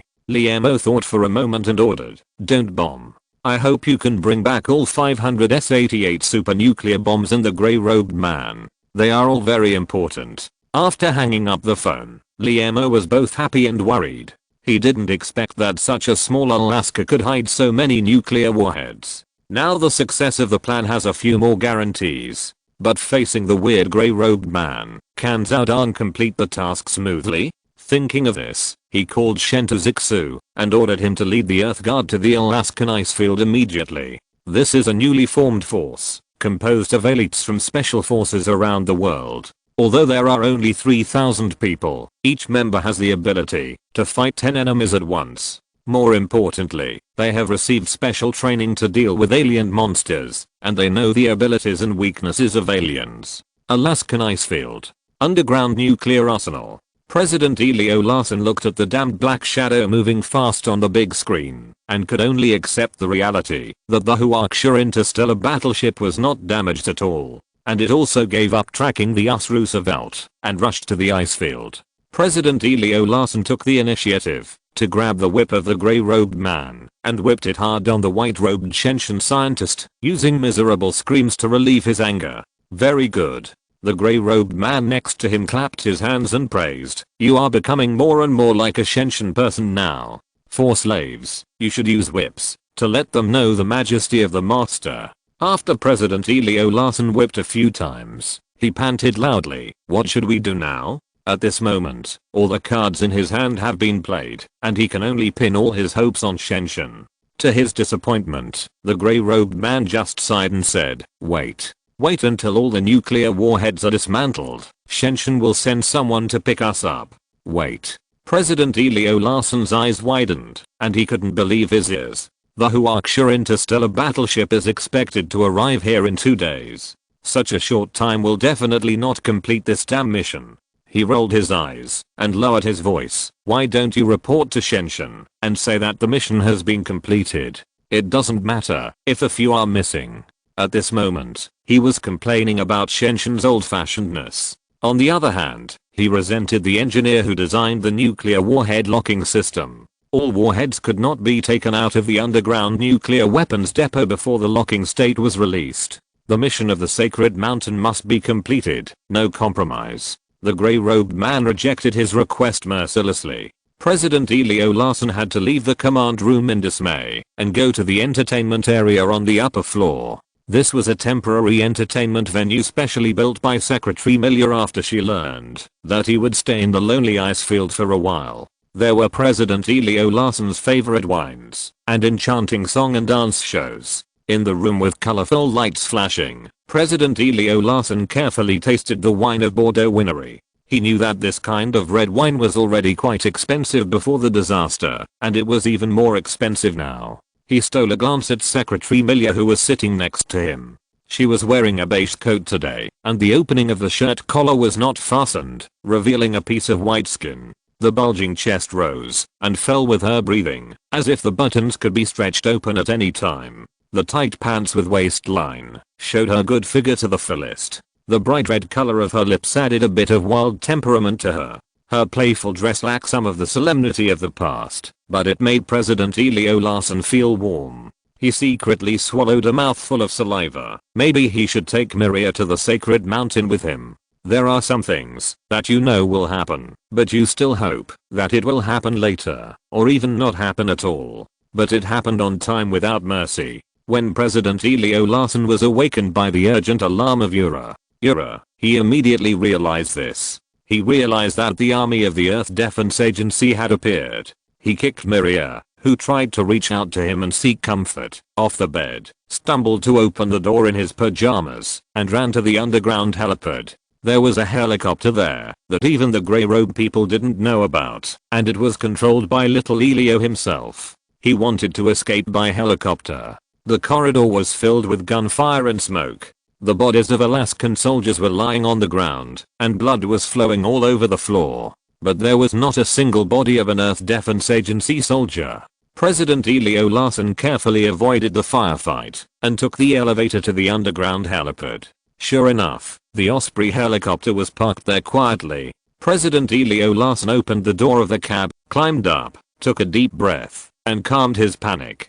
He carefully checked the helicopter's instruments and fuel level, and after confirming that everything was correct, he started the helicopter engine. "It's time to leave this damn place. Earth Defense Agency, Shuxian, you all go to hell." President Elio Larsen whistled excitedly and was about to pull up the gear lever. Suddenly, he felt a cold object against his head. He was very familiar with this thing. It was a pistol. There is someone else in the helicopter. President Elio Larsen's forehead was immediately covered with big drops of sweat, and he raised his hands high. "Friend, just ask for what you want. I still have $500 million in my Swiss bank account." The owner of the pistol seemed unmoved, and the cold muzzle of the gun was always against his head.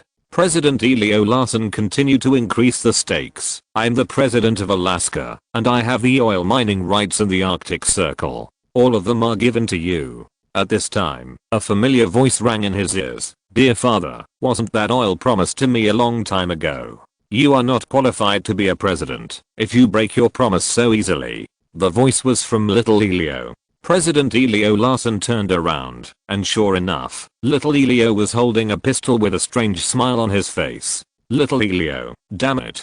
Put the gun down." President Elio Larsen hurriedly explained, "I'm not going to run away privately. I wanted to notify you to run away together, but I can't find my phone." At the beginning, He and little Elio agreed that little Elio would be responsible for hiding and maintaining the helicopter, and he would provide the flight route. After hearing his explanation, instead of putting down his pistol, little Elio turned on the safety switch. He gritted his teeth, his voice trembling with anger. "Dear father, aren't you curious why the Earth Defense Agency found this place in just one day?" President Elio Larsen's heart trembled, and he asked in disbelief, "Could it be you?" In fact, when he found out that the China interstellar battleship gave up tracking the US Roosevelt and turned back to the ice field, he had already had doubts in his heart. The underground nuclear arsenal in the ice field is a top secret of the United States. Except for a few big men behind the scenes, only the custodian knows the specific location.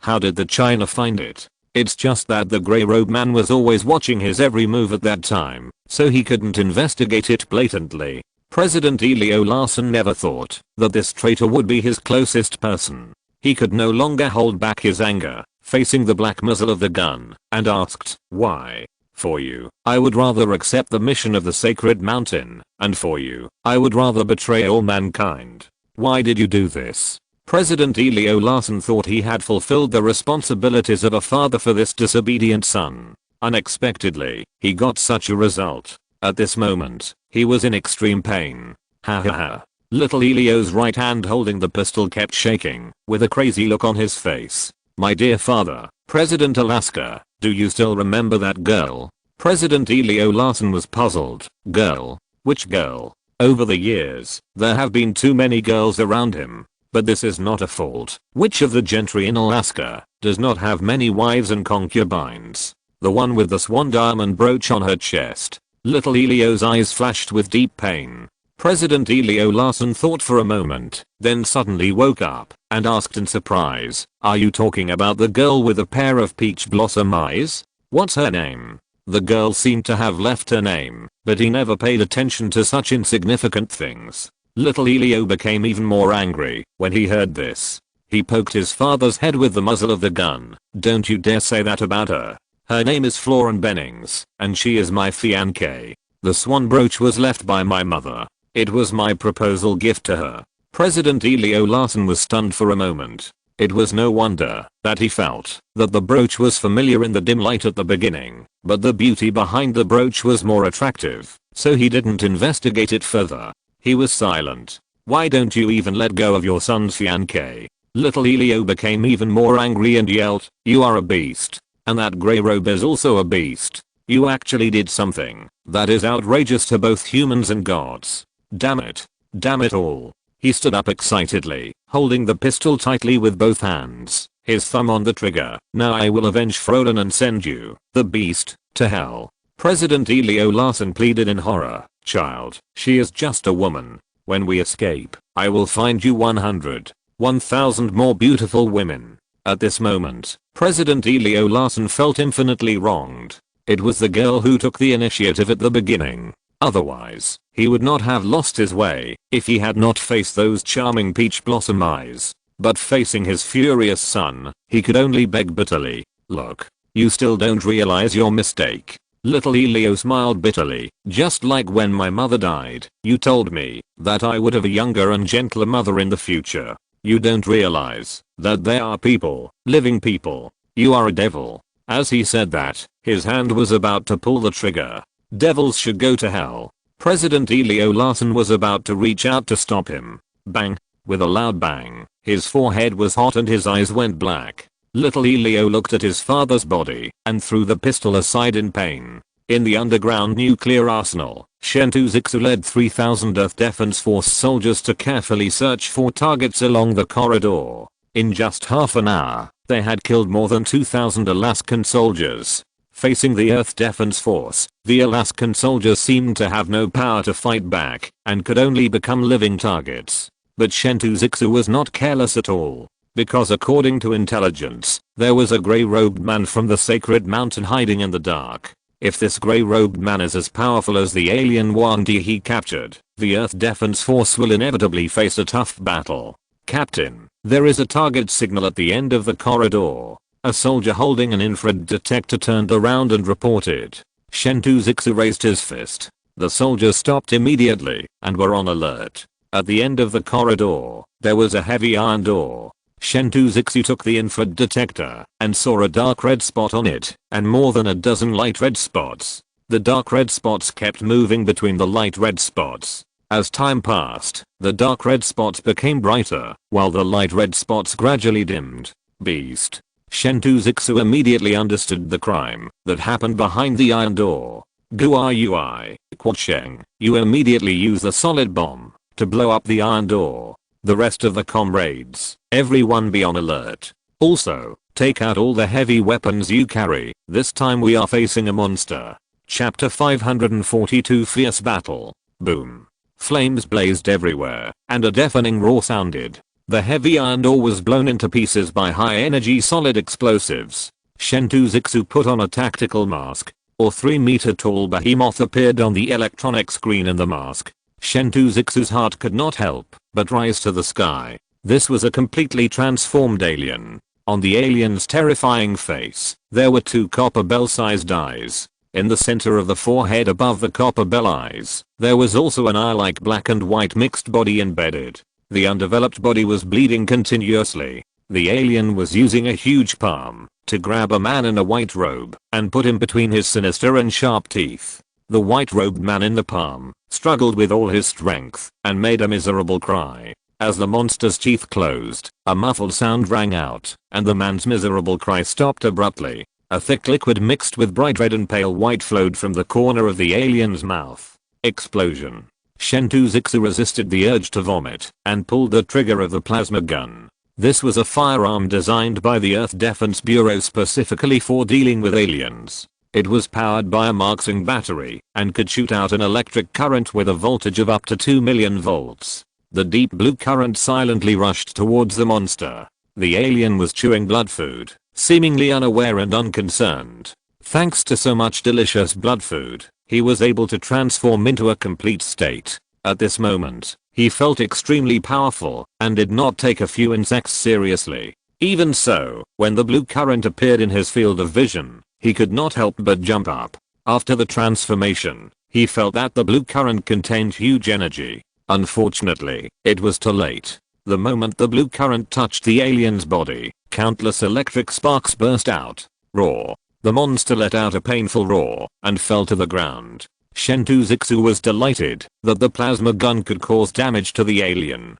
He would never forget the scene of Wang Di resisting the tank bombardment. He heard the cheers of the soldiers. But the next moment, Chen Shuxian's smile froze on his face, and the cheers of the soldiers stopped abruptly. After the electric sparks on the alien's body flashed for a while, they gradually disappeared. The alien, which was electrocuted and turned black, stood up again. Its third eye had already developed and was faintly flashing red light. Chen Shuxian secretly shouted, "Everyone attack! Blast this monster into pieces!" The Earth Defense Force shot out hundreds of blue electric currents, and the originally dark room suddenly became as bright as day. These blue electric currents gathered into a huge beam of light, shooting directly at the monster. The alien reached out and picked up a blood food, threw it at the beam of light, and then turned over to the corner of the room with incredible agility. Boom. With a loud noise, a black hole appeared on the wall, revealing the dark rock inside.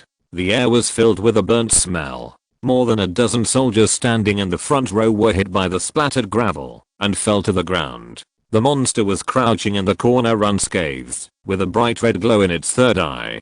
Damn it. Chen Shuxian regretted it immensely. If he had ordered the soldiers to fire at full force when the monster wasn't paying attention, it would have died by now. But he couldn't regret it any longer, because the monster had stood up and roared with its mouth wide open. Well, it had been angered.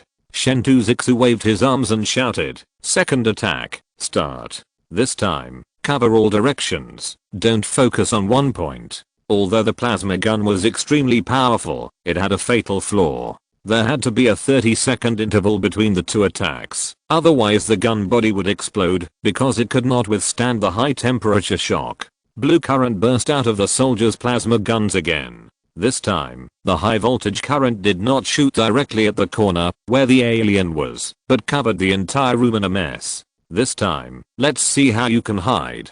Chen Shuxian gritted his teeth. This damn monster actually dared to treat humans as food in front of him, and he would never forgive him. The alien in the corner looked at the intertwined blue electric current network with a look of fear on his face. It was obvious that the electric shock he had just received had left him with a painful memory. Roar. The alien stood up and roared, and his two huge palms pounded his chest violently. His third eye suddenly widened and shot out a red beam of light. The red light intercepted the incoming blue current head-on. The red and blue intertwined together, erupting in a violent explosion, bursting out with dazzling light. The blue current after the explosion instantly dissipated in the air. Not good. Chen Shuxian saw this and exclaimed repeatedly, "Everyone pay attention, dodge freely." Sure enough, the alien saw the blue current disappear, hammered his chest again, and roared. Another red beam of light burst out from his third eye. The beam shot directly at Chen Shuxian. Chen Shuxian's heart trembled, and he jumped and hid behind the heavy iron gate. Zizzy. The red beam instantly shot through the iron gate and began to sweep left and right. Fortunately, the aliens could not see what was happening behind the iron gate. Chen Shuxian lowered his head when he saw the red beam coming. Even so, the red beam still left a deep wound on his head. The soldiers behind him were not so lucky. They were hit by the red beam one after another because they could not dodge in time.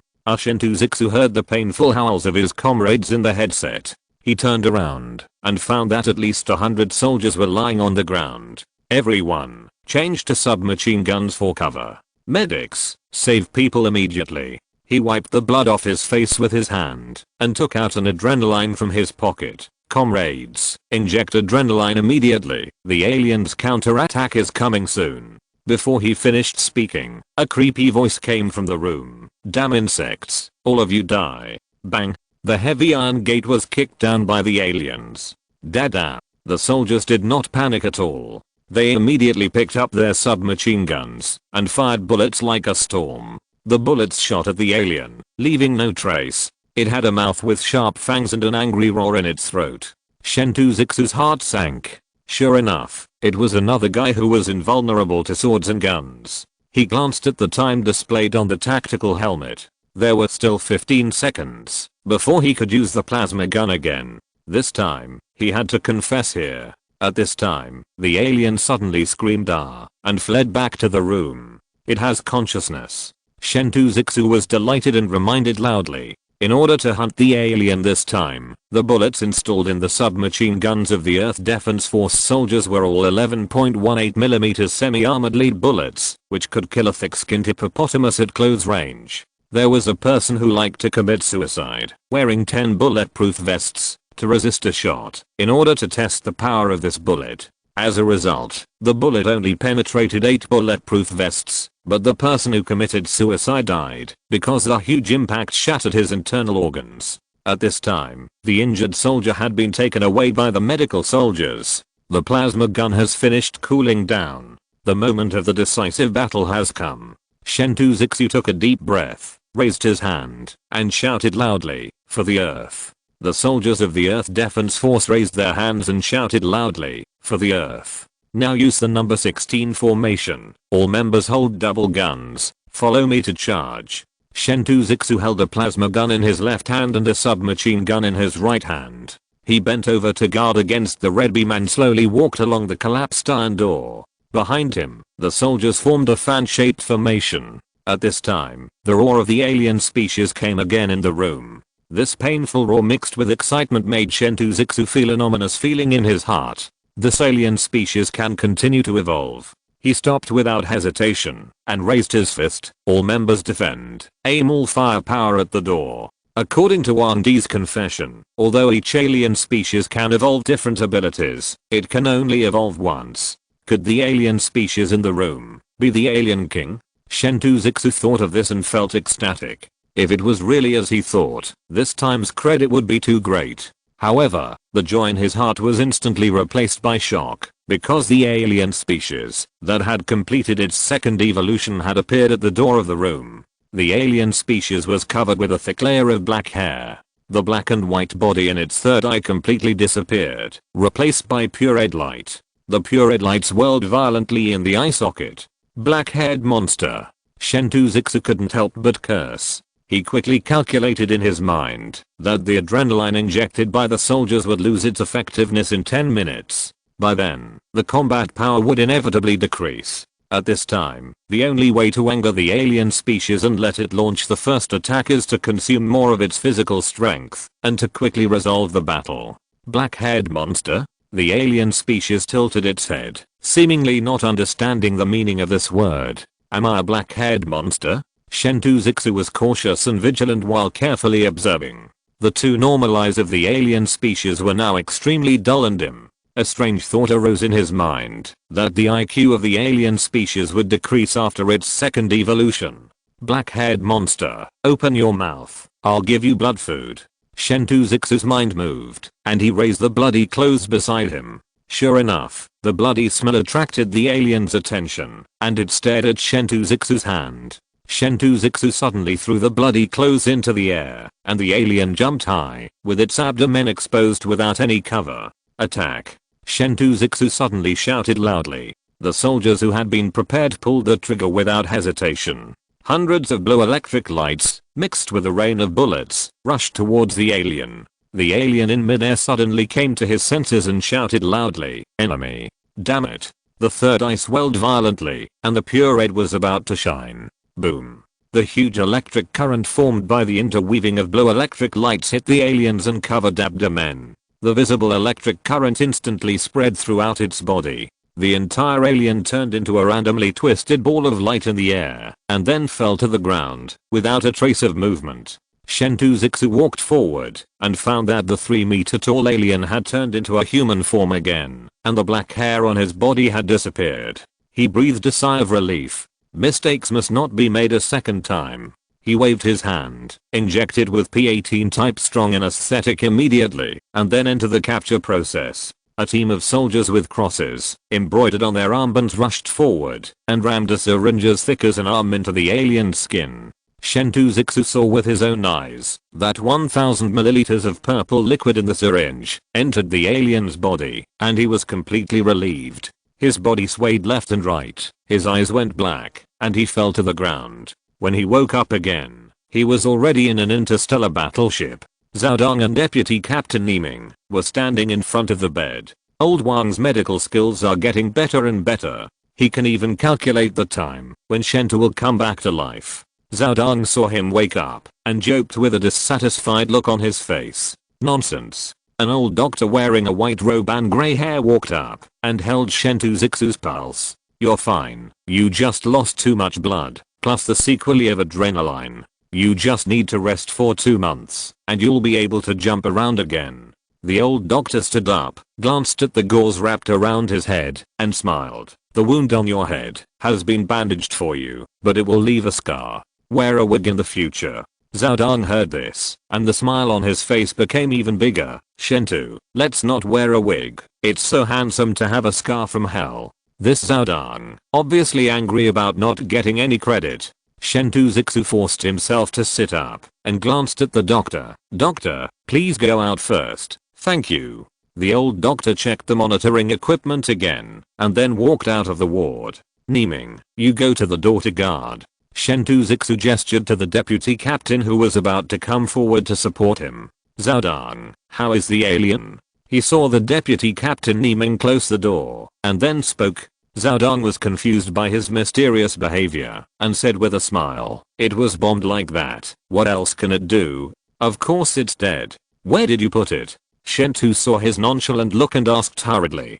Don't worry about this. Zhao Dong understood his concerns. According to the capture process, it was placed in a lead cage, and the early warning has been turned on. Once there is any abnormal movement, the high voltage current will be activated instantly. Chen Shuxian was relieved a little. He always felt that this alien was not simple and might be a high-level official of Shenzhen. Zhao Dong also noticed the abnormality at this time and looked puzzled. Do you think it might still be alive? Before your team members sent it to the lead cage, I ordered the security inspection team to conduct a detailed inspection. It didn't show any signs of life. I don't know either. Zhao Dong smiled bitterly. It's just that it can undergo 2 mutations and evolutions. Twice. Zhao Dong's eyes widened, and he exclaimed in disbelief. Well, The first time it transformed into a monster with infinite power and invulnerability like Wang Di. Chen Shuxian still trembled with fear when he recalled the situation at that time.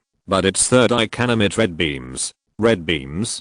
Zhao Dong's eyes lit up. This is a magic attack, much more advanced than Wang Di's. Your hair is the masterpiece of this beam. Chen Shuxian ignored his ridicule and said solemnly, just when we were preparing for a full-scale assault, it mutated and evolved into a black-haired monster. Then how did you capture it? Zhao Dong asked impatiently. Chen Shuxian looked confused. After it turned into a black-haired monster, it seemed a little stupid. Chapter 543 Chen Shuxian's mission. Spring is the season when everything comes back to life. In the garden of the Earth Defense Agency, grass is coming out of the ground, and the green covers the entire garden. In this monotonous and boring green, countless white flowers are brightly dotted. New buds are born on the old trees on the roadside. Everything is full of the breath of life. A breeze blew, and the shadows of the trees on the ground were mottled. Liemo stared at the swaying shadows of the trees on the ground in a daze. Do we still have hope? Beside him, a tall girl with fair skin was thinking. She was wearing a blue spotted dress, and her standard oval face had a pair of smart almond eyes. Her black shawl hair showed a bit of dignified temperament. Her smile and frown showed the kind of virtue that only Chinese girls have. Liemo came to his senses, and he knew that Chen Shuxian's words were not the kind of meaning that made people imagine. He stood up and picked a small white flower from the grass. Maybe, after all, there is hope, as long as you are alive, right?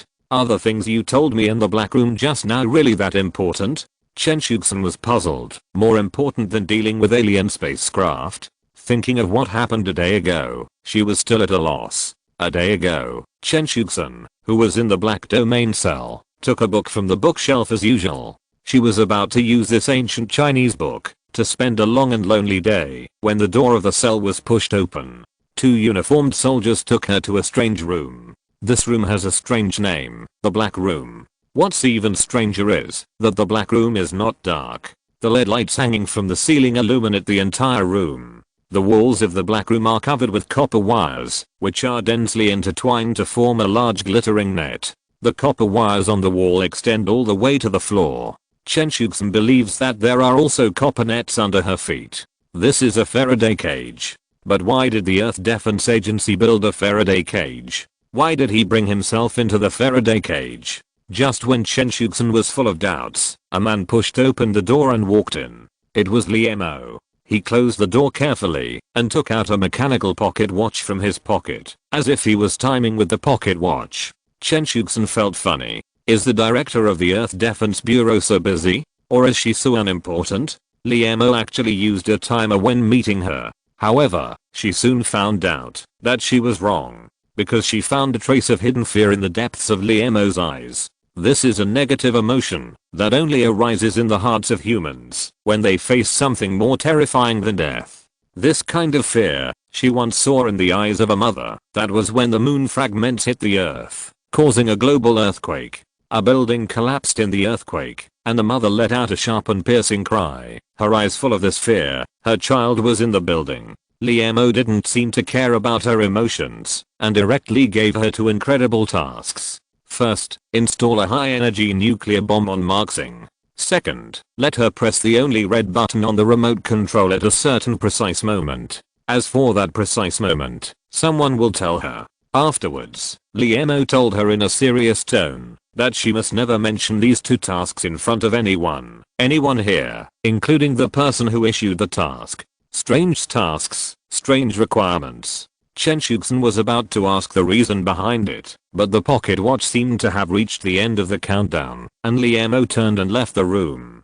She was left alone in the dark room in a daze. If it weren't for the palm-sized remote control in her hand, Chen Shuxian would have thought she was dreaming. The next day, Chen Shuxian was released from the black domain. On the third day, just after she had tidied up the room that had not been lived in for a long time, two uniformed soldiers from the Earth Defense Agency knocked on the door again and invited her to reminisce with an old friend in the garden. Today is the third day, and this is the garden. Chen Shuxian followed Liemo's warning in the black room and used vague language to raise her doubts. Liemo placed the small white flower in his hand on her fair palm and nodded heavily. Those two things are more important than my life. Chen Shuxian was about to ask further questions when the surroundings suddenly darkened. A huge interstellar spaceship covered half of the sky. The interstellar spaceship flew very low, and the 8 diagram pattern engraved on the dark armor could be clearly seen. On the bow of the spaceship, a 5-pointed star was printed in bright red.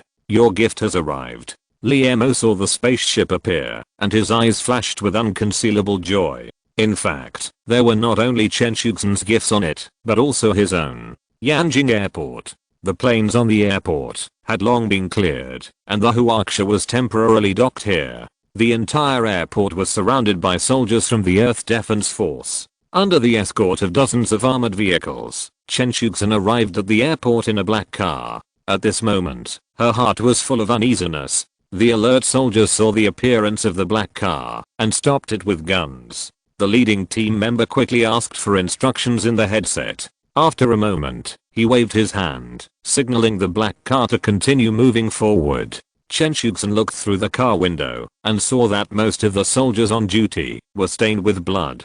She was shocked. It was obvious that they had just been through a big battle. At this time, the black car stopped again, and a tall soldier blocked its way. The soldier walked straight to the door and knocked on the window. "Ms. Chen, get out of the car." Although Chen Shuxian couldn't see his appearance clearly through the dark glass of the car window, there was only one person in the entire Earth Defense Agency who liked to use the title Ms. Chen. She opened the car door. Sure enough, the scarred Chen Shuxian stood in the sun with a smile on his face. "Ms. Chen, what you want is ready." Chen Shuxian smiled self-satisfiedly, but he didn't know that the slight crack at the corner of his mouth would make the scar on his face look more hideous. Chen Shuxian retracted her gaze and said lightly, "Thank you, Warden Chen Tu." The establishment of the Black Domain was completely beyond her expectations. Faced with the chaotic situation in the human world after the catastrophe, Liemo once asked Chen Shuxian for advice on how to restore order as soon as possible. She suggested that it should be done slowly, and the matter would be accomplished. At that time, Liemo just lowered his head and sipped tea, and did not express his opinion. Unexpectedly, in less than a week, the internal announcement of the Earth Defense Bureau made it clear that the Black Domain had been established. It had independent judicial power and could arrest any suspected object. Chen Shuxian was shocked. "Isn't this the modern East Factory?" She immediately called to try to persuade, but Liemo seemed to know her intention and hung up the phone directly. Since then, the incident of arresting people in the Black Domain has repeatedly made headlines, and Chen Shuxian has gradually become a butcher. In particular, Chen Shuxian also spent a peaceful time in the Black Domain and saw with her own eyes what kind of torture those opponents of the Earth Defense Bureau suffered. Although she also hated those who destroyed the peaceful situation of mankind for their own selfish interests, it was not in line with her cognition to arrest people without solid evidence. Therefore, Chen Shuxian never had a good impression of Black Domain, and naturally had no good face for the butcher. Chen Shuxian certainly understood this, and he still smiled, made a gesture of invitation, and walked towards the hatch of the Huaxia. Chen Shuxian followed slowly. She had only seen interstellar battleships on TV before, and had no deep impression of the big mentioned by military commentators. When she was inside the interstellar battleship in person, she was shocked. The interior of the battleship was 10 stories high, and densely packed thick pipelines, like the capillaries of a giant, ran through the entire spacecraft. Through the translucent wrapping of the pipelines, you can vaguely see blue light. Chen Shuxian was shocked that the interstellar battleship actually used an energy superconducting transmission system. This is a method of energy transmission that is still in theory. The transmission efficiency and transmission loss rate are better than traditional cable transmission. A superconducting tube with a cross-sectional area of 5 centimeters can transmit 100 million watts of energy at the same time. And each of those superconducting tubes glowing with blue light is as thick as an arm. What surprised her even more was that the soldiers patrolling in the corridor were riding four-wheeled electric patrol cars. They put a strange big-bellied gun on the front of the car and looked around vigilantly. Looking at the tall buildings around, Chen Shuxian was in a trance, as if she had come to the land of giants. At this time, a shuttle bus came rushing in. Ladies first. Chen Shuxian opened the door like a gentleman. Chen Shuxian sat in the car and asked curiously, how many soldiers are there in the Huaxia? This place is managed by Zhao Dang. I don't know the exact number. Chen Shuxian answered carefully, but there should be more than 100,000 people. He remembered that Zhao Dang once said, Shentu, you are not nice. I brought 100,000 people to this place where no one lives, but you took the credit. Zhao Dang is a person who doesn't like to exaggerate. Chen Shuxian was thoughtful. This spaceship revealed strangeness everywhere. Although it seemed to be equipped with many cutting-edge technological weapons of mankind, it was obviously not enough to use it to deal with alien spaceships. The shuttle bus drove very fast and arrived in front of a heavy door in a short while. The door was engraved with incomprehensible symbols, and it shone with metallic luster under the light on the top of the spacecraft. Chen Shuxian walked forward and placed his palm on the biometric identifier beside the door. The door slowly opened, and it was dark inside. This is a warehouse. Come in. Chen Shuxian turned around, and a strange smile appeared on his face. What kind of gift is so mysterious? Chen Shuxian took a deep breath and followed the butcher into the darkness. The door behind her closed with a bang, and the surroundings suddenly became pitch dark. She stopped and was about to call, Zhao Dang, stop playing. The surroundings suddenly became bright. Chen Shuxian then discovered that there was a man wearing a tactical mask standing in front of the warehouse. The man took off his mask and looked like he had succeeded in a prank. Chen Shuxian, long time no see. How could an assistant director of the Earth Defense Agency be like a child?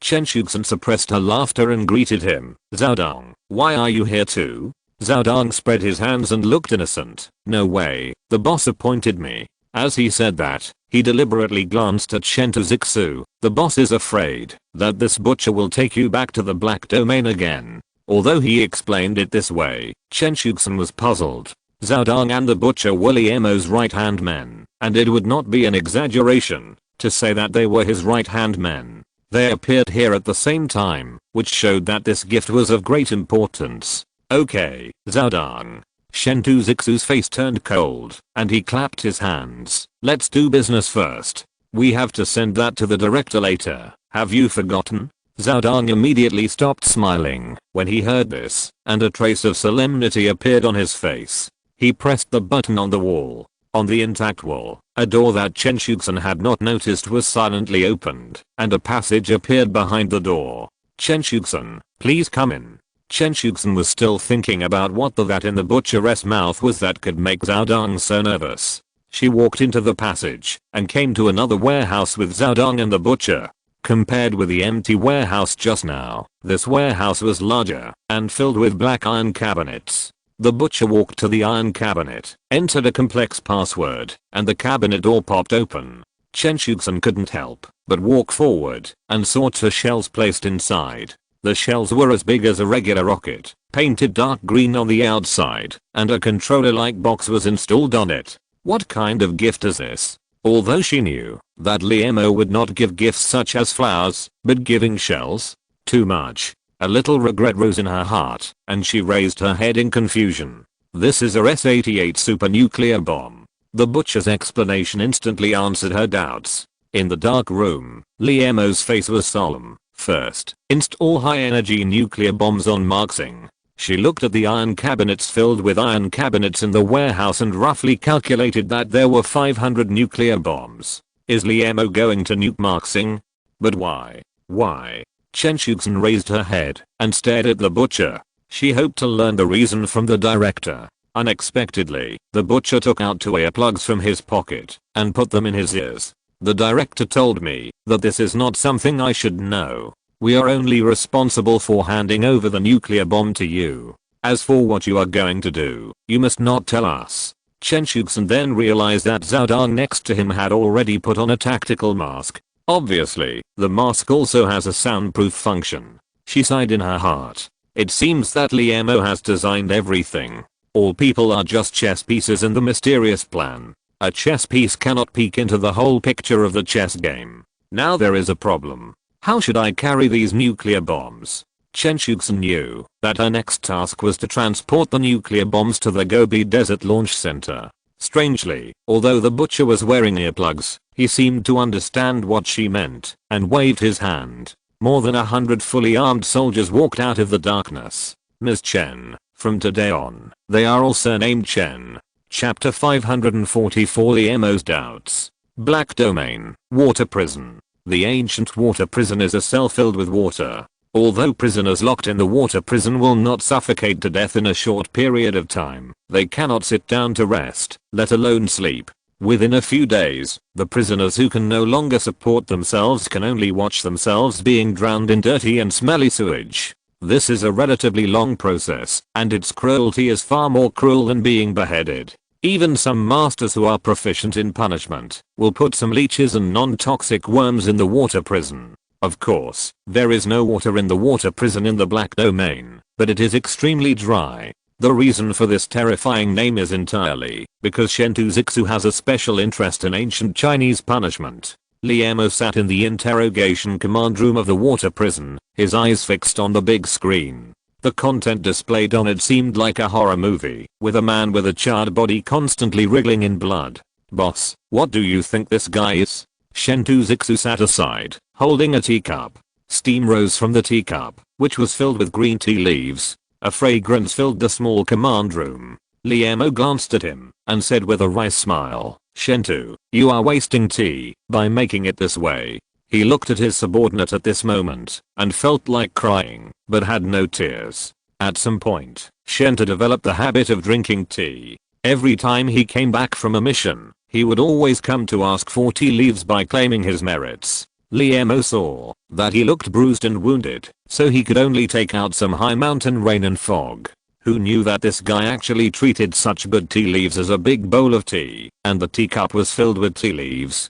"Boss, although your tea leaves are fragrant and have a long aftertaste, they are too light." Facing the accusation, Chen Shuxian looked as if it was a matter of course. This guy really just likes to drink big bowls of tea. Hearing this, Liamo secretly made a decision in his heart that if Shentu came to ask for tea leaves in the future, minor injuries would not be counted, and one arm would be exchanged for one teal of tea leaves. "Boss, the guy we caught this time was clearly dead as hell. Why did he miraculously come back to life after being doused in pig blood?" Chen Shuxian frowned, still feeling horrified when thinking about the scene at that time. When he brought the gray-robed man captured in the underground nuclear arsenal in Alaska back to the Earth Defense Agency, Director Liamo had been waiting for a long time. He immediately asked the doctors next to him to throw the gray-robed man, who looked inhuman, directly into a pool filled with pig blood. In the shocked eyes of everyone, bubbles began to appear in the pool, and the black mass of things actually squirmed and greedily absorbed the blood in the pool. "It's alive again.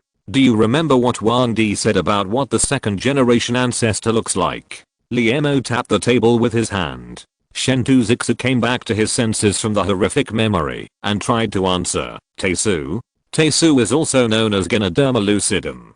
Compendium of Materia Medica Records. Ganoderma lucidum is shaped like meat. It is attached to a big stone with a head and a tail and is a living thing. The red ones are like coral, the white ones are like fat, the black ones are like lacquer, the green ones are like emerald feathers, and the yellow ones are like purple gold, all of which are bright and clear like ice. It is a rare aggregate composed of 3 types of fungi, slime mold, bacteria, and fungi, which grows underground. It is very active and can regenerate if cut at will. It is often given a mythical color by ancient people. Yes, the recovery ability of a second generation ancestor is similar to that of Teisu. Liamo nodded, but this alien can come back to life. I suspect it is higher than Wang Di. It's a real ancestor. Chen Shuxian was excited. He actually caught a real alien with his own hands, a monster that came to the Earth millions of years ago. Then what are we waiting for? Hurry up and let it taste the 18 tortures I developed personally. The 18 tortures are a set of punishments developed by Chen Shuxian, based on ancient punishments combined with modern technology. It consists of 18 kinds of severe punishments that ordinary people cannot bear. Since it was developed, it has never been used, because Director Liamo criticized it for being too brutal and against human harmony. Although the Black Domain is terrifying and makes people shudder, in fact, most of it is rumors. There is no violent punishment. It's just that those who have a guilty conscience are looking for excuses for their cowardice. The 18 tortures cannot be used on humans, but are aliens considered humans? Of course not. So when Chen Shuxian caught Wang Di personally, although he was already covered in bruises, his heart was full of joy because his research results finally had a place to use. When the director interrogated Wang Di, Chen Shuxian was full of expectations. Who knew that the pretty boy confessed everything after one round, and even took the initiative to agree to return to Shenzhen to serve as an undercover agent under the inducement of the director.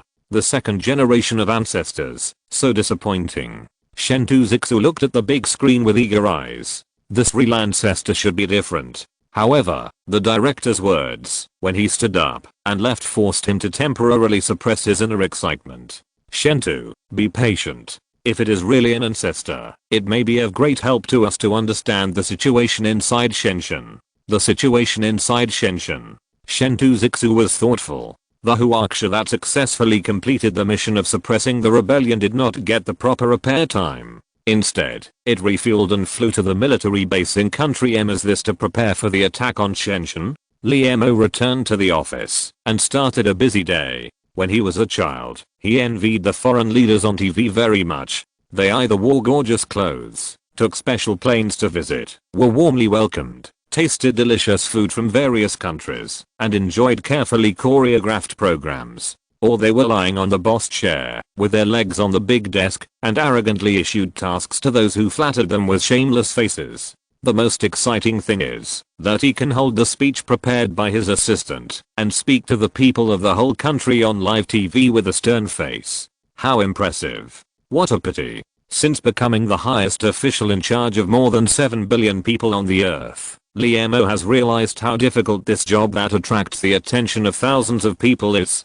He has also taken a special plane to visit member countries of the Earth Defense Agency, but it was after disasters occurred in those countries. Facing those people whose homes were destroyed and whose faces were full of sadness, he could only do his best to comfort them over and over again, and let the staff around him distribute the food he brought with him. Where are the delicious food? Where are the music and dance? However, once, when Li Mo was inspecting a disaster-stricken African tribe, a dry elder in the tribe presented a plate of color with both hands. The plate contained a dark brown indescribable thing, which looked like human excrement. And it exuded an extremely fishy smell, and several green-headed flies hovered around. If it weren't for the elder's respectful face and tears of gratitude in his eyes, Li Mo would have thought it was a prank. At this time, the translator beside him whispered to him that this was a precious food called denshima, which was made from a whole meerkat with skin and meat after 5 years of fermentation.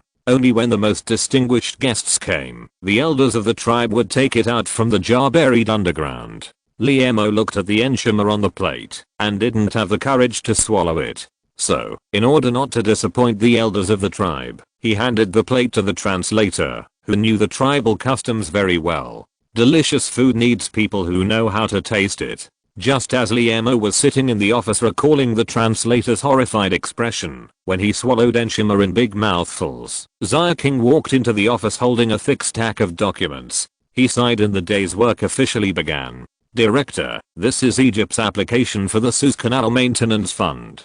Zia King leaned over, opened a document, and explained. According to the Egyptian Observer's report, Egypt's current political situation is unstable. President Saladin's satisfaction rating in the polls is already below 30%, and the parliament may initiate a vote of no confidence at any time. Li Mo took the document, looked at the sky-high figures on it, and asked in disbelief, 5 billion. Is Saladin going to show his toughness to the Earth Defense Agency and then win the favor of the people at home? Since the establishment of the Earth Defense Agency, in order to integrate resources and deal with the upcoming alien spacecraft, Li Mo decided to take all the important mineral resources in the world in the throats and the ocean back to the Earth. For example, the world's largest iron ore production center, Hermosley Iron Mine, Vales Carajás Mine, Christmas Bay Iron Mine Chichester Center. The world's largest gold mine, the Sukhoilog gold deposit in Siberia, the world's largest copper mine, Chileziskonda copper mine, and other mineral deposits.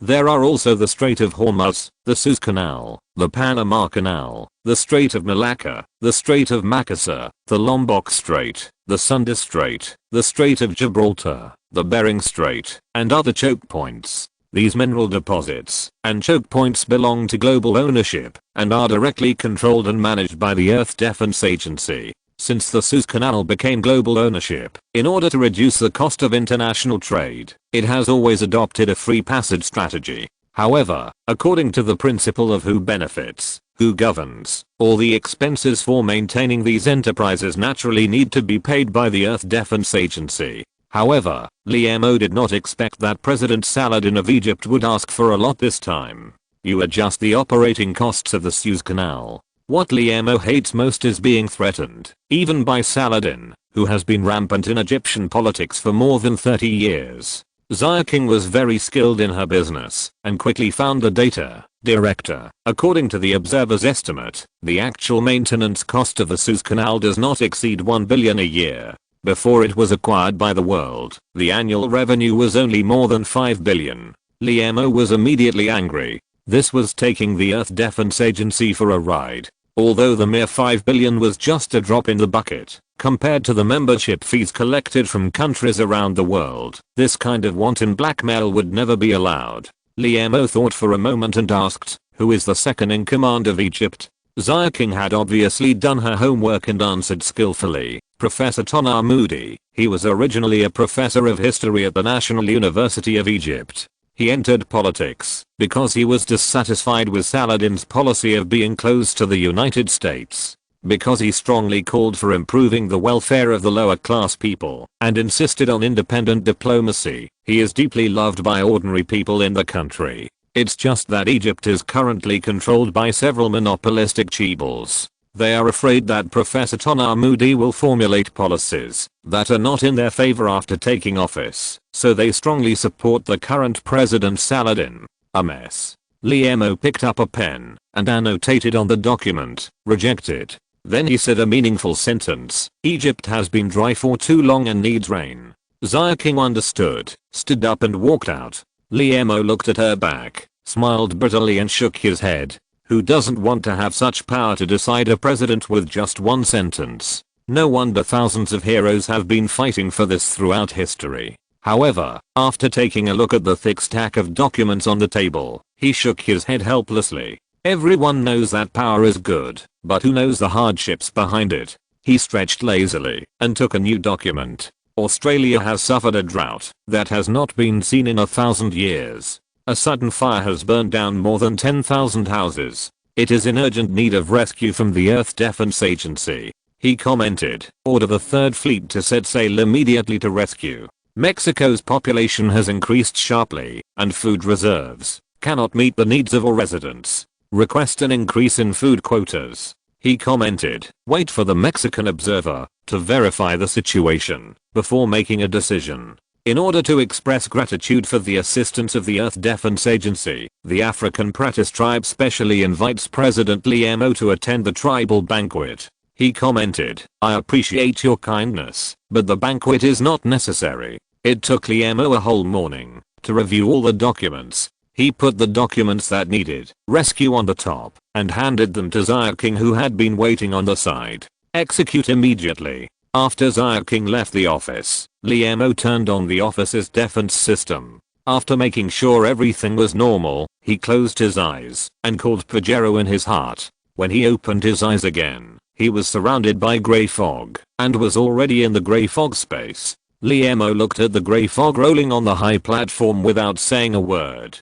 At the beginning, when he first met the big-headed Pajero people, he heard that he had kidnapped the entire Pajero civilization, and he was terrified, fearing that he would accidentally destroy the entire Pajero civilization. So, he had to follow the learning assistance system, work hard to learn little by little, and became a great scientist, establishing the huge Mosey technology. But as his knowledge increased, Liam had a deeper understanding of the universe. He couldn't help but have a doubt in his heart. Is what the big-headed Pajero people said true? Did the Pajero civilization really send a two-dimensional big head to settlement in his head because its body was connected to itself in an attempt to improve the technological level of mankind and prolong the life of the race? Liemo had always believed in this argument until the appearance of the Greystar spacecraft. Faced with the danger of the Earth's imminent destruction, the Pajero people are actually preparing to resurrect as a whole to avoid the collateral damage caused by their own death, instead of sending armed forces such as Supertime and spaceships to rescue. Although Liemo is not sure whether the Pajero civilization has this power, they can use the collected real civilization stories to exchange with the library civilization. This can protect the Earth, themselves, and thus all the Pajero people. But they did nothing, just waiting for the destruction of the Earth. It can only mean that the reason why the Pajero people appeared in his mind is for ulterior motives. Why? What do the Pajero people need to get from the Earth? Of course, Liemo does not think that they spent so much energy just to seek the local products of the Earth's soil. In fact, he already has an incredible answer in his heart. The reason why he entered the Grey Fog space today is just to confirm it with the big-headed Pajero people. Hello, dear big-head, let's chat. Chapter 545 True Lies. Grey fog filled the platform, and a ray of red light was looming. You have been waiting here for a long time, right? The cold voice of the brain Pajero came from the platform. Sure enough, the big-headed Pajero was not in hibernation. Liemo's heart sank, and he raised his head. Teacher, can I call you by the respected title on this earth? Grey fog rolled on the platform, and after a long time, the calm voice of the big-headed Pajero came. We met because of a disaster, although we may be separated by another disaster. But the title of teacher is not an exaggeration. Although his tone was flat, Liemo always felt that his heart was not calm. Teacher, if I dissipate in the universe, what will happen to you in 2 dimensions? Liemo's heart moved, and he asked a strange question. The Earth was destroyed, and he fell on the spot. The Pajero civilization might be able to escape this disaster with the help of the resurrection technology, but what about the Pajero in his brain? He is just a 2-dimensional creature. What will happen if he is separated from his human carrier? Oh, I have learned to care about the teacher. The big-headed Pajero smiled bitterly. However, since the moment I accepted the 2-dimensionalization,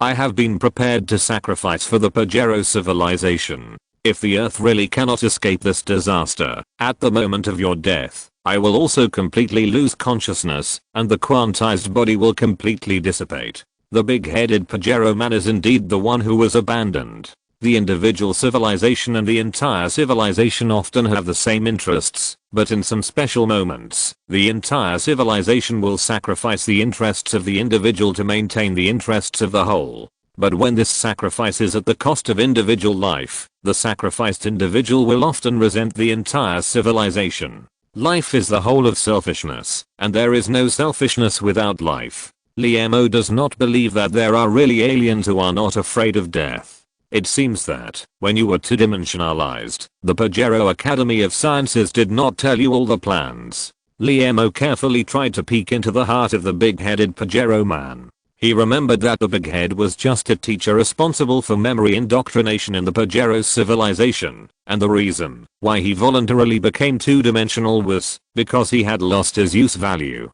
In the Pajero civilization, individuals without value cannot survive. No. Big Head Pajero seemed a little confused, whispering, at that time, they just told me that after 2-dimensionalization, I will become the savior of Pajero civilization. After successfully completing the task, I will be engraved on the civilization monument and become a hero admired by thousands of people. Although 2-dimensionalization cannot be reversed, I will have a longer life than normal Pajero people. So, I will take the risk to participate in the experiment. It is indeed like this. Liemo's heart is very calm. The big head in his mind is just a hot-blooded young man who has been fooled. This method of Pajero civilization is not uncommon in the 1,000-year history of war on Earth. In a brutal war 100 years ago, the hot-blooded young people on the island country were fooled by war profiteers, driving Special Zero fighters and turning into human bombs. However, Liemo is not going to point this out directly, because the reason why such hot-blooded young people are easily fooled is mainly because they do not have the ability to think independently. So, what he has to do now is to try his best to arouse the big-head Pajero people's awe of life. Thinking of this, Liemo simply sat down cross-legged and began to chat with Big-Head like a close brother. Big-Head, do you have parents? No. Although we big-head Pajero people also have spouses, we have lost the ability to reproduce in the process of evolution. All newborns are from the breeding base of Pajero Academy of Sciences. The big-head Pajero people gave an unqualified answer. Liemo sighed and said sadly, I do. I was born in a working-class family. My father is a smelter in Mengcheng steel plant. His daily job is to cast the freshly made steel into various tools before it solidifies. The temperature in the smelting workshop is as high as more than 50 degrees Celsius. Working at such a high temperature is like being in a steam room. His clothes are never dry every day. Even so, in order to save money for me to go to school, he has to work overtime until late at night every night. At this point, his longing for his parents made him burst into tears and sob. Alas, said the big-headed Pajero man on the platform, moved by the scene, you have a good father. According to the history of Pajero's civilization, in the early days of Pajero's civilization, the Pajero people were still under the rule of the Gilu beast. In order to protect their children, some elderly Pajeros scrambled to become food for the Gilu beast. Later scientists attributed this abnormal behavior to genetic selfishness. But I think it is a kind of love, a selfless and beautiful emotion. It's a pity that the beautiful emotion of love has disappeared in the Pajero civilization with the development of science and technology and the changes in society. Did you know? After every Pajero reaches adulthood, in order to ensure their obedience, the Pajero Academy of Sciences will imprint their thoughts in their minds. They can be happy, confused, and sad, but they cannot be angry and cannot raise any questions to the Pajero Academy of Sciences. Very good. The big-headed Pajero man is unknowingly revealing the privacy of the Pajero civilization. Liemo said, it's a pity that the father who gave birth to me, raised me, loved me and brought me up died in the catastrophe. Died under the debris of the moon. I express my most sincere apologies for your loss. The big-headed Pajero man hesitated. I didn't expect the Greystar people to actually launch the Star Destroyer cannon in advance. Obviously, the great Pajero scientist underestimated the hatred of the Greystar people. Liemo was shocked when he heard this, as if he was struck by thousands of lightning bolts at the same time, and he was stunned. The Pajero people know the origin of the spacecraft. The Pajero people not only know the origin of the spacecraft, but also know the weapons equipped on the spacecraft. Maybe the Greystar spacecraft is part of their conspiracy. However, Liemo knew that he must not extend the topic of the Greystar spacecraft at this moment, otherwise it would wake up the big head who was slowly entering the state. He began to guide, you only know how to cherish it after you lose it. Now I know that life is invaluable. Life is the only thing for living things. If you lose your life, you will always become a part of this dark universe and can never break free again. The grey fog on the high platform rolled violently, and the red light kept flashing. Do you know? The big-headed Pajero man deliberately lowered his voice and said mysteriously, since I was two-dimensionalized, came to Earth, and settled in your brain, many evil thoughts that were impossible to produce have arisen in my mind. For example, why should I sacrifice myself for the Pajero civilization? For example, why must the order of the Academy of Sciences be correct? For example, is it a just act for the Pajero people to wantonly slaughter the civilizations in the nearby starfields for their own development? For example, is it worth it for us Pajeros to do our best, spend unimaginable resources, and abandon the dignity of civilization, just to break through the threshold of level 5 civilization? On Earth, through your eyes, and through your ears, I have seen and heard too many things full of love. Compared with the cold Pajero civilization, perhaps human civilization is more in line with the definition of civilization. Liemo keenly noticed the emotionally out of control big head, and did not mention a void curse, but emphasized his own opinion that the Pajero Academy of Sciences abandoned the dignity of civilization in order to break through the level 5 civilization. What behavior is considered abandoning the dignity of civilization?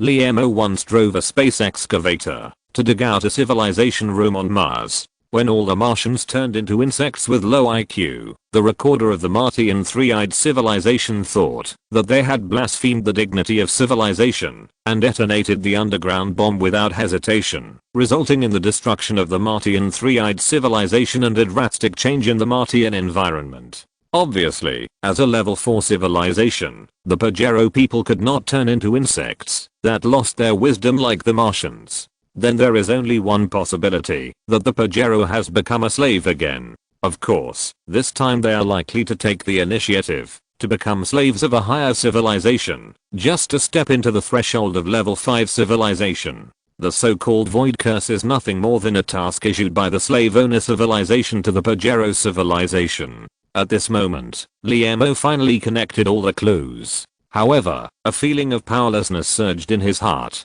Because in the face of absolute strength, all strategies are futile struggles. Now I only hope that this big head that has escaped the control of the Pajero civilization can reveal more useful information. It's a pity that human civilization, which is more in line with the definition of civilization, is about to be destroyed because of those hateful Pajero people. Liemo's words were full of endless vicissitudes, and he deliberately excluded the big-headed people from the Pajero people. Is this the essence of this cold universe? Only ruthless civilizations can survive? Too ridiculous. After saying that, he stared at the platform anxiously. The grey fog on the platform rolled violently as never before. The red light penetrated the grey fog, dyeing the entire grey fog space blood red. I'm sorry for what happened. The big-headed Pajero man gave an answer that made Liemo sad. Even if I tell you the complete plan of the Pajero Academy of Sciences now, the Earth will still not be able to escape the end of destruction. What's more, I only know a small part of it. This is an expected answer. Liemo stood up and laughed at the sky. Do you think I'm begging you? Wrong. The Pajero people may lose their dignity, but the people on Earth will definitely face death with a smile. After a moment, the smile on his face faded, and he pointed to the high platform in the grey fog. I just need you to answer a few questions truthfully. This is Liemo's real purpose. He has already formulated a complete plan for the Greystar spacecraft. However, due to the lack of necessary information, he is full of uneasiness about the feasibility of the plan. Because once it fails, more than 7 billion humans will be dead in an instant, and the brilliant human civilization will vanish. He does not need Big Head to provide substantial help, just to confirm some information. According to the general rules of the law of cosmic civilization, when facing questions raised by low-level civilizations, high-level civilizations can choose not to answer, but if they choose to answer, they can and can only use the correct answer. The big-headed Pajero repeated a passage from their first meeting. Liemo then remembered that when facing the questions he asked, Big Head did not answer directly, but prevaricate with various civilization stories. Now that I think about it, these civilization stories may be true, but there may be different ways to interpret them. Just like when the Moradic civilization upgraded to level 5, it needed the mysterious proton to hold the promotion ceremony. What is the mysterious proton? How to obtain the mysterious proton? For these key questions, the cunning Big Head skipped all, turning the whole story into a myth beyond imagination. However, from a logical point of view, since the Big Head Pajero people did not give a wrong answer, it was naturally not a violation. It seems that the general principles of cosmic civilization law is indeed a real rule in the universe, but powerful advanced civilizations can pay the price of violating it, and some weak civilizations are constantly looking for loopholes in it. Does the void really exist? Liemo asked the first question.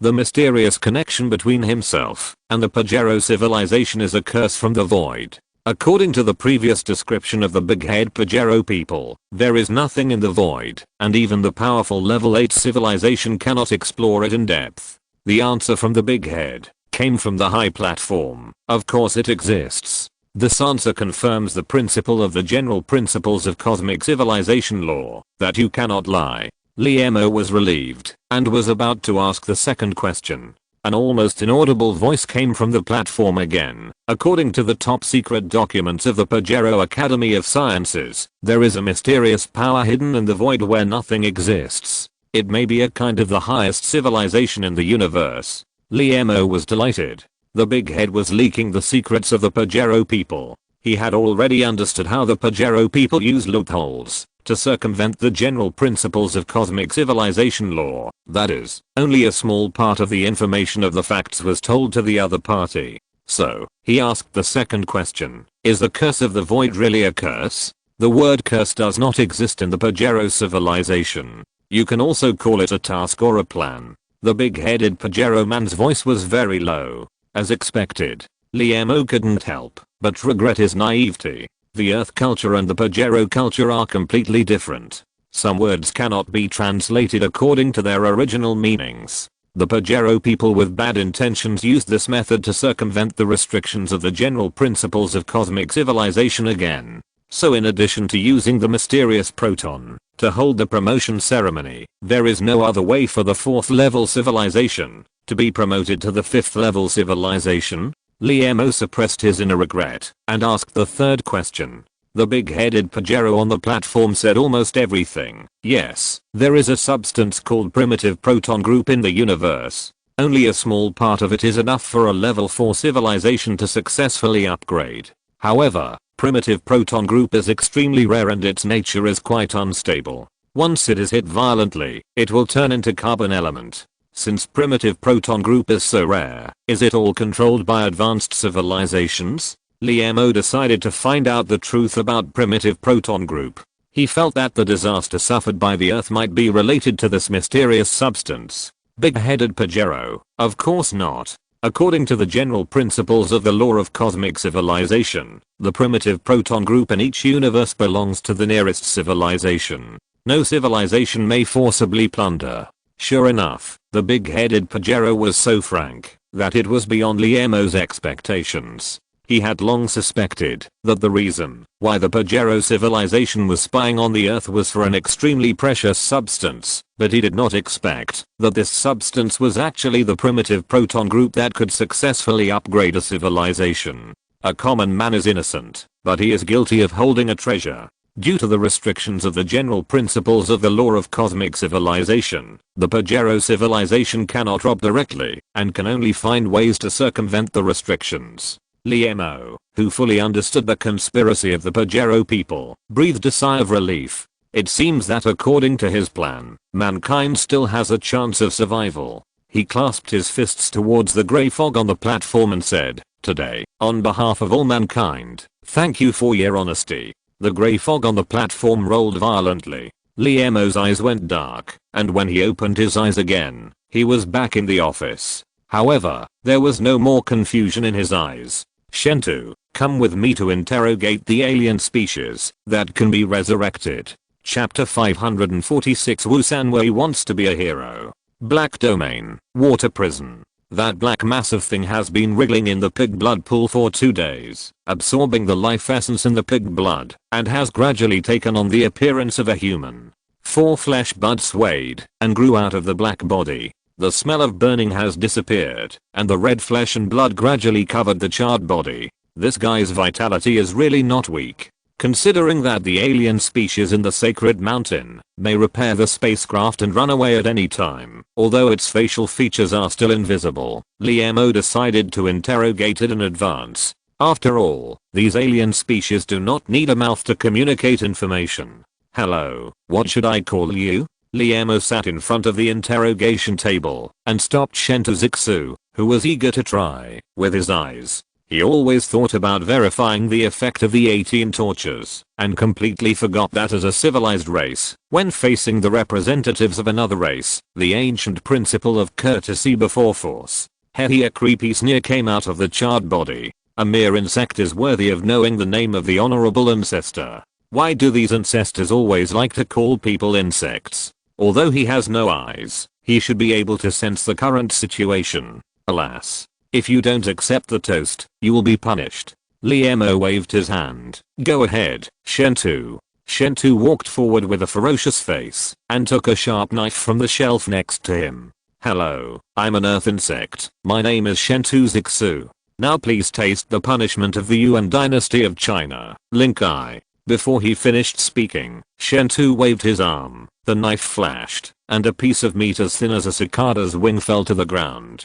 Liemo was stunned. This butcher has a great knife skill. The charred body trembled and exclaimed, "What are you going to do?" "What?" Chen Shuxian completely got into the role and snorted, "Of course I'm going to cut you into pieces." This is a torture used in ancient China to deal with people who committed heinous crimes. The executioner uses a sharp knife to cut off the flesh of the prisoner bit by bit. In order to ensure that the prisoner does not die prematurely, the government will also prepare mountain ginseng to keep him alive. Generally, after 3 days and 3 nights of execution, the prisoner is cut into more than 3,000 pieces amidst his miserable cries. The executioner is considered qualified. However, with your TSUI physique, you will recover after each cut. At least you can hold on for more than 10 years. Just live here. I'm preparing to train a group of apprentices. When I'm satisfied, let them practice. The charred body shook violently, wishful thinking. I'm a great ancestor. How could I be afraid of such barbaric punishments as yours? Liemo couldn't help but sigh in his heart. A dead duck is stubborn. Shentu, please continue. I can't stand such a bloody scene. He stood up and walked outside. Chen Shuxian's face was full of joy when he heard this, and he was about to swing the knife again. Wait. A sad whine broke out from the charred body. We can make a deal. Deal. Liemo was ecstatic, but his face remained calm. He was not sure whether this Silas guy had other means of detection. He returned to the interrogation table and sat down again, saying in a contemptuous tone, "Only valuable people are worth trading. What qualifications do you have as a slave of Shuxian?" Liemo knew that the most critical point in the negotiation was to overwhelm the other party with momentum. Now it was not him who needed the information of Shuxian, but this charred body that needed to use the information in exchange for being spared from physical pain. Hehe, another strange laugh came out of the charred body. Chen Shuxian snorted, waved the sharp knife, and cut off a piece of flesh from him.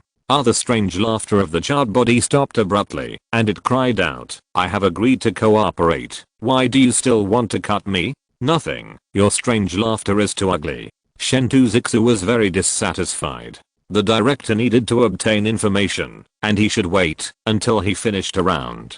This guy has such a strong vitality, he won't be killed so easily. The charred body was speechless. Liemo tapped the table with his fingers. "Okay. Since you are willing to trade, you should tell me your name first." The charred body kept squirming, and it seemed a little reluctant. Shen waved the knife again, and it stammered, "I'm the high priest of the sacred mountain, Huongata Kofi, the authentic ancestor." It was indeed an ancestor, and Liemo was not surprised at all. "So, you are one of the batch that came to Earth on a spacecraft from Mars?" The ancestor Kofi squirmed again. "You actually know the mother planet of our ancestors?" Chen Shuxian next to him was also surprised. He didn't expect that the aliens were from Mars, and the director seemed to have known this information for a long time. "Of course, I know much more than you think." Liemo recalled the records in the blood book and continued, "For example, there are not many of your ancestors left.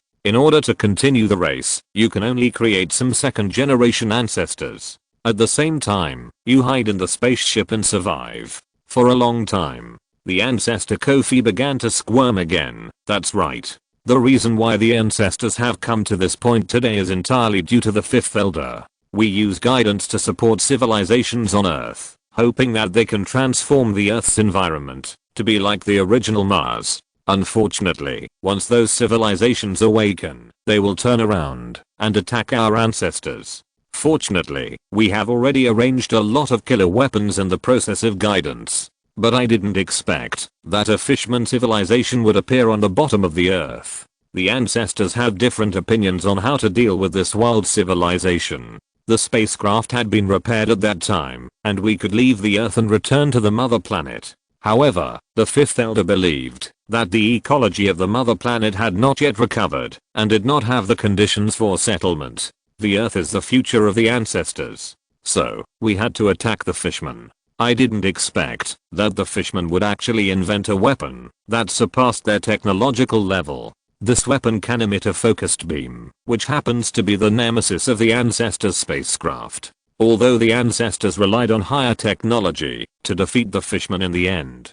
But the spacecraft was damaged in the explosion. and had to be repaired again. It seems that the fifth elder should be the real high priest of the ancestors, and the ancestors seem to have different opinions. Liemo patted the table. Very good, you have proved your sincerity. Now you can put forward the conditions. Ancestor Kofi, life. Although I have lived for millions of years, I still don't want to face death. I can tell you everything about the ancestors. The only requirement is to save your own life. Life is selfish. Liemo's heart was at peace. He stood up, walked in front of the ancestor Kofi, and said in a tempting tone, "Now, tell me everything you know." Earth Defense Agency, Director's Office. The morning sun shines through the window, filling the office with light gold. Liemo flipped through a thick stack of interrogation records, his eyes full of uncontrollable excitement. Ancestor Kofi is too cooperative. He explained everything in the sacred mountain in detail, even the gossip about the fifth elder.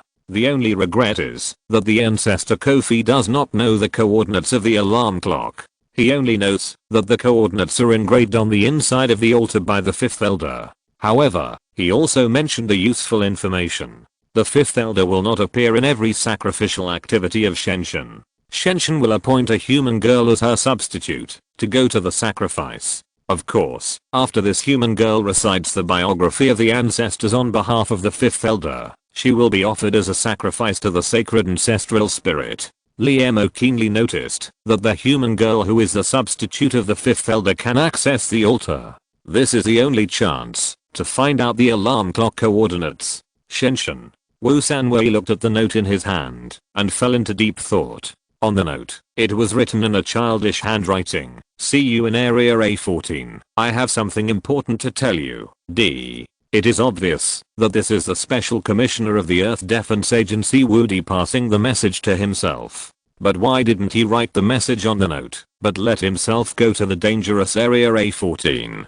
Area A14 is located next to Area A13, and the two are connected by a long and narrow cave. Unlike the tranquility of Area A13, Area A14 is an abandoned biological experiment area. There are modified organisms abandoned by Shuxian for millions of years. Although most of those modified organisms have died due to lack of food, some of them are still alive with tenacious vitality. In Shuxian, one of the punishments of the Grey Robe Supervisor on the slaves of Shuxian is to exile them to Area A14 and let them fend for themselves. Is Woody afraid that he will expose his identity and deliberately let himself die? Wu Sanwei immediately denied this idea. In Shuxian, as a Grey Robe, it is too easy for Woody to make a slave disappear silently. There is no need to deliberately use a method that can easily expose his identity, such as sending a note. Why is that? Thinking, he crumpled the note into a ball, stuffed it into his mouth, and chewed it slowly.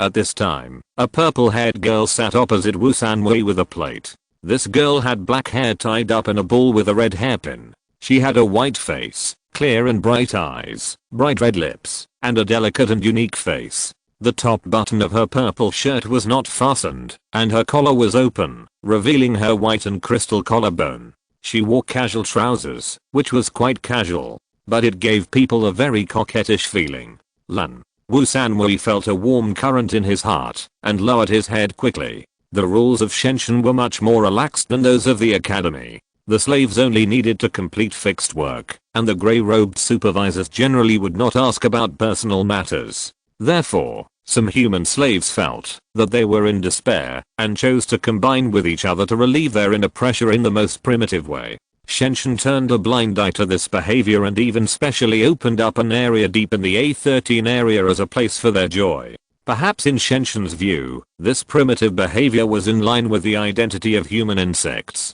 "Are you so scared of me?" Wu Sanwei raised his head when he heard Lan's soft voice. It can be seen that a simple outfit has been carefully matched. The seemingly ordinary clothes show her good figure to the fullest. She is tall and has a height of more than 1.8 meters. She is well nourished, has long and straight legs, and has an excellent figure. Coupled with her charming beauty, she can definitely attract most of the attention. The little girl has grown up. Wu Sanwei looked away. "No, I just can't get used to your clothes." In his previous impression, Lan always wore a purple robe without makeup. Unexpectedly, there would be such a beautiful scenery under the bloated robe. Lang was obviously very satisfied with his reaction, and her beautiful eyes curved into crescents. In fact, we can completely put down the heavy burden on our bodies and enjoy the beauty of the world. Is she going to learn from those happy men and women? Wu Sanwo's heart beat violently, and his face flushed.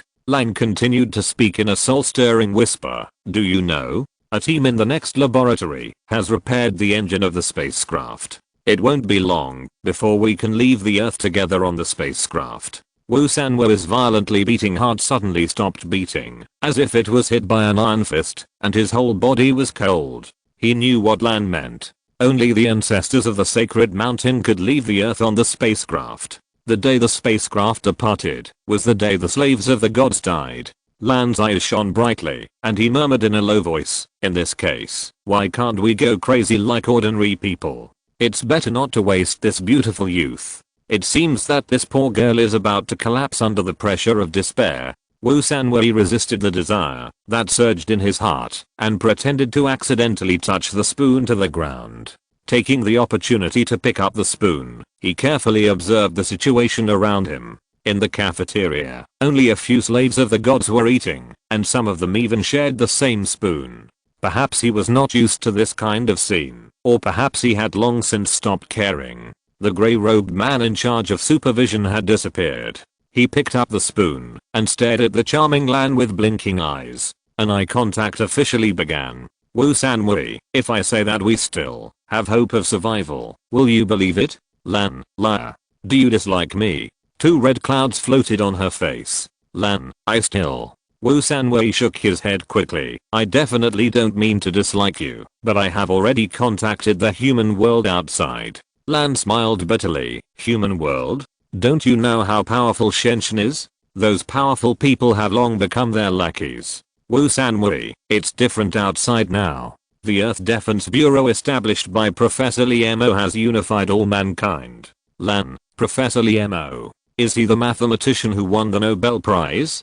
Wu Sanwei, yes, that's him. Of course, the reasons for the establishment of the Earth Defense Bureau are very complicated, and a few words cannot explain it clearly, but I have indeed contacted the people of the Earth Defense Bureau. Lan, I believe you. But why don't they rush into Shenzhen to save us? Wu Sanwei, because of the alarm clock. Shenzhen has deployed a weapon in outer space that is powerful enough to destroy the Earth. Before the Earth Defense Agency destroys the alarm clock, they dare not risk destroying the Earth and forcefully attack Shenzhen. Lan, so your goal now is to find the coordinates of the alarm clock. Wu Sanwei, so smart. An hour later, Wu Sanwei ate the cold rice on the plate under Lan's gentle gaze, but his heart was burning. Which man doesn't want to be a hero? Terrible A14 area, here I come. If you're listening to this novel on a channel other than Fanfic World, it means they downloaded and uploaded it without effort. We cordially invite you to visit our channel, Mundo Fanfic Novelos. There you'll find the original version of this story and you can explore many other novels of various genres.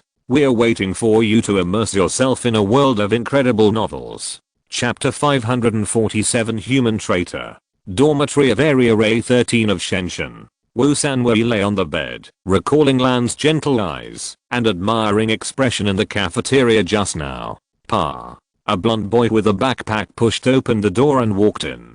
His livid face showed that he was in a very bad mood. Wu, this job can't be done. He was Wu Sanwei's roommate, Franklin, a genius engineer from Country M. Franklin threw his backpack on the single bed, picked up a bottle of green thick nutrient, and took a gulp, and said angrily, you don't know yet? Today, the grey-robed supervisor has once again advanced the launch plan of the spacecraft. Order us to complete the repair work of the spacecraft within 2 months. Wu Sanwei was stunned when he heard this, and his heart tightened. The launch plan was advanced. Did they find something? He stood up, took out a box with carved patterns from the locker, opened it carefully, and a fragrance came to his face. Inside the box lay a fist-sized green apple. Wu Sanwei's eyes flashed with reluctance, but he finally took out the apple and handed it to the blonde youth. Franklin, this is my share for this month. He pointed to his teeth and said, you know I don't like sour food. Food is not in short supply in Shenzhen, and there is no limit on the amount of food each time, but there is only one kind of food, that is boiled beans. Only at the end of the month will the laboratory give out a fruit as a welfare, sometimes an orange, sometimes a banana. In short, there is only one. Franklin took the green apple and his face immediately lit up with joy. Woo, you are so nice. He wiped the apple with his hand and couldn't wait to take a big bite. His cheeks bulged and juice flowed from the corners of his mouth. It's delicious. Woo, do you know? Before the great disaster on Earth, my favorite fruit was apple. I was only 5 years old at that time. There was an orchard on our farm, which was full of apple trees. Every autumn, I would stand on my father's shoulders and pick one big apple after another from the apple tree. But, the damn nuclear war broke out and destroyed everything. We can only hide in this dark shelter like dirty rats. The apple was not big, and was swallowed in 3 or 5 bites. Franklin sat on the bed with his eyes closed, as if he was savoring the taste. Wu Sanwei pretended to ask casually, the spacecraft will be launched in a month. Franklin, is your maintenance team progressing quickly? Fast? Franklin opened his eyes and shook his head repeatedly. You know that strange alien spacecraft? It has a completely different power system from our Earth. Especially the outer shell of the spacecraft is made of a special strange protein. The substitute provided by your material group is not flexible enough to meet the standard at all. Hearing this, Wu Sanwei felt relieved. He deliberately added an active enzyme to the raw materials during the process of manufacturing the outer shell material. Although the material produced can completely pass the safety test, the flexibility will decrease after 48 hours. It seems that due to the substandard outer shell material, the repair progress of the alien spacecraft is still slow. Oh, Wu Sanwei asked in confusion. In that case, are you sure you can complete the repair on time? Franklin jumped off the bed and looked at him in surprise, with sympathy in his eyes. Woo, you don't know yet. The Bulgarian in Group 2 has developed a new foreign protein, which is better than your work in both firmness and flexibility. The grey robe supervisor has decided to mass produce it. He patted Wu Sanwei, who was stunned, and said, we are good friends, so I told you. Be careful. After saying that, Franklin fell asleep and snored soon. Wu Sanwei lay on the bed with his clothes on, expressionless, staring at the roof, and lost in thought. He had expected this situation. Shenshin never puts all eggs in the same basket.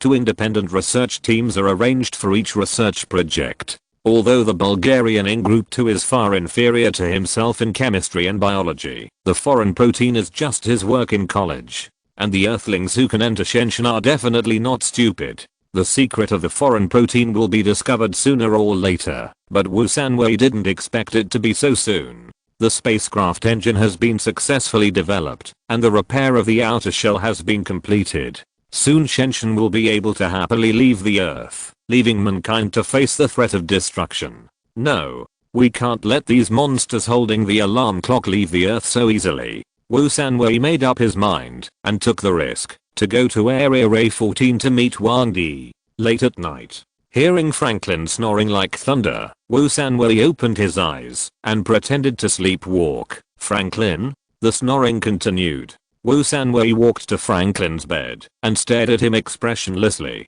The snoring continued. Wu Sanwei clenched his hand into a fist and hit Franklin's face fiercely. Of course, when he was 2 centimeters away from the face with closed eyes, his fist stopped steadily. The snoring continued.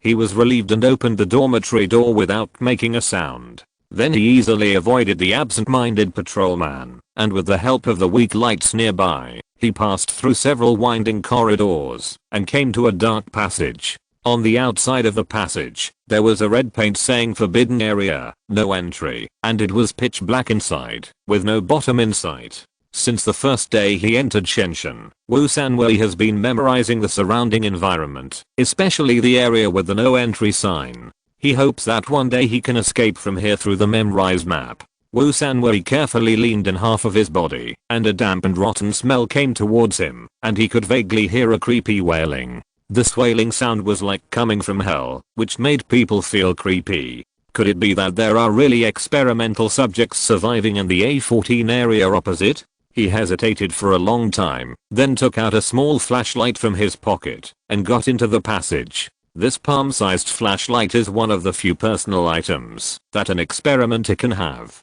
With the help of the dim light, he could clearly see the bright red stains on the ground and walls of the passage, and smelled a faint smell of blood in the humid air. This is a bright red passage. Obviously, something bad has happened here. Wu Sanwo's stomach was churning, he kept retching, and his flashlight was shaking violently. He wanted to retreat. At this time, a burst of hurried footsteps came from the dark passage behind him, which was particularly harsh in the silent passage. The footsteps were not loud, but every time they sounded, it was like a heavy hammer hitting Wu Sanwo's heart. God's slave? Grey robe supervisor? I was discovered. The footsteps disappeared, and a sneer came from behind him. It was the grey robe supervisor. Wu Sanwo fell into the abyss all of a sudden, and the air around him became heavy, and he couldn't breathe.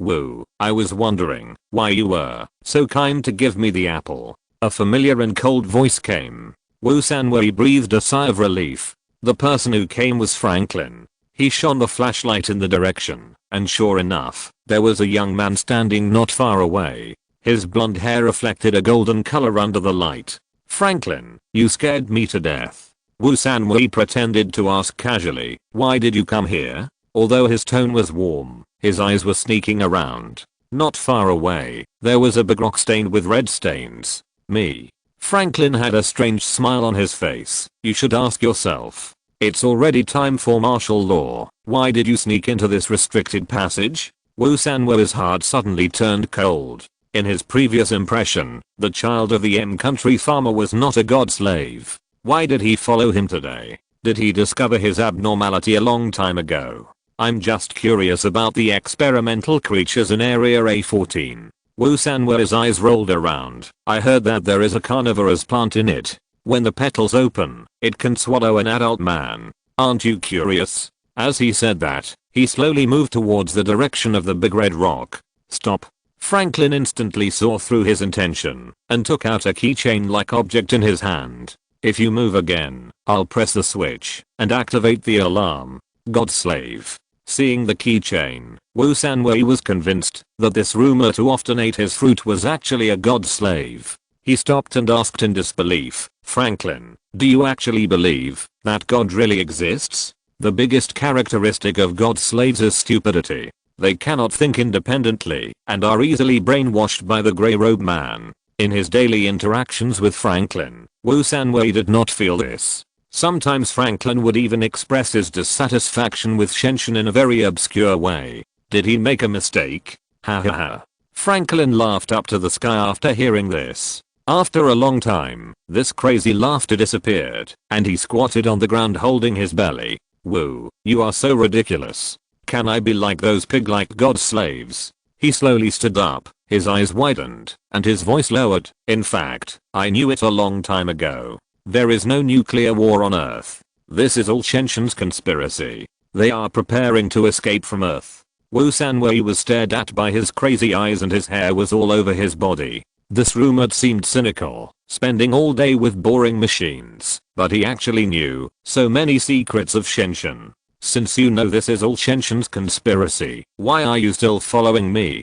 Do you know what I'm doing? Facing a crazy rumor, there is always room for relaxation in a Shen slave. Wu Sanwo decided to reveal a little about his plan, and even develop Franklin into his own. Is it important? Franklin was not as curious as expected, but sneered. I don't care what you are going to do. I don't want to know your plan. I don't even care about Chen Shuxian's conspiracy. I only know that, if I hand you over to the grey robe supervisor, I can officially join Chen Shuxian. I can survive. Officially join Chen Shuxian. Wu Sanwo's heart trembled, and he only then understood Franklin's intention. There is a well-known rule in Chen Shuxian: expose. Any Shen slave can expose others' violations to Chen Shuxian. Once Chen Shuxian verifies, the informant will automatically obtain the qualification to join Chen Shuxian. Of course, the violation of the person being exposed must be serious enough, such as attempting to escape or sneaking into a forbidden area. Aren't you curious? Franklin stared at the keychain in his hand with greed in his eyes. I'm a poor student with an IQ of no more than 200, and I have not given up my self-awareness and the determination to become a running dog. How did you graduate from the academy? In this hellish academy, only students who are qualified to graduate can walk out alive.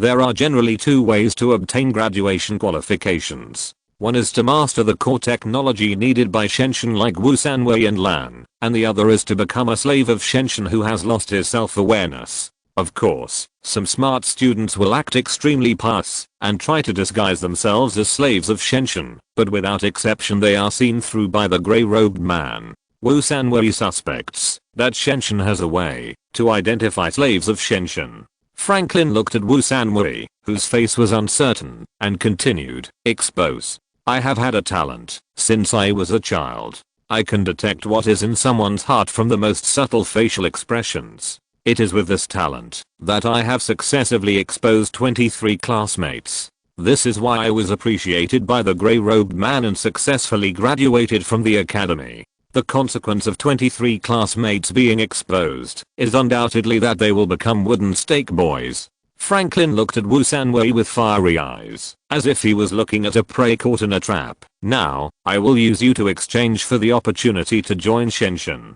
They will definitely be interested in a slave who dares to enter the Forbidden Land. The spaceship will be repaired soon, and I can escape from the Earth with the grey-robed man." Facing this scum among humans, Wu Sanwei cursed fiercely. "Traitor. Traitor?" Franklin was not angry, but his face flushed, as if he was praised. "When I first exposed it, the grey-robed teacher also said this word. He said that Shuxian hopes that I will become a traitor to mankind. Now let this human traitor send you on your way." As he said, he slowly pressed the button on the keychain, raised his head, and prepared to appreciate the final despair of the prey. Unfortunately, he was disappointed. Wu Sanwei did not have the slightest look of despair, but stared excitedly behind him. Not good. Franklin felt a gust of fishy wind coming from behind him. He turned his head, only to see a group of black shadows rushing towards him from the air. He felt a sharp pain in his neck, and could no longer make a sound. The dark green eyes belonged to the grey-robed supervisor. Why? Wu Sanwei could not bear to look at the bloody scene in front of him, and turned his head away. After a long time, it was long enough for the grey-robed supervisor to finish his meal, and he turned his head back. A thin black shadow squatted beside Franklin with a complicated expression. He didn't eat. A cut was bitten on the neck of the human traitor Franklin, revealing blurred flesh and blood, and bright red juice flowed all over the ground. Wu Sanwei endured the discomfort brought by the bloody smell and asked timidly, "Wang Di, the only one who could appear here in time and use such a cruel attack to help himself was the special envoy of the Earth Defense Agency, the traitor of Shuxian, Mr. Wang Di." Chapter 548. Damn Wang Di. In the dim light, a tall and thin young man in a grey robe looked at the food lying on the ground. The bright red juice that had a fatal attraction to him in the past now smelled fishy. He smiled bitterly and said, "What did the damn Mo do to me? It's ridiculous that an ancestor can't eat." The big stone in Wu Sanwei's heart fell to the ground with a bang, and the heavy air around him began to flow again. "Wang Di, I'm dead. You're dead too." Although Wang Di got rid of Franklin, he clearly remembered that there was still a claw in his stomach that could monitor at all times. At this moment, maybe the grey-robed supervisor has discovered something unusual. More than a decade of forbearance, more than a decade of persistence, more than a decade of living in a cowardly way, just like this, was destroyed by a human traitor. Wu Sanwei felt mixed emotions in his heart, with sadness, anger, and even relief. Maybe dying like this is also a good choice. The wooden stake boy is right. No one can walk out of the academy alive. Wang Di shook his head and walked over. After not seeing him for a few days, he seemed to have lost a lot of weight. He had a handsome face, two thin eyebrows, a pair of bright eyes, a high nose bridge, and bright red lips. Wu Sanwei realized that this special envoy of the Earth Defense Agency seemed to have the hobbies of a special envoy. He couldn't help but take a step back. "We won't die." Wang Di said something that made Wu Sanwei excited and puzzled. He took out a black box from his pocket, and the green indicator light on the box flashed. "I have been following you. Not long after you left the dormitory, this guy followed you stealthily. You idiot didn't notice it. I really don't know how you survived all these years. There is hope." Wu Sanwei's body relaxed and almost collapsed to the ground. "This is a shielding device. I didn't expect you to be following us all the time." He suddenly thought of a key question, and his eyes were full of doubts. Since you can follow me, why did you choose the location of transmitting intelligence in Area A14? This behavior is completely asking for trouble, and may be discovered by the grey-robed supervisor at any time. Wan Di did not answer immediately, but squatted down again, dipped a little red juice with his finger, and put it into his mouth. Wu Sanwei's eyes widened with curiosity. He still didn't give up. Sure enough, as soon as the red juice dripped into his mouth, Wan Di's face changed drastically, and he covered his stomach and vomited, as if he had swallowed an extremely smelly unknown excrement. This shouldn't be the case. In Wu Sanwei's impression, the second generation ancestors always enjoy eating living people alive. In their eyes, human flesh and juice are a kind of delicacy. And today, facing this delicacy, Wan Di has vomited twice. There is something wrong with his body. Combined with what he just mentioned, that this is Professor Liemo's masterpiece, Wu Sanwei understands that the Earth Defense Agency has done something to this second generation ancestor, causing it to lose its former temperament. Wan Di squatted on the ground and vomited. The action was so violent that Wu Sanwei was really worried that he would vomit out his intestines. But strangely, Wu Sanwei didn't smell the smell of vomit. He stood up and looked curiously. Sure enough, although Wan Di vomited violently with a painful expression, the ground was extremely clean, without a single piece of food residue. His stomach was empty. After a long time, the creepy vomiting sound finally disappeared. Wan Di stood up and wiped the sweat from his forehead. Weak and powerless, this is why I asked you to enter Area A14. Wu Sanwei was puzzled. As you can see, there is something wrong with my body. Area A14, there is medicine. A strange smile appeared on Wan Di's face. This smile was cold and evil, which made Wu Sanwei shudder. He asked timidly, aren't you a grey robe? You can enter and exit the sacred mountain freely. What's more, I just agreed to cooperate with the Earth Defense Bureau to obtain the coordinates of the alarm clock, not your slave. Perhaps it was this unexpected stubbornness that surprised Wan Di. He stared at Wu Sanwei with his snake-like eyes. Wu Sanwei raised his head bravely. He had just figured it out. Dying here might be a way to get rid of it. Wan Di's eyes burst into an inexplicable brilliance, and he smiled bitterly inside. You humans are really a strange species. There are slaves who have lost their self-awareness and only have their ancestors in their eyes. There is also that despicable traitor just now. And there is someone like you who is so stubborn and fearless of death. No wonder you forced the ancestors into a dead end. Wu Sanwei did not feel proud of receiving such praise. In his opinion, the grey-robed man in front of him was planning an invisible conspiracy. This conspiracy may endanger the entire human world. Wan Di sighed. Well, I will go to Area A14 by myself and be killed by those guards. Then, the method to obtain the coordinates will disappear forever in the darkness. Wu Sanwei was shocked. This time the information turned out to be the method to obtain the coordinates. And judging from the situation, if he did not help Wan Di get the medicine, he would not reveal a single word. Thinking of this, he couldn't help but feel a little relieved. After all, destroying the alarm clock and then destroying the sacred mountain is his ultimate goal. He looked sincere. We should be honest. I'm not a slave of God.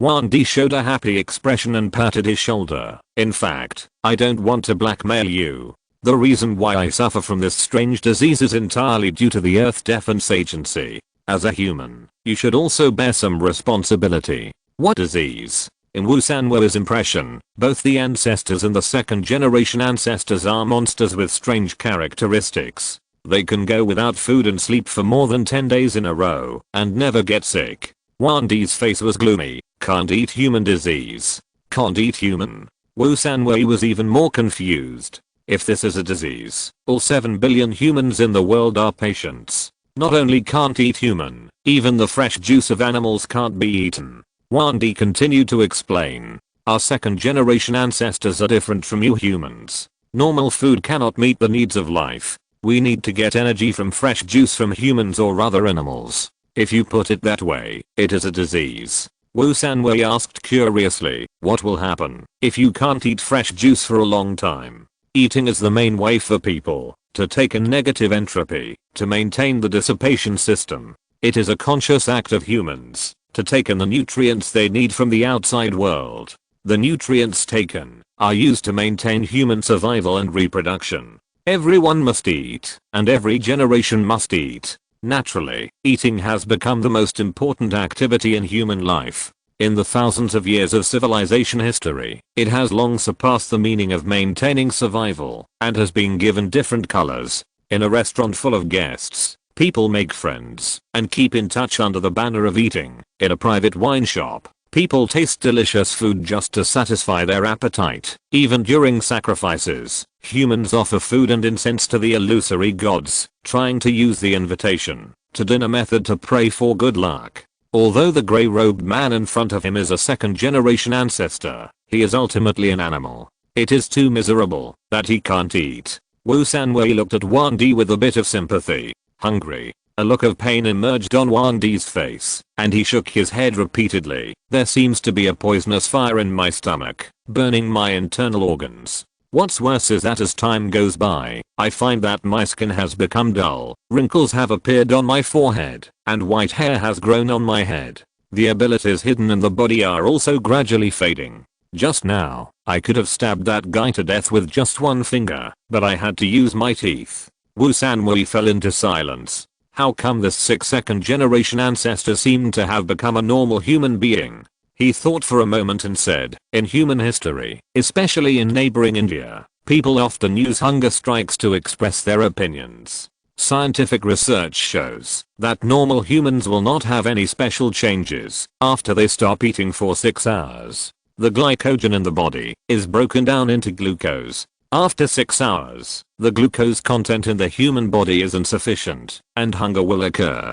A state called ketosis is formed between 6 hours and 72 hours. The brain breaks down fat to generate energy in order to seek energy. After 72 hours, the human body breaks down protein to generate energy, and muscles begin to decline. Bone density decreases. After 7 days, due to the lack of vitamins, minerals, etc., the immune system declines. The human body becomes prone to illness and enters the death stage. Mr. Wan Di, all your current behaviors are very similar to those of normal humans, so I think you should stick to it. As he spoke, Wu Sanwei noticed that Wan Di's face was not good, and his eyes became fierce. He lowered his head and whispered, at least before entering the death stage, your life will not be in danger. Wan Di looked at him fiercely, and took out a glass bottle from his pocket, which was filled with a brown liquid. Do you mean, I will become a human? Become food? Wu Sanwei looked at Franklin, who was smoking, in silence. Although the two of them had a strange cooperative relationship, the man in front of him was not a human after all. After a while, the smoke dissipated, leaving only a pool of thick mucus on the ground, and Franklin disappeared without a trace in this world. Let's go, I need to get the medicine before dawn. Wan Di had lost interest in chatting, and took out a grey robe from his backpack. Put this on. The grey robe was large, and felt extremely cold to the touch, with a feeling of natural silk. Wu Sanwei put the grey robe on his body, leaving only his head outside. The two walked along the passage, and Wan Di told him some secrets of Area A14. This abandoned biological experiment area was just a cover for Chen Shuxian to deceive Shenu. In fact, an important target was imprisoned inside, and it was strictly guarded. After walking for about 5 kilometers, they saw a glimmer of light at the end of the darkness. There are 10 guards in A14, all of them are second-generation ancestors. Wan Di bent down and pointed at the exit of the passage. There are 2 guards at the exit. I need you to walk over in a swagger and attract their attention. Wu Sanwei imitated him and bent down as well. Is your method feasible? What if these 2 guards kill me indiscriminately as soon as they meet? Wan Di patted his shoulder and lowered his voice. If that happens, I will kill the guard behind me myself, take out the medicine, and then find the coordinates of the alarm clock for you. When the Earth Defense Bureau breaks through the sacred mountain, I will report your achievements to them in full and truthfully. I think directly Emma will have engraved your name on the 3-pointed monument of human heroes. Wu Sanwei felt a chill in his heart. The reason why this second-generation ancestor needed his help was just to be a bait.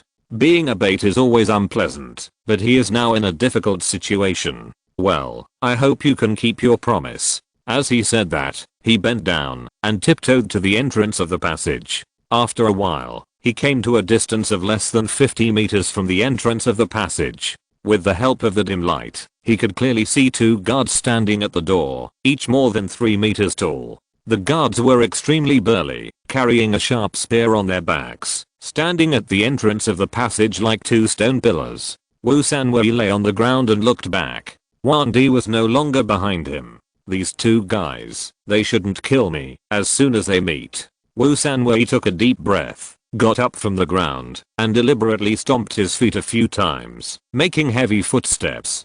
Gilu. Gilu. The 2 guards at the entrance of the passage were instantly startled. They shouted in distinct divine language and rushed into the passage. They were very fast. After a while, Wu Sanwei could already smell the bloody and rotten smell emanating from the guards' mouths. He raised his hands high and shouted in divine language, "Don't be impulsive. I was sent by the master in my hometown." The guards stopped and looked at each other in surprise. The old master? Isn't he following the high priest to conduct an important experiment? Why would he issue an order to you?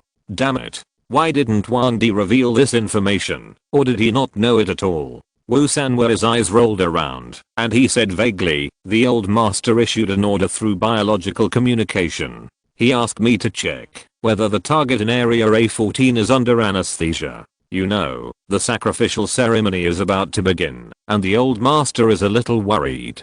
He extracted some information that was indistinguishable from Wang Di's words. As soon as these words came out, the 2 guards immediately became furious. "Nonsense. How could the old master communicate directly with you, a 2nd-generation ancestor?" Suddenly, they realized something. "No. You smell of flesh and blood. You are human." Wu Sanwei only then saw that his trouser legs were stained with Franklin's blood at some point. Careless. Human. Damn it. The 2 guards burst into a roar, waving their spears and rushed over. They strode on the stone slabs of the passage, and the ground shook for a moment. In the dim light, the spear flashed black light and exuded the breath of death. Wu Sanwei cursed in his heart. Damn Wang Di. Chapter 549 Man-made objects. Facing the flying spear, Wu Sanwei almost smelled the breath of death. Damn Wang Di. Why hasn't he appeared yet? Is he really going to abandon me? This was the 2nd time Wu Sanwei faced death tonight. He was less panicked and more calm. In a flash, he even saw clearly that the flying spear was stained with bright red stains. These guards are too unreasonable and unhygienic. They never wash their weapons. He seemed to see billions of bacteria on the flashing spear tip.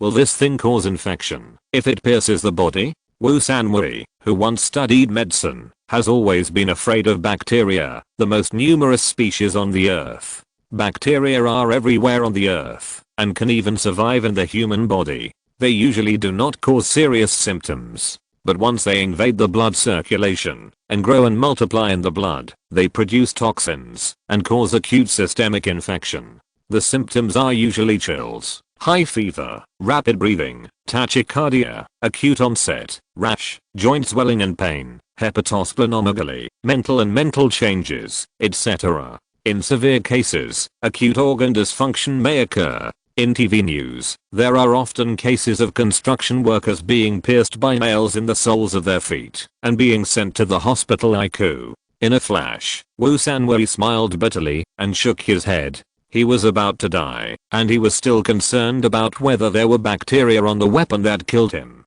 It was really stupid. He did not close his eyes and wait for death, but clenched his fists. He was ready to hit the guard's face with his fist when the spear pierced his body, so that he could also taste the iron fist of humans. A gust of fishy wind whistled, and Wu Sanwei could already feel the tip of the spear piercing his chest. Suddenly, shua, in the dimness, 2 black lights crossed the sky, and the death spear suddenly stagnated in midair. The 2 tall guards covered their necks and were about to make incredible exclamations, but there was no sound in an instant because the 2 basketball-sized heads had already rolled to the ground. The copper bell-sized eyes on the basketballs were still flashing with extremely shocked eyes. Bright red flowed all over the ground, and the disgusting smell of blood filled the entire passage. The 2 guards stretched out their hands in vain and struggled for a moment. Without the command of the brain, the tall bodies like stone pillars could no longer maintain balance and fell to the ground with a bang. At this time, Wu Sanwei, who had escaped death, came to his senses, and a thin figure appeared at the end of the passage. It was Wang Di. He was holding a black knife in his hand, and the blade was shining darkly. This black knife looked very heavy, because Wang Di was panting loudly, and his arms were shaking violently. The knife fell off and silently sank into the stone floor of the passage. "Are you okay?" Wu Sanwei struggled to stand up. The sudden appearance of Wang Di made him feel warm. "It's okay." Wang Di bent over, gasping for breath, with big beads of sweat oozing from his forehead. "I didn't expect that this body has become so weak, and I'm sorry to scare you." Wu Sanwei still remembered the two black lights that cut through the space. They were beyond the power of humans. He understood everything immediately. Wang Di should have been hiding in the darkness for a long time, secretly accumulating strength. However, because he was sick and lost his former strength, he had to use the sky-breaking blow at the critical moment to save his life. Unconsciously, Wu Sanwei looked at Wang Di with a little more trust in his eyes. After a long time, Wang Di stood up, pulled out the black knife inserted into the ground, and sighed. "In the past, I could beat 10 of these guards." 10 bragging. Wu Sanwei looked at the two stone pillar-like corpses lying on the ground, and suddenly thought of something, and asked, "Aren't these guards the second-generation ancestors?" In his impression, the second-generation ancestors are usually like normal humans. Only through evolution can they change their bodies and display various strange abilities. They? Unworthy. Wang Di took out a glass bottle with brown liquid from his pocket again, and sprinkled the liquid on the guards' bodies. These guards are man-made. Although they have a certain IQ, they have no soul. They are made by the biotechnology of the ancestors in the old family. Man-made. Wu Sanwei looked at the rapidly disappearing guard bodies and felt extremely sorry. If a part of the tissue fragments could be cut off for a search, perhaps we could get a glimpse of the ancestors' biotechnology from them. The Big Tree spaceship, Professor John with unlimited lifespan, the second-generation ancestors who can display strange abilities, and the guards who have no soul and will only obey orders absolutely. The ancestors have reached the level of perfection in the use of biotechnology. What a pity. Wu Sanwei kept shaking his head, with a look of regret on his face. What? Wang Di seemed to have seen something, and a strange smile appeared on his face. Want to take them back? Take them back? How to take such a big one? Wu Sanwei shook his head repeatedly. "I don't need so many. I just want a small piece of artificial tissue. Want to copy this kind of guard?" Wang Di looked disdainful. "You humans are still full of tricks. But I warn you, you can't touch this kind of thing. It has a high probability of getting out of control." Wu Sanwei said perfunctorily. His main purpose now is to get the coordinates of the alarm clock, and of course it is impossible to conduct biological research. Have a good rest. Wang Di glanced at the watch on his hand, his face serious. "It's less than 4 hours before dawn. We must set off immediately. Shenshin is hidden in an underground cave, and sunlight naturally cannot shine here. However, at the top of the cave, Shenshin has installed an artificial sun composed of tens of thousands of high-energy LED lights. At 6 o'clock every morning, the artificial sun will light up on time, illuminating the entire cave with incomparable light. At this time, the grey-robed supervisor will appear in the dormitory and count the number of slaves." Wu Sanwei followed Wang Di's steps and walked out of the passage carefully, only to find that at the end of the passage, there was a new passage. Wu Sanwei did not have the same cat's eye as Wang Di, so he could only take out a small flashlight from his pocket. He waved the flashlight in his hand, and when he saw that Wang Di did not notice it, he turned it on. The dim light immediately dispelled the darkness, and the surrounding scene made him stunned for a moment. The walls of the new passage are made of black rocks, and the ground is paved with grey slates. There are strange symbols engraved on the walls and the ground. These symbols are not divine language. Of course, the reason why Wu Sanwei was stunned was not these, but that this passage was exactly the same as the previous one. "What are you in a daze?" Unknowingly, Wang Di had walked a long way. "Is this area A14? Wu Sanwei hurriedly followed, wondering, why is it like a maze? In the darkness, Wan Di's green eyes blinked, and he walked quickly. Did Grey Robe tell you that Area A14 is the abandoned biological experiment area of Shenzhen? Yes. He also warned us that there are still some experimental products left in Area A14, which are very dangerous. Wu Sanwei forced himself to speed up to keep up. In his mind, the ancestors were very good at biotechnology, and it was normal to build a professional biological experiment area. It was also understandable that accidents happened in the biological experiment area and the beasts inside got out of control. Therefore, Wu Sanwei never had any doubts about Area A14. It was not until he was in it and looked at the same passage in front of him, twisting and turning, that he had a little doubt in his heart. This place did not look like a biological experiment area, but like a maze. Heh, Wan Di said sarcastically. For so many years, the textbooks of Shenzhen have not changed. Shenzhen is keen on biological experiments, but have you forgotten what our food is? Humans, animals, and experimental products. Wu Sanwei suddenly realized that there might really be a biological experiment area in Shenzhen, but those grey-robed people would never allow out-of-control creatures to exist, because those out-of-control creatures are their food. That's right. Wan Di was very satisfied with this human's brain. Although humans taste the most delicious, in order to avoid attracting the attention of the human world, the high priest has always strictly prohibited the second generation of ancestors from going out hunting. And most of the god slaves living in Shenzhen have special value and cannot be enjoyed at will. So, the eliminated animals in the biological experiment area have become delicacies in the eyes of the grey-robed people. In the dark, Wan Di explained while walking quickly. The passage is not straightforward. Sometimes it will split into two or even more identical forks. Faced with a maze-like fork, he can always choose the right route without hesitation. Wu Sanwei followed behind him, thinking, obviously, this is not the first time Wan Di has come here. After passing two forks in the road, Wan Di continued to explain, this is a prison. Prison? Wu Sanwei couldn't help but slow down his pace and asked timidly, does the existence of a prison in the God Mountain?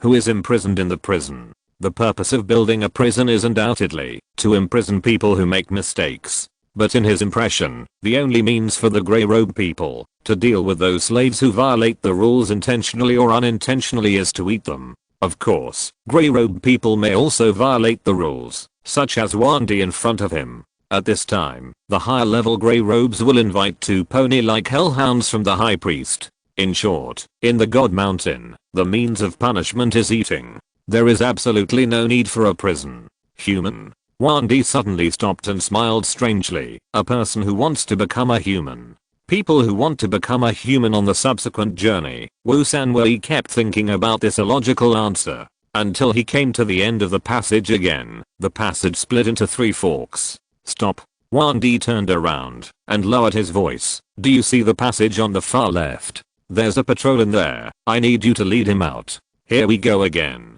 Wu Sanwei was still in shock from what had just happened. If Wan Di had shown up a little later, he would have been dead. He asked in confusion, your black knife is so powerful. Why don't you just rush in and chop the guards into pieces? Do you think I don't want to? Wan Di explained in a low voice, of course, I might have been able to do it in my prime. But, as you can see, I'm sick now, because of your Human Defense Bureau. Wu Sanwei's heart was filled with 1,000 alpaca horses galloping through. What is our Human Defense Bureau? However, he wanted to refute, opened his mouth, but couldn't make a sound, because he was a human, and Wan Di was just a second-generation ancestor. It was rare for him to risk informing humans. The most critical point is that the only weakness of man-made objects is the fragile neck. If the attack misses, it will immediately start biological communication, and we'll be dead. Wan Di saw his timidity and continued to explain. Wu Sanwei took a deep breath, thought for a moment, and stared at the dark passage not far away. Each passage is about 500 meters long. Where are the guards? Although the two guards who died just now were tall and strong, they seemed a little clumsy and not very fast. If he was closer to the entrance of the passage, his chance of survival would be much higher. I can't be sure about this. Wan Di patted his shoulder, but don't worry, there is only one guard this time. I just need to swing a knife. As long as the guard appears at the entrance of the passage, I will take action immediately. Wu Sanwei took another look at the dark passage not far away, nodded heavily, and crept in. This passage is exactly the same as the previous one, and he will not fall even in the dark. Wu Sanwei tried not to make any sound, and groped forward in the dark 100 meters 200 meters. He silently calculated the distance in his heart 300 meters. The guard still did not appear, and Wu Sanwei's heart could not help but go cold. Escaping from 500 meters and escaping from 100 meters are very different in difficulty. I can't be so unlucky. Thinking that Wang Di had already ambushed at the entrance of the passage, if he retreated, he might be killed by a knife. Wu Sanwei had no choice but to bite the bullet and continue to sneak. Just when he was ready to run for 500 meters, he suddenly heard a clanging sound in the darkness not far away. Guard. Wu Sanwei took a deep breath and yelled, "Fuck you." Then, he turned around without hesitation and ran out of the passage. His heart was beating violently, his blood vessels suddenly expanded, and his legs moved rapidly at a frequency he had never seen before. Even in such a tense state, Wu Sanwei still heard a vague gurgling coming from behind him. Then there was a huge sound of footsteps. The passage was shaking and shaking. Obviously, the walls and the ground were specially reinforced. Although they were shaking violently, there was no sign of collapse. Wu Sanwei was relieved. After all, being buried here was not a fun thing. 300 meters 200 meters. The end of the passage was already vaguely visible. Wu Sanwei thought that maybe, after leaving the sacred mountain, he should sign up for a 500-meter long distance race. Maybe he could get a good result 100 meters. Wu Sanwei was full of excitement. He was about to succeed. Suddenly, he heard a buzzing sound behind him. He couldn't help but look back and was immediately shocked. In the darkness, a spear with a cold light flashed through the air. This guard also has the skill of long-range attack. In a flash, the spear had already rushed to his back. Wu Sanwei tried to dodge sideways, but his legs, which were running at high speed, had lost control. The next moment. Chapter 550 Wang Di's purpose. The next moment. Get down. Wu Sanwei heard a thunderous cry. He reacted instantly and braked decisively. His body lost control in high-speed motion and fell flat on his face. His fragile and weak mouth collided directly with the hard grey stone floor. A crisp click sound came from his mouth, and a piercing pain was instantly fed back to his brain along his gums. A tooth was broken. One or two. Wu Sanwei's mouth was full of blood, and he lay on the ground, motionless. He held his breath, closed his mouth tightly, cut off the way oxygen entered his body, activated his special skills, and pretended to be dead. Perhaps these guards don't eat dead food.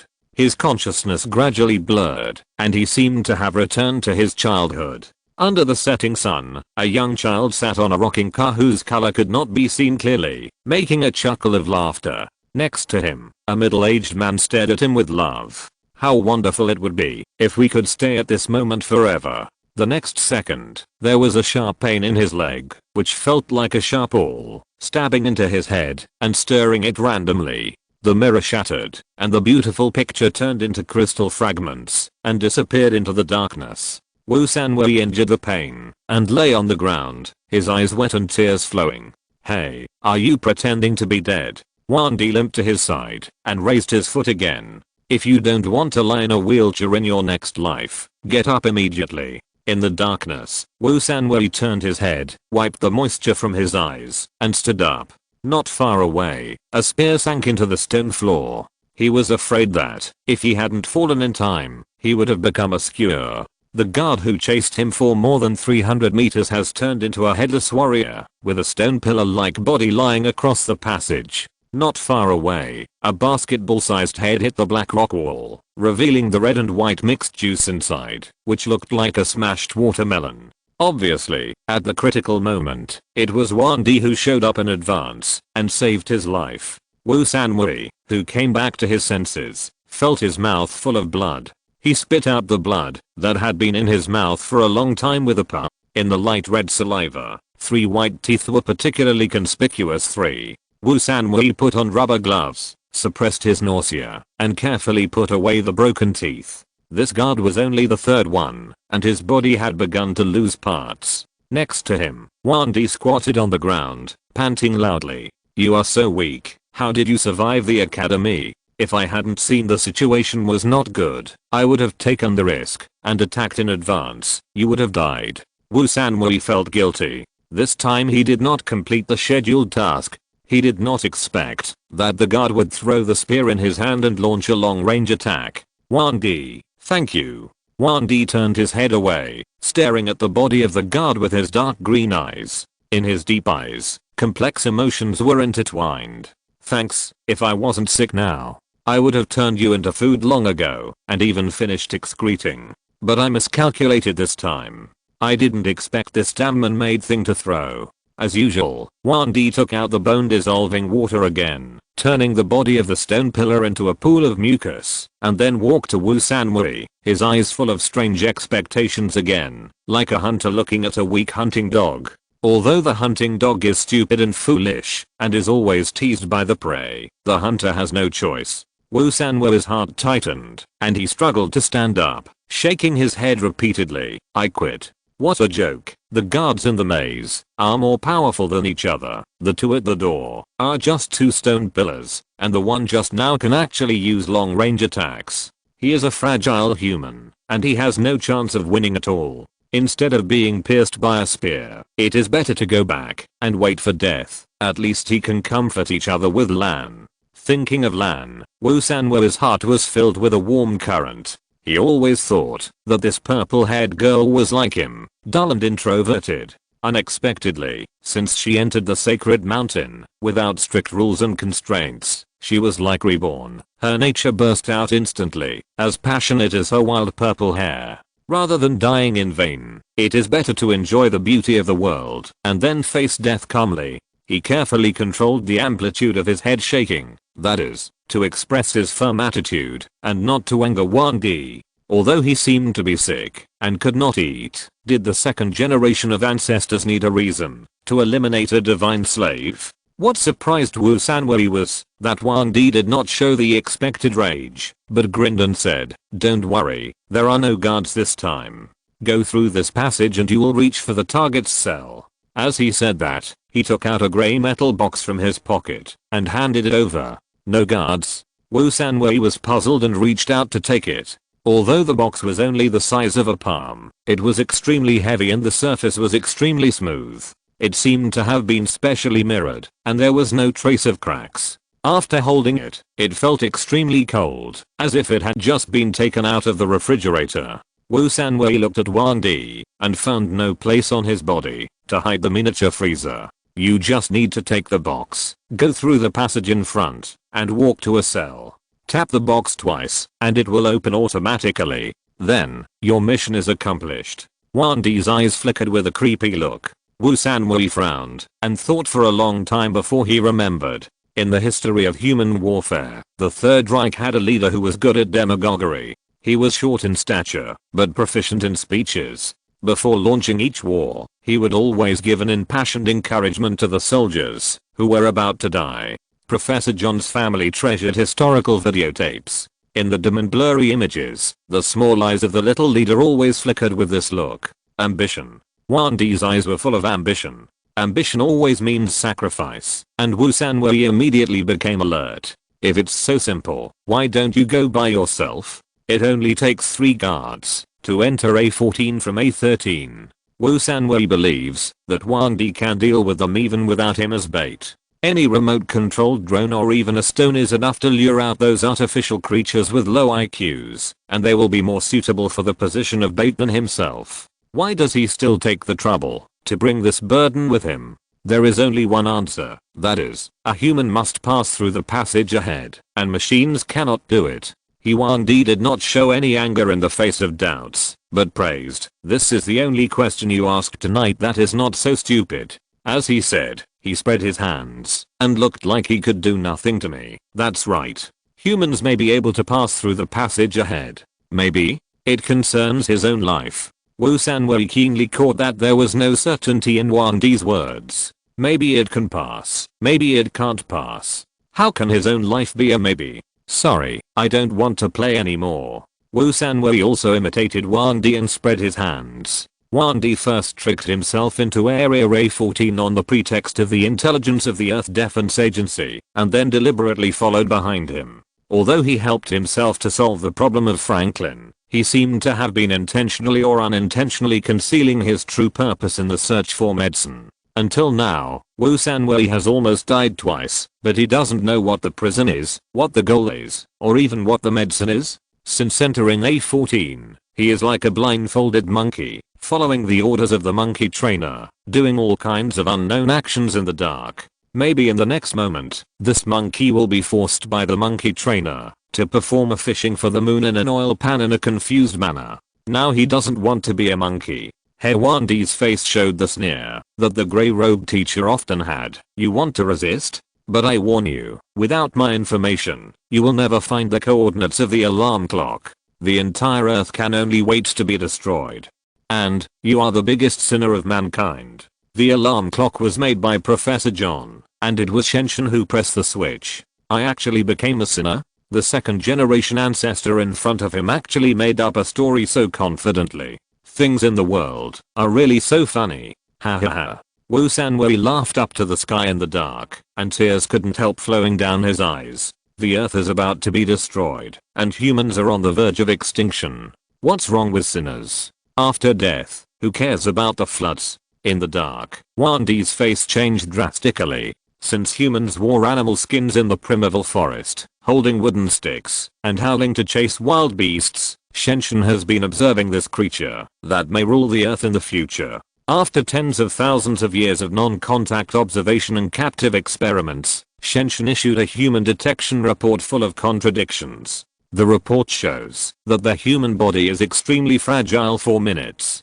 Once the human heart stops beating, the brain tissue will begin to lack oxygen. If the time exceeds 4 minutes, it will cause permanent damage to the brain tissue and even lead to death. But the ancestors can live normally for 100 years in an oxygen-deficient environment 72 hours. Humans will die if they don't eat or drink for 3 days and 3 nights. The ancestors who entered the dormant state can survive for 100 days without taking in nutrients from the outside world 116. Humans can only survive for 5 minutes at a temperature of 116. In short, the reason why humans can appear on the Earth is entirely the kindness of the Creator. However, through the thought test of 3000 primitive humans, Chen Shuxian obtained a completely opposite data. Human thoughts are very complex, full of strange changes, and have a natural anti-invasion mechanism. Even the fifth elder can only control an adult human by parasitism. Inability to invade means inability to control.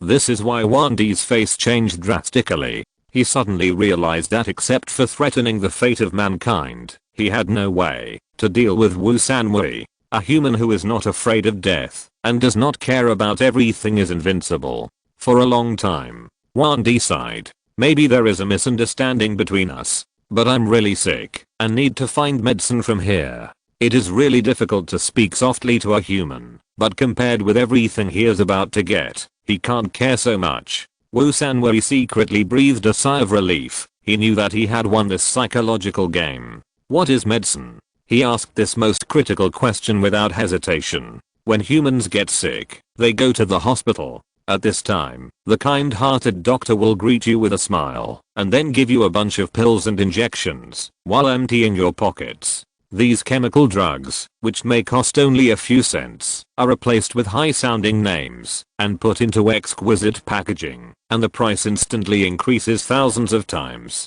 However, patients who are tortured by illness can only take out the few hard-earned money from their pockets, offer it with both hands, and have a grateful look on their faces. So what is the medicine used by the second-generation ancestors to treat diseases? Is there a doctor among them? Wan Di immediately gave an answer that Wu Sanwei could not think of even if he racked his brains. The medicine is the target in the prison. A real ancestor. The ancestor is medicine? Wan Di is crazy? Wu Sanwei couldn't help but take a step back. Although he is in the sacred mountain, he has not seen any ancestor so far. On weekdays, those grey-robed people who look down on humans, like insects, call themselves ancestors, but they are actually just second-generation ancestors. Second-generation ancestors are slaves of ancestors. There is actually a real ancestor in Area A14. Juan D actually wanted to use this ancestor as medicine.